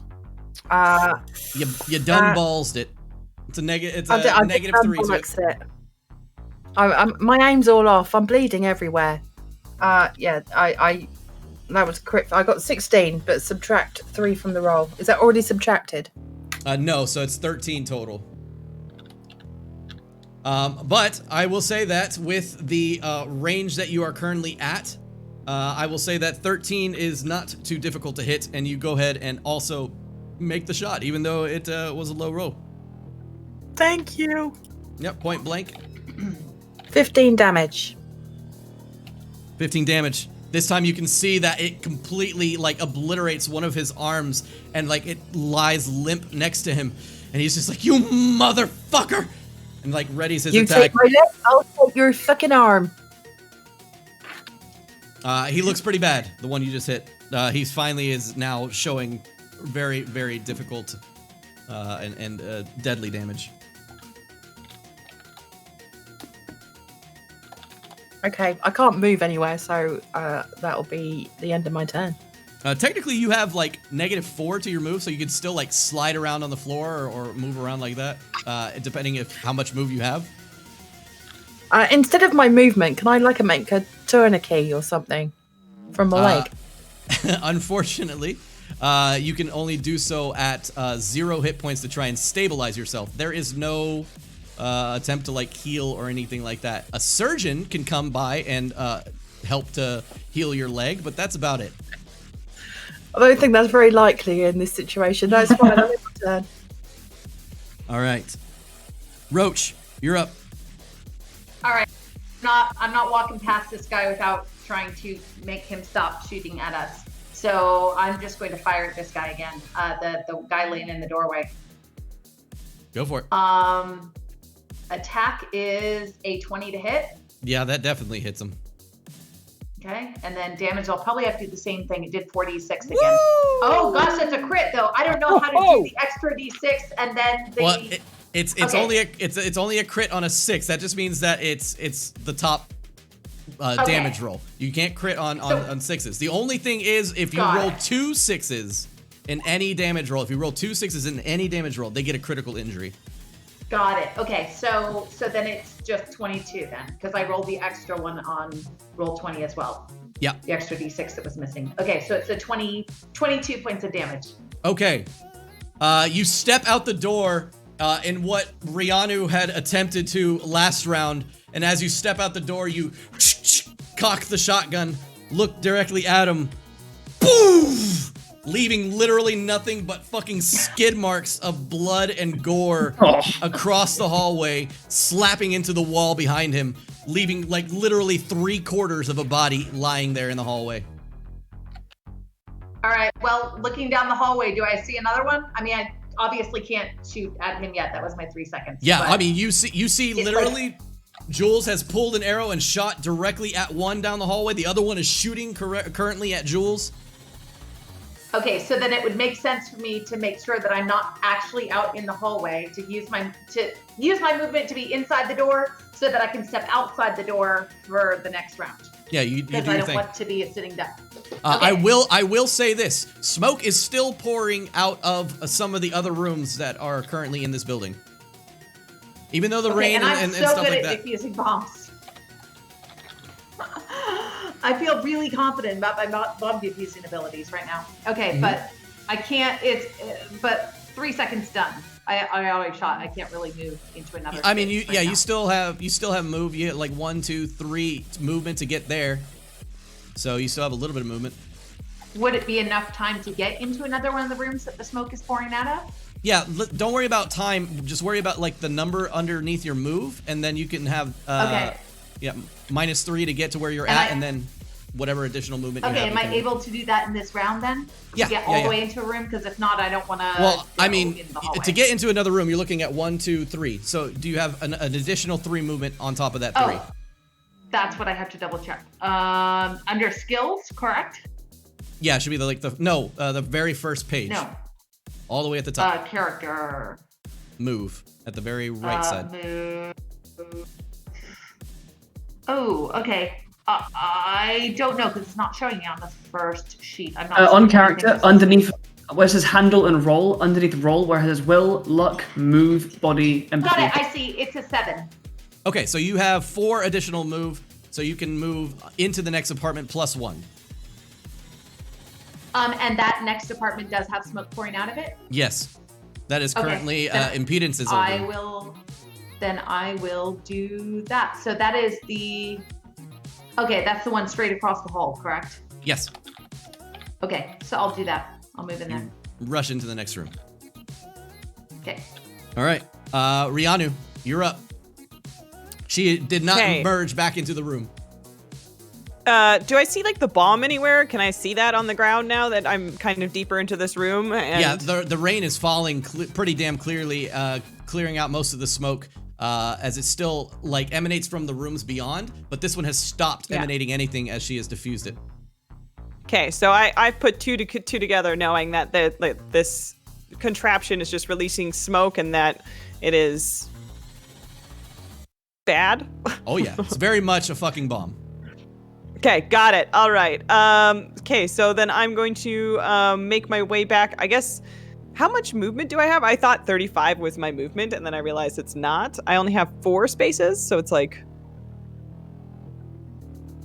I think I can move there. I'm just gonna step into the doorway and shoot down at the ones that are 4 to your movement, Rihanna. Okay, good. Is that what it says on your sheet? To say 4 move? Let me just check. Movement, skills, combat. Very first page. Very first page, all the way at the top. Under your skills. On the right side. Move 5. I got 5. Okay, so you can move a total of 5 squares. Okay, awesome. Okay, I'm gonna stand at the doorway and take a shot at the ones that are going after Anita. Okay. And the one that's already injured. Okay, we'll say at this angle, you're good to go. You can barely see him, but you can still shoot him. All right. Combat. Let's do it. Oh man. Okay, I'm done doing that now, guys. Oh my god. Oh no. Oh yeah. It's Anita in the other leg.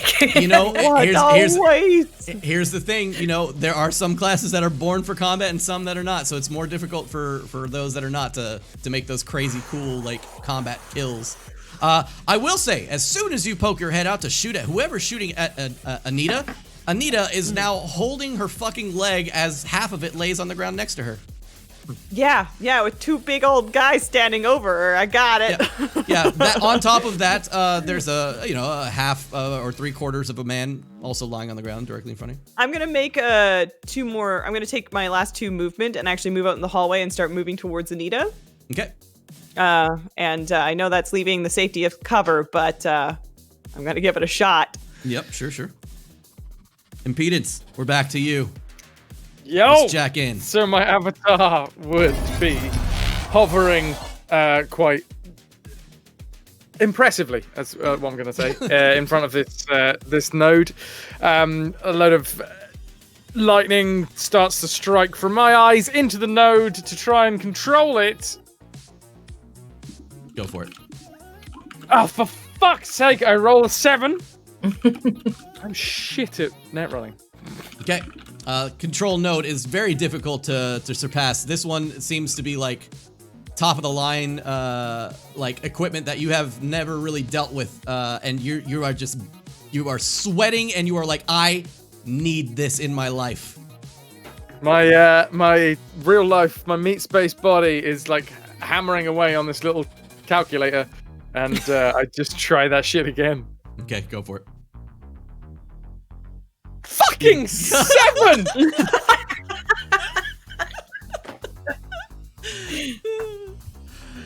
I mean, I'm sorry to say, but you can attempt it again. Can I try my 3rd time? I really jam my fingers into this calculator in meat space. I'm very, very determined to hack it. Okay, here we go. Do not forget about your luck points. If you want to use your luck points for this you can. You can absolutely throw luck points into it. I think I had like... My luck is 10. Is that the amount of points? You literally have 10 fucking luck points to add. All to right, whatever you want. I'm gonna put 5 luck points into this. Okay, so add an additional 5 to whatever you roll now. 9. 14. With a 14, your brain suddenly your consciousness gets transferred into the system, and suddenly the vision appears a little fish-eyed, and you like look down as you like move your body to the left, the gun moves to the left. As you move your body to the right, the gun moves to the right. As it literally like a part of the wall shifts over, and the gun pops out of the wall and begins to like sentry mode over the area. Nice. Do I see the fire truck in view? You see that both fire trucks, and you see Zeke, and currently the Dawn standing right outside the front door. I would like to rake the fire truck with a single line of bullets if it's not going to get in, if it's not going to have any collateral damage with the people that are outside. Okay, so in an attempt to kind of like disable it. Yeah, and to kind of signal to, because I don't really have any way of sending messages to the other dudes. I've got this receiver, but I don't have a sending message. Yeah. More of like a message to my friends to be like, oh, hey, by the way, I found a gun. I'm currently in control of this gun. Sure, absolutely. So as you fire down onto the thing, go ahead and roll an attack roll. Just roll, roll a D10 plus your interface. So you can roll interface and then roll another D10. That's my 7 for my D10, and my interface is just fucking 6. I suck at this. Why am I so bad at interface? Feels bad, man. All right, well, with a 7 and a 6, it still hits the non-mobile targets that are the the trucks. So you can roll damage on them. That'll be 6d6 damage. Ooh, very nice. That was 5. Hold on.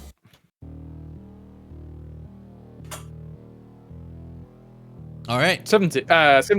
17 damage on them. They have a tiny bit of armor, but you are able to litter it as sparks begin to fly and bullets just litter it.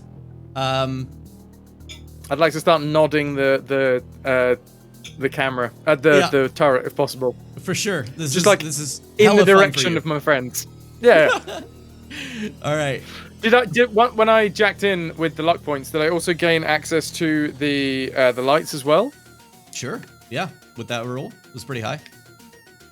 Cool. I would like to put a general rainbow wash over the inside of the apartment building, please. So very much like RGB kind of look to the entire thing. Yeah, no, a proper rainbow. If possible, if it could be like scrolling, that'd be great. Okay, so we can do that because there is water currently falling from the fire alarm, and your lights, not emulate, but manipulate the lights in a certain way that they start to project basically a floating rainbow within the rain that is currently falling inside the building. Everybody kind of takes a moment to be like, what the fuck? Thank you. And that is that. Okay. All right, so it is getting close right now to the 4.5 hour mark. I will say, let's go ahead and finish up another round of combat, and then we will go ahead and give the final say of what is going on in this town from this point on. Okay. This, of course, is the final the next couple turns, and then one last final round of combat. So that means that that was impedance. Now it is Dawn. Your turn. The guy has turned away from you and fucking like mauled your boss lady. First of all, to Sabrina and Zeke, I'm gonna say, get out of here.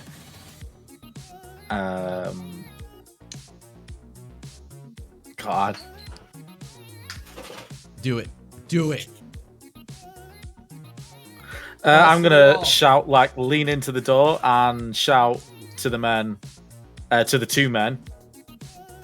I'm like holding my walkie-talkie and be like, right, we've just got the call. Everyone out. What we've got so far will do. Go meet by the fire trucks. Yes, please. Okay. Roll me another persuasion.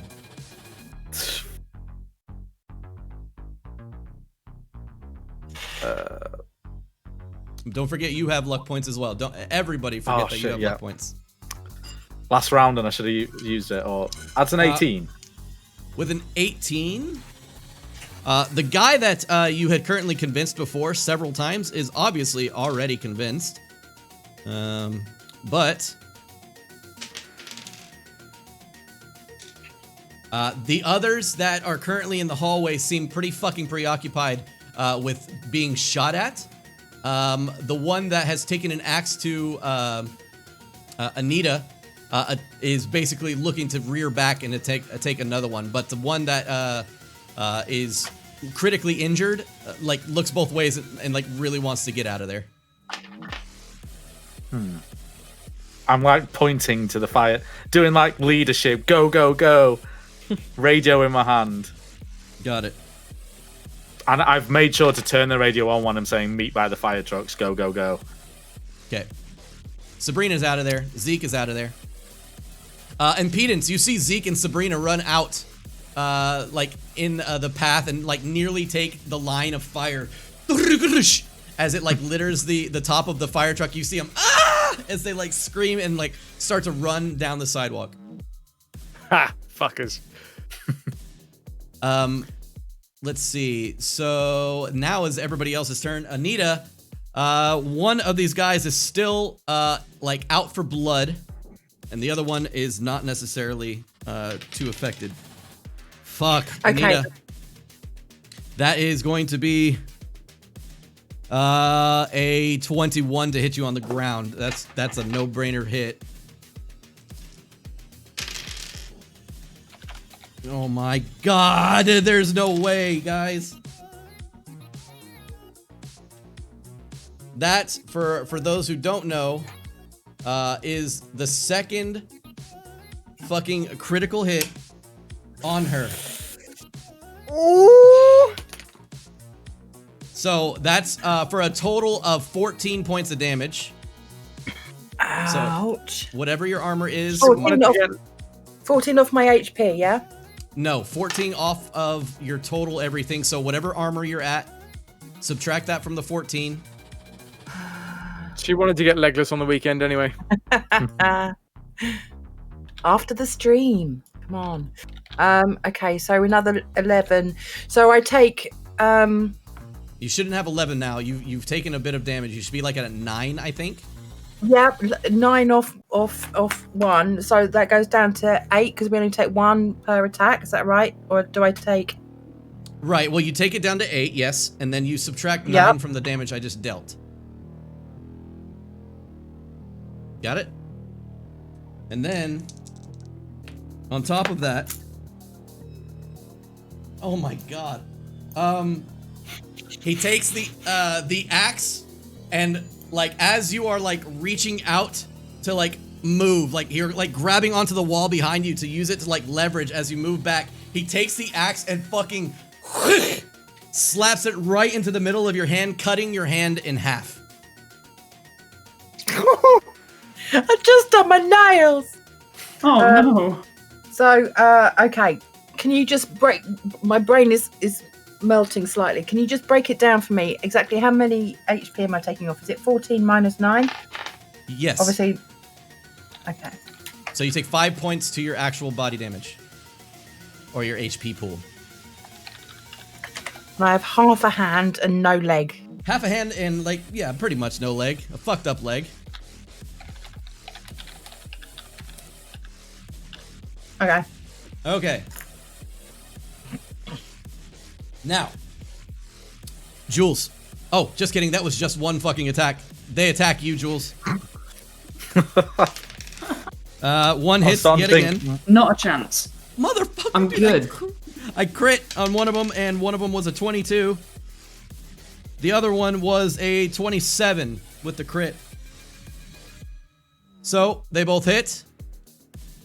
They're just kind of laying into you with pistols. That's That fine. is a 12 points of damage on the first one.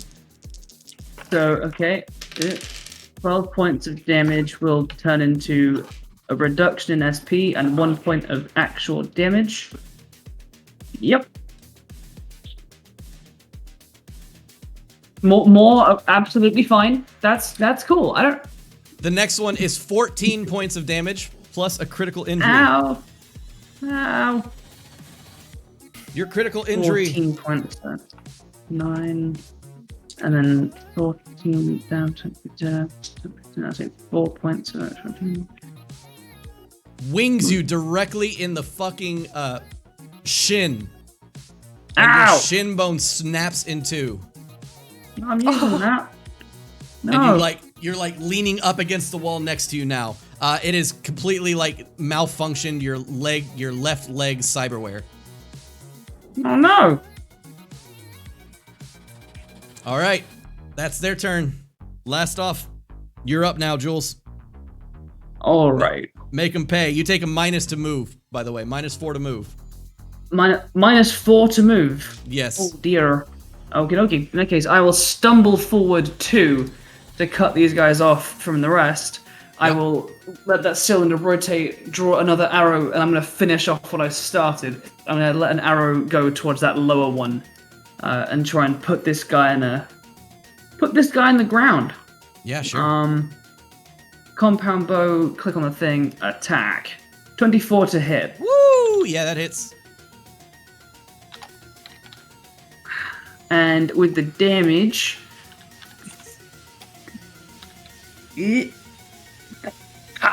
19 points of damage with 1 crit. Okay. A triple 1 on that. Feels bad. Yeah. But there's a 6 on the crit dice. Oh, there is no crit that on how the that attack, works? remember? No crit yes, on that'd the be 2. damage, I mean. No crit on the damage. That'd be two of those. 2 of them, and then he gets a critical injury, not even like additional I damage. see. I see. lied. Okay. By the way, every time you take a critical injury, you take 5 points of actual health damage no matter what. So you're an additional 5 points of damage down. And Anita, you're down 10 points of additional damage onto your health. Okay. Okay. So that guy just takes the 19, and that's that, I think. The arrow strikes fucking true directly into the center of his neck, and he just sits there gurgling his.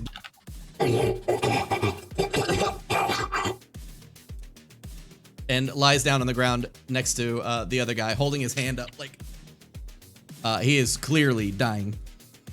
He seems relatively out of action. Well, the cylinder in for the next arrow, getting a little bit focused now. Now that whole my shin is exploding thing. But that is my go. Okay. Now that we have this, Anita. Last turn of the game, Anita. What do you have?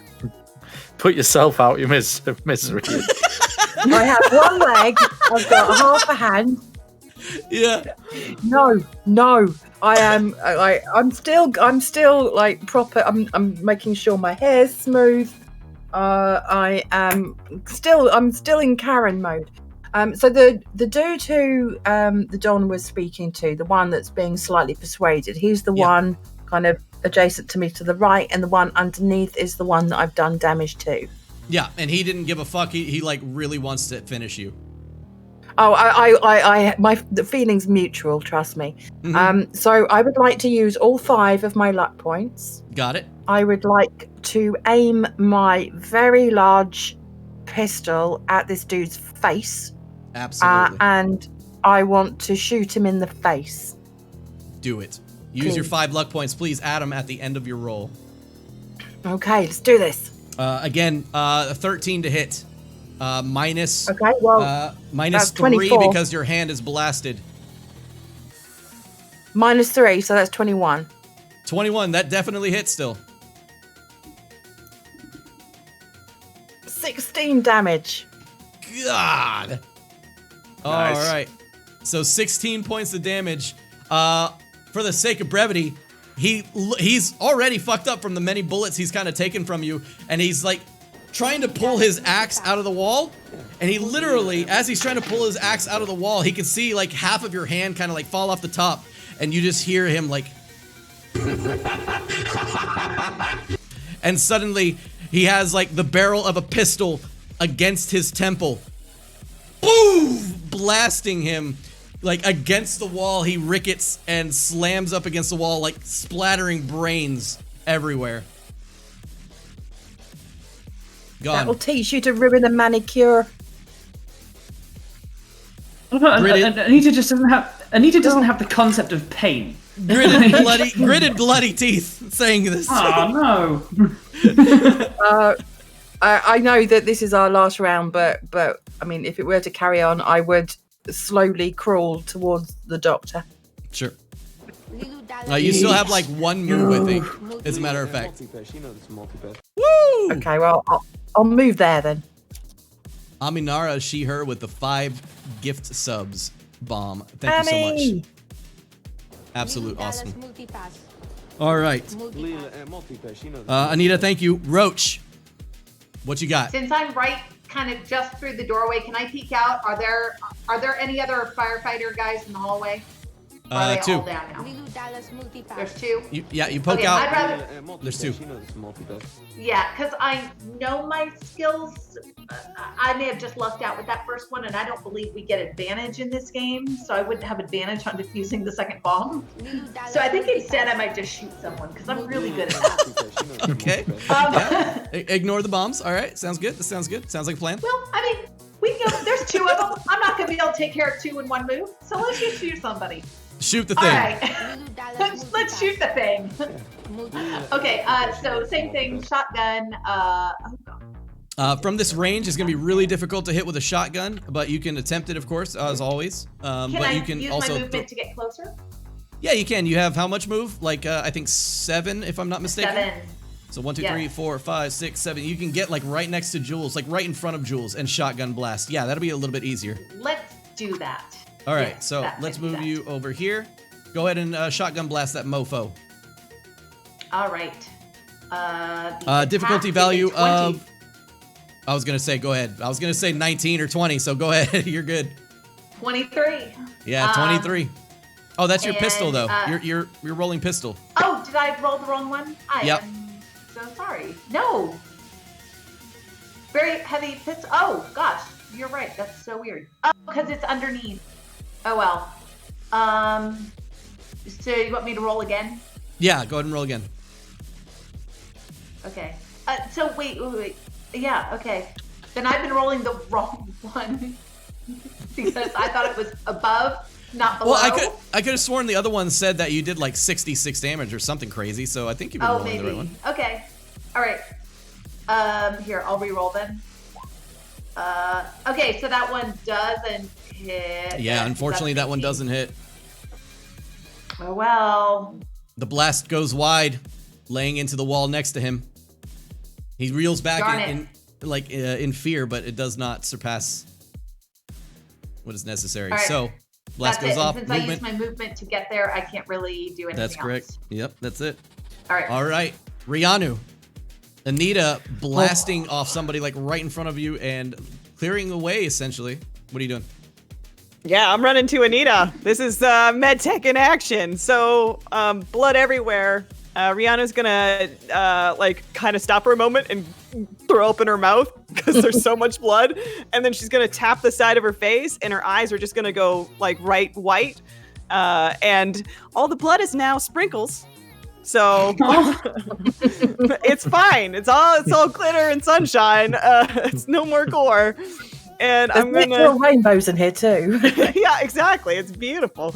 And I'm gonna, I guess, hunker down and perform surgery and stitch Anita back together. I think. Do I have to pick what I'm kind of putting back together? If there's several wounds, for instance, she's missing a hand and she's missing a leg, I need you to roll on either one of them. Okay. The hand gives her a negative to shooting, right? But the leg gives her a negative to movement, correct? Correct. I guess it doesn't really matter. Let's put that hand back together, and then we'll worry about the leg later. Let's do that. All right. So you kickstart your medical assessment bot like on your arm to kind of get a reading of like how bad the wounds are. And it pops on and it like blinks on and kind of like sparks on your arm. And it says, biometric assessment complete. Wounds fatal. Recommended treatment, euthanize. Okay, well, all right. I hit it again. I'm like, come on. You say that every time. Euthanize. Come on. Euthanize. Oh, okay. You know what? And I kind of gear up, and then the little biometric thing sort of opens up, and all the nanobots spill out onto her wound, and I'm gonna roll surgery. Let's do it. Do it. Oh, snap! Nice. I actually rolled something decent. Very fucking nice. Nearly a crit, but still an excellent outcome. Rianu, I know this is strange to ask, but how do you put her hand back together? So I Are guess the nanobots doing the thing? I'll look around for the other half of it because I heard it was like next to the axe when the guy pulled it out. Yeah. And I'll scoop it up and I'll kind of like put it together like, you know, you're fitting together to like, I don't know, pieces of pizza. And you like place it backwards at first and you're like, oh fuck, and you like turn it around. Turn around, put it back on, and then the nanobots just sort of spill out of the little biometric pocket on my reader, and it starts like they start stitching it back together, and I'm like watching it sort of work out on my meter and seeing how it's going. Yeah, it gives me like a progress reading. Sure. Yeah, at 90% it stops. It like literally just stops, and you like tap it a few times and then continues. Ah, okay, yes. All right. All right. Anita, you are currently in the use of your hand yet again. One of your, like the top half of your hand though, is a very purple and like grayish. I'm wiggling But, my fingers and my manager still looks good. Fine. Thank you so much. That is massively helpful. You wiggle your fingers and it fucking hurts like crazy. It's so much pain. Right. This isn't free though, just so you know. It's not free, just so you know. Don't worry, I pull out like 1,000 marks out of my bouffant and kind of, you keep the change, love. Impedance. Yo! Running out the front door. You see Zeke and Sabrina covering their head, and Dawn is being like pushed to the side as what looks to be like a pretty injured firefighter exiting the building and trying to get into one of the vehicles. I would like to take a quite a swift pot shot at that fella, please. Yeah, absolutely. Go for it. Let's get back to the web because that's where we're at. We're net running this bitch. All right. Yeah, do the thing, man. Roll for it. Yet again, roll your D10 plus your interface. D10. That is 15. 15. Oh gosh. All right. The ground, like in front of him, gets littered with the bullets, and he's like, "Shit!" And he like dives down to the ground. Go ahead and roll again. Okie dokie. Oh! 24. Oh! You know, I had to have one good roll this round. 24. Roll 6d6. Now, can I add my luck to this? Fuck it. Roll with your added luck. Yay! I'm gonna add my last 5 luck to this. Oh, no, not E6, D6. That's 29 damage, please. I would like to turn him into Chop Suey. Okay, the bullets just litter the floor like behind him, and all you see is clothing popping in it's like it's being ripped off of his body. As it litters the air, it literally just completely fills the air with like a red mist. All this going on, you see Dawn like turns around. Dawn, you are just littered with like tons of like spurts of blood as this body is completely just mincemeat on the ground in front of you. Swiss cheese, if you will. That'll sell for quite a bit on the brain dance market, right there. Very nice. Imp, you still technically have what, 2 turns? Or 1 turn? Good, just the one, I think. Yeah. Would you say that I'm at the core of the architecture here? Yes, this is the final level. So I can install a custom virus. Absolutely. Would I be able to install a virus into the turret itself as to be like a friendly to me? So if anything is ever aggressive to me, it would notice that threat. Yeah, sure. You absolutely can put it like in the final node of the net run. Okay, this is where I get the shittest interface roll of the night, but let's see what happens. It accidentally shoots dead. Very average. It's not an the 8. worst. Just down the road, down the middle of the road. You can't roll above a 2 apparently on your damn interfaces. But that's cool. It works. So you leave your virus, and you believe that, you know, if anybody comes in here and tries to use that thing, that it's probably not gonna do what they ask, and you know, you leave something. You leave a password. What's the password? It is banana hammock. Banana hammock. Obviously. Obviously. Yeah. Banana hammock is the password. You have all but jacked out. Yep. And just for the non-existent next turn, it would be cloaking myself and jacking out. Excellent. All right, we move back to the battle map.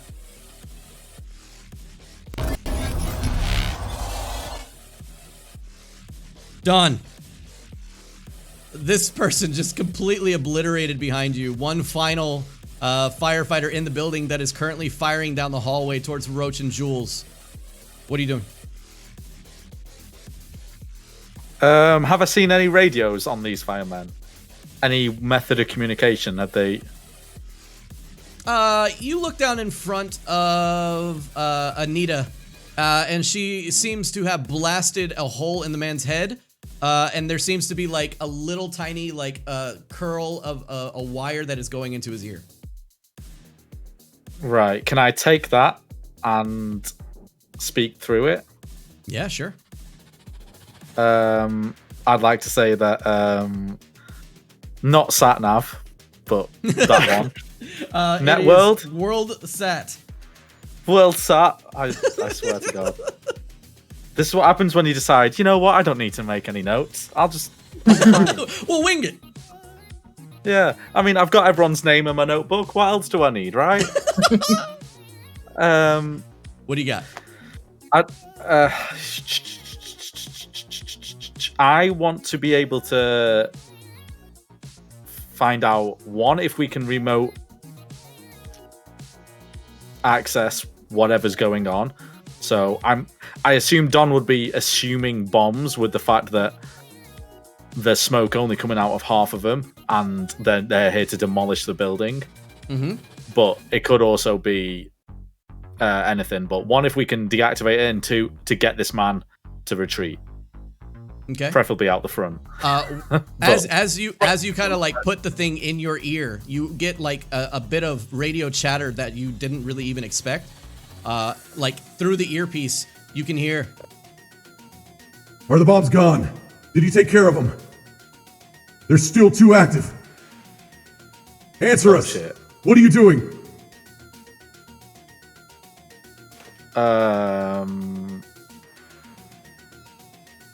Right, that changes things. Can I...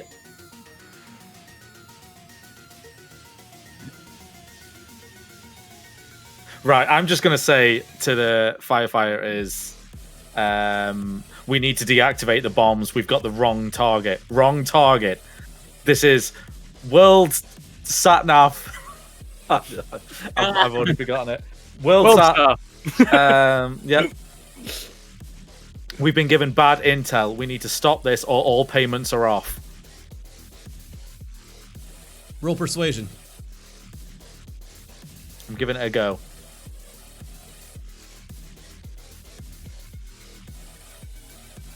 All luck. Oh, I don't know if that counted. Yeah, go for it. All your luck. Put it on top. 6 as well. That makes it to 27.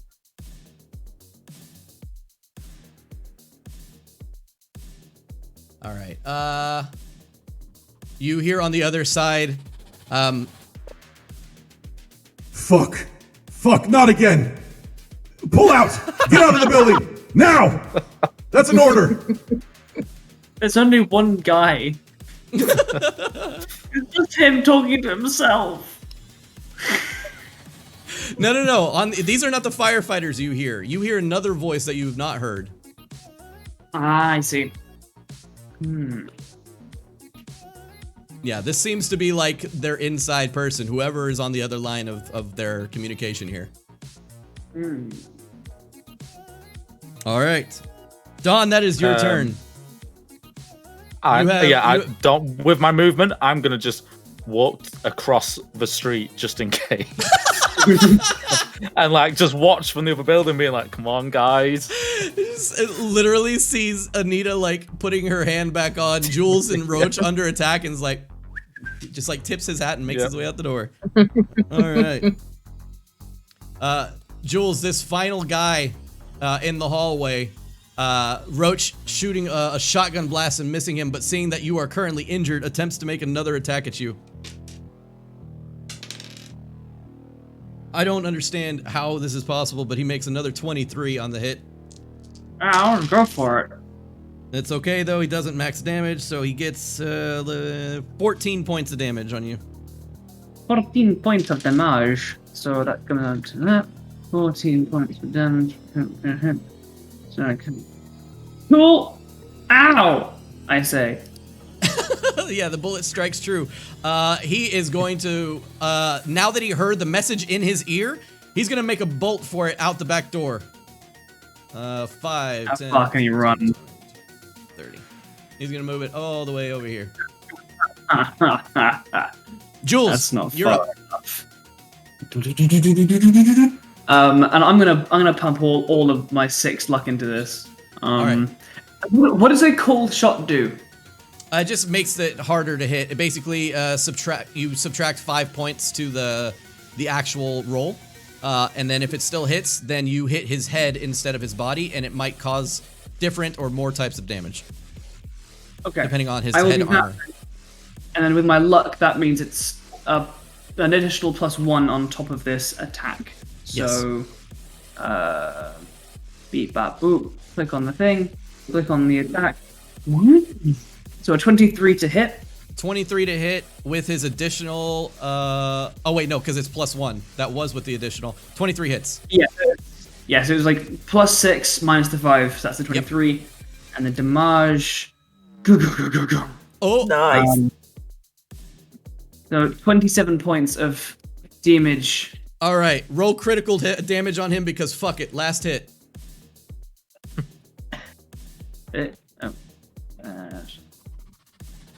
5. That's I need one more d6, 2d6 for criticals. Oh, 7. So 12. Oh yes, that's what I like to see. All right, Jules, as you fire at him, he's running away, but your arrow, like as it's being fired, you know that this is a special arrow. You pull it from your back, and the arrowhead is much wider and broader than the other arrows that you use. And it's like basically almost like a ballista. As it hits, it like blows out the back of his knee and literally cuts his leg in two as he like does like a twirl and lands on the ground and slides due to the fact that his leg was blown off. Dismembered leg is completely obliterated and gone. -6 to move, cannot dodge attacks, and his death save is basically nil at this point. Oh. All right. Well, he put bombs in our house. Like, I don't feel that bad. He is like grabbing the ground and pulling himself towards the exit. I think that's my go, but I think the next thing to happen would just be finish it off. Yep. Actually, no, fuck it. He can barely move. I'm gonna just assist Roach with defusing the bombs. Okay. All right, perfect. That leads us to the end of our game. Let's go ahead and go over to the Cyberpunk, the RP screen. All right, with that, ladies and gentlemen, we kind of have to end our session. It is getting a bit late for our players and the DM himself.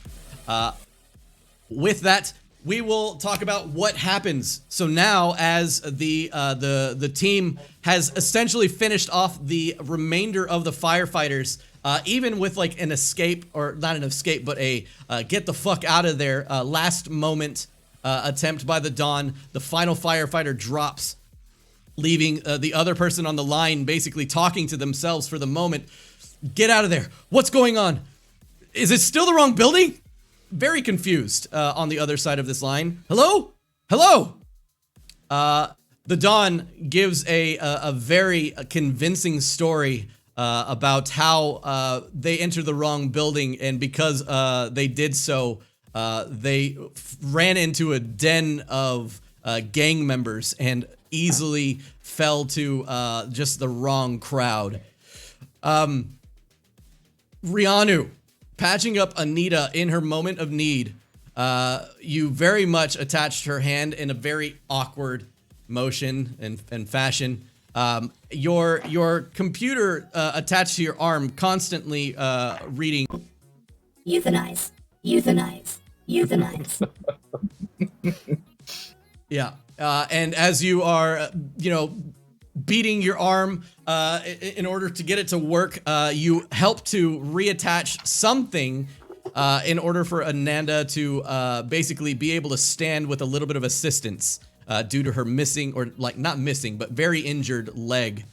At this point, Impedance, feeling very fulfilled on the rooftop, you look down and see that the shooting and all that commotion at the bottom of the stairwell has completely diminished. And all that is left is but the sounds of one of the fire trucks, as one of the fire trucks, as you were shooting into it, like, and finish that one off. The last fire truck still giving off a siren sound as you see the Dawn make his way over to it and flip one of the switches, turning off the alarm. You feel very fulfilled as you look down at the now visible gun that is on like a sentry mode, kind of overlooking the streets below. Nice. Let's see. Roach and Jules. Jules, obviously very injured from this last bullet that kind of ricocheted into his shin, begins to hobble into the next room. Roach giving him the information that is necessary for him to kind of go over and attempt to at least find the bomb for Roach to defuse. Roach very instinctively goes up to the next bomb that was in, let's see, who was Roach's room, actually. It goes directly over to it and without an issue defuses that bomb, but finds the one that Jules is about to defuse, and Jules is literally about to cut the red wire. You don't cut the red wires, Jules. You don't cut the red wires. And she jumps over to you, slaps you out of the way, goes over, grabs it, and cuts the blue wire, allowing that bomb to be defused as well. And at this point, with a little bit more money in your pocket now, what is it? I guess Rianu, due to healing up the other guy, and with the bodies kind of littering the floors, you see the rest of the residents kind of trickle back in as the commotion has ended. And it seems that you have yet lost your building, and now you are in control of whatever NatSav, or Nat, oh, I'm sorry, you got me all fucked up. It's WorldSat. It's WorldSat. Anyways, you can I, using this evidence, attempt to bring down or make sure WorldSat aren't going to do this again? Well, I'll tell you what. I'll tell you what. You are releasing the story to end all stories about them, about WorldSat, because I'm not going to get it wrong again. You unleash this hellstorm of bureaucratic bullshit against WorldSat for doing all this shit off the books, and it leaves a sour taste in the world of communications. Fortunately for you, Anita was getting her communications contract from another major corporation, so it did not affect you guys in the end. That being said, again, as Roach and Jules finally get rid of the final bombs in the building, the water system finally gives out as it's run out of water entirely. Anita, you know now that somebody is after your building, but luckily enough for you, you have tenants willing to defend it. And that is where we will end today's session. I mean, willing to defend it is a stretch, but... Willing to move out, maybe. Maybe find somewhere else. Willing to not die as much. Well, I mean, Anita didn't ask anyone to defend it before she would, though. I mean, she was absolutely happy to be on the front line, too. Oh, man. Absolutely. Ananda, I crit so much against you. I think only one turn did I not get the double sixes on you. Crazy The stuff. dice don't like Karens either, do they? I will say though that because of my inexperience, I didn't add more enemies due to time and everything like that. But this could have gone on much longer with different things and stuff like that. So you can see that it is deadly because it goes over a period of time. Versus, you know, like right now you may seem fine, but like after another few turns and stuff like that, your health and armor starts to diminish and it gets a little antsy and a little bit crazy near the end. But I'm glad that each and every one of you guys survived. It is a very slippery slope. Yeah, exactly. Your armor dropping, Ananda losing a leg and a hand like within the first 2 rounds of combat. That kind of stuff happens, and it could have happened to anybody. So, you know. Andrew losing a shin in the midst of combat, even though he still almost has like full HP kind of thing, that can happen in Red. So, anyways, amazing game, guys. I was so happy to be able to kind of like run this for you. I know it was fucking off the wall, crazy, stupid, and dumb, and you know, it was fun. And I hope that you guys had fun. Thank you so much, mate, for the invitation. It was a lot of fun. Absolutely brilliant. Thank you so much for inviting us. It was an absolute blast. I want to take a moment now for everybody in chat to absolutely give everybody a round of applause, spam emotes, give every one of these creators every bit of love that you can possibly give them in chat. Please, please, please. They absolutely deserve it because they are all hardworking individuals that bring content to you either on their Twitch, their YouTube, their Discord, whatever it may be. Amazing, amazing, amazing individuals. Please go and check out each and every one of their streams as much and as many times as possible. They stream 10 times more than I do. I'm a very once a week kind of streamer where we have a big break and then we have our big stream. But each one of these guys puts in the hours, puts in the work. APLSKTL. Thank you very much for the 100 bits. Actually 200 bits for the showing the love there. Thank you so much. I can't say enough. I really can't say enough about these guys. They absolutely deserve, you know, all the love. So, guys, please go check out each and every one of their Twitches. Everything is on screen for you underneath their characters, excuse me, underneath their cameras. You can see. Just go ahead and twitch.tv/thatname. And you'll be met up with them very easily. As for the next giveaway, please stay tuned with us at the end of the month, the last week of the month, so 2 weeks from now. We will be giving away literally a gemstone set of dice, so look forward to that. On top of that, next week I will be giving away an additional set of Cyberpunk dice to kind of thank you guys for all of your donations and love that you guys have showed today. It was just an amazing stream. If you're watching on YouTube, I hope you fucking enjoyed it. We had a great time.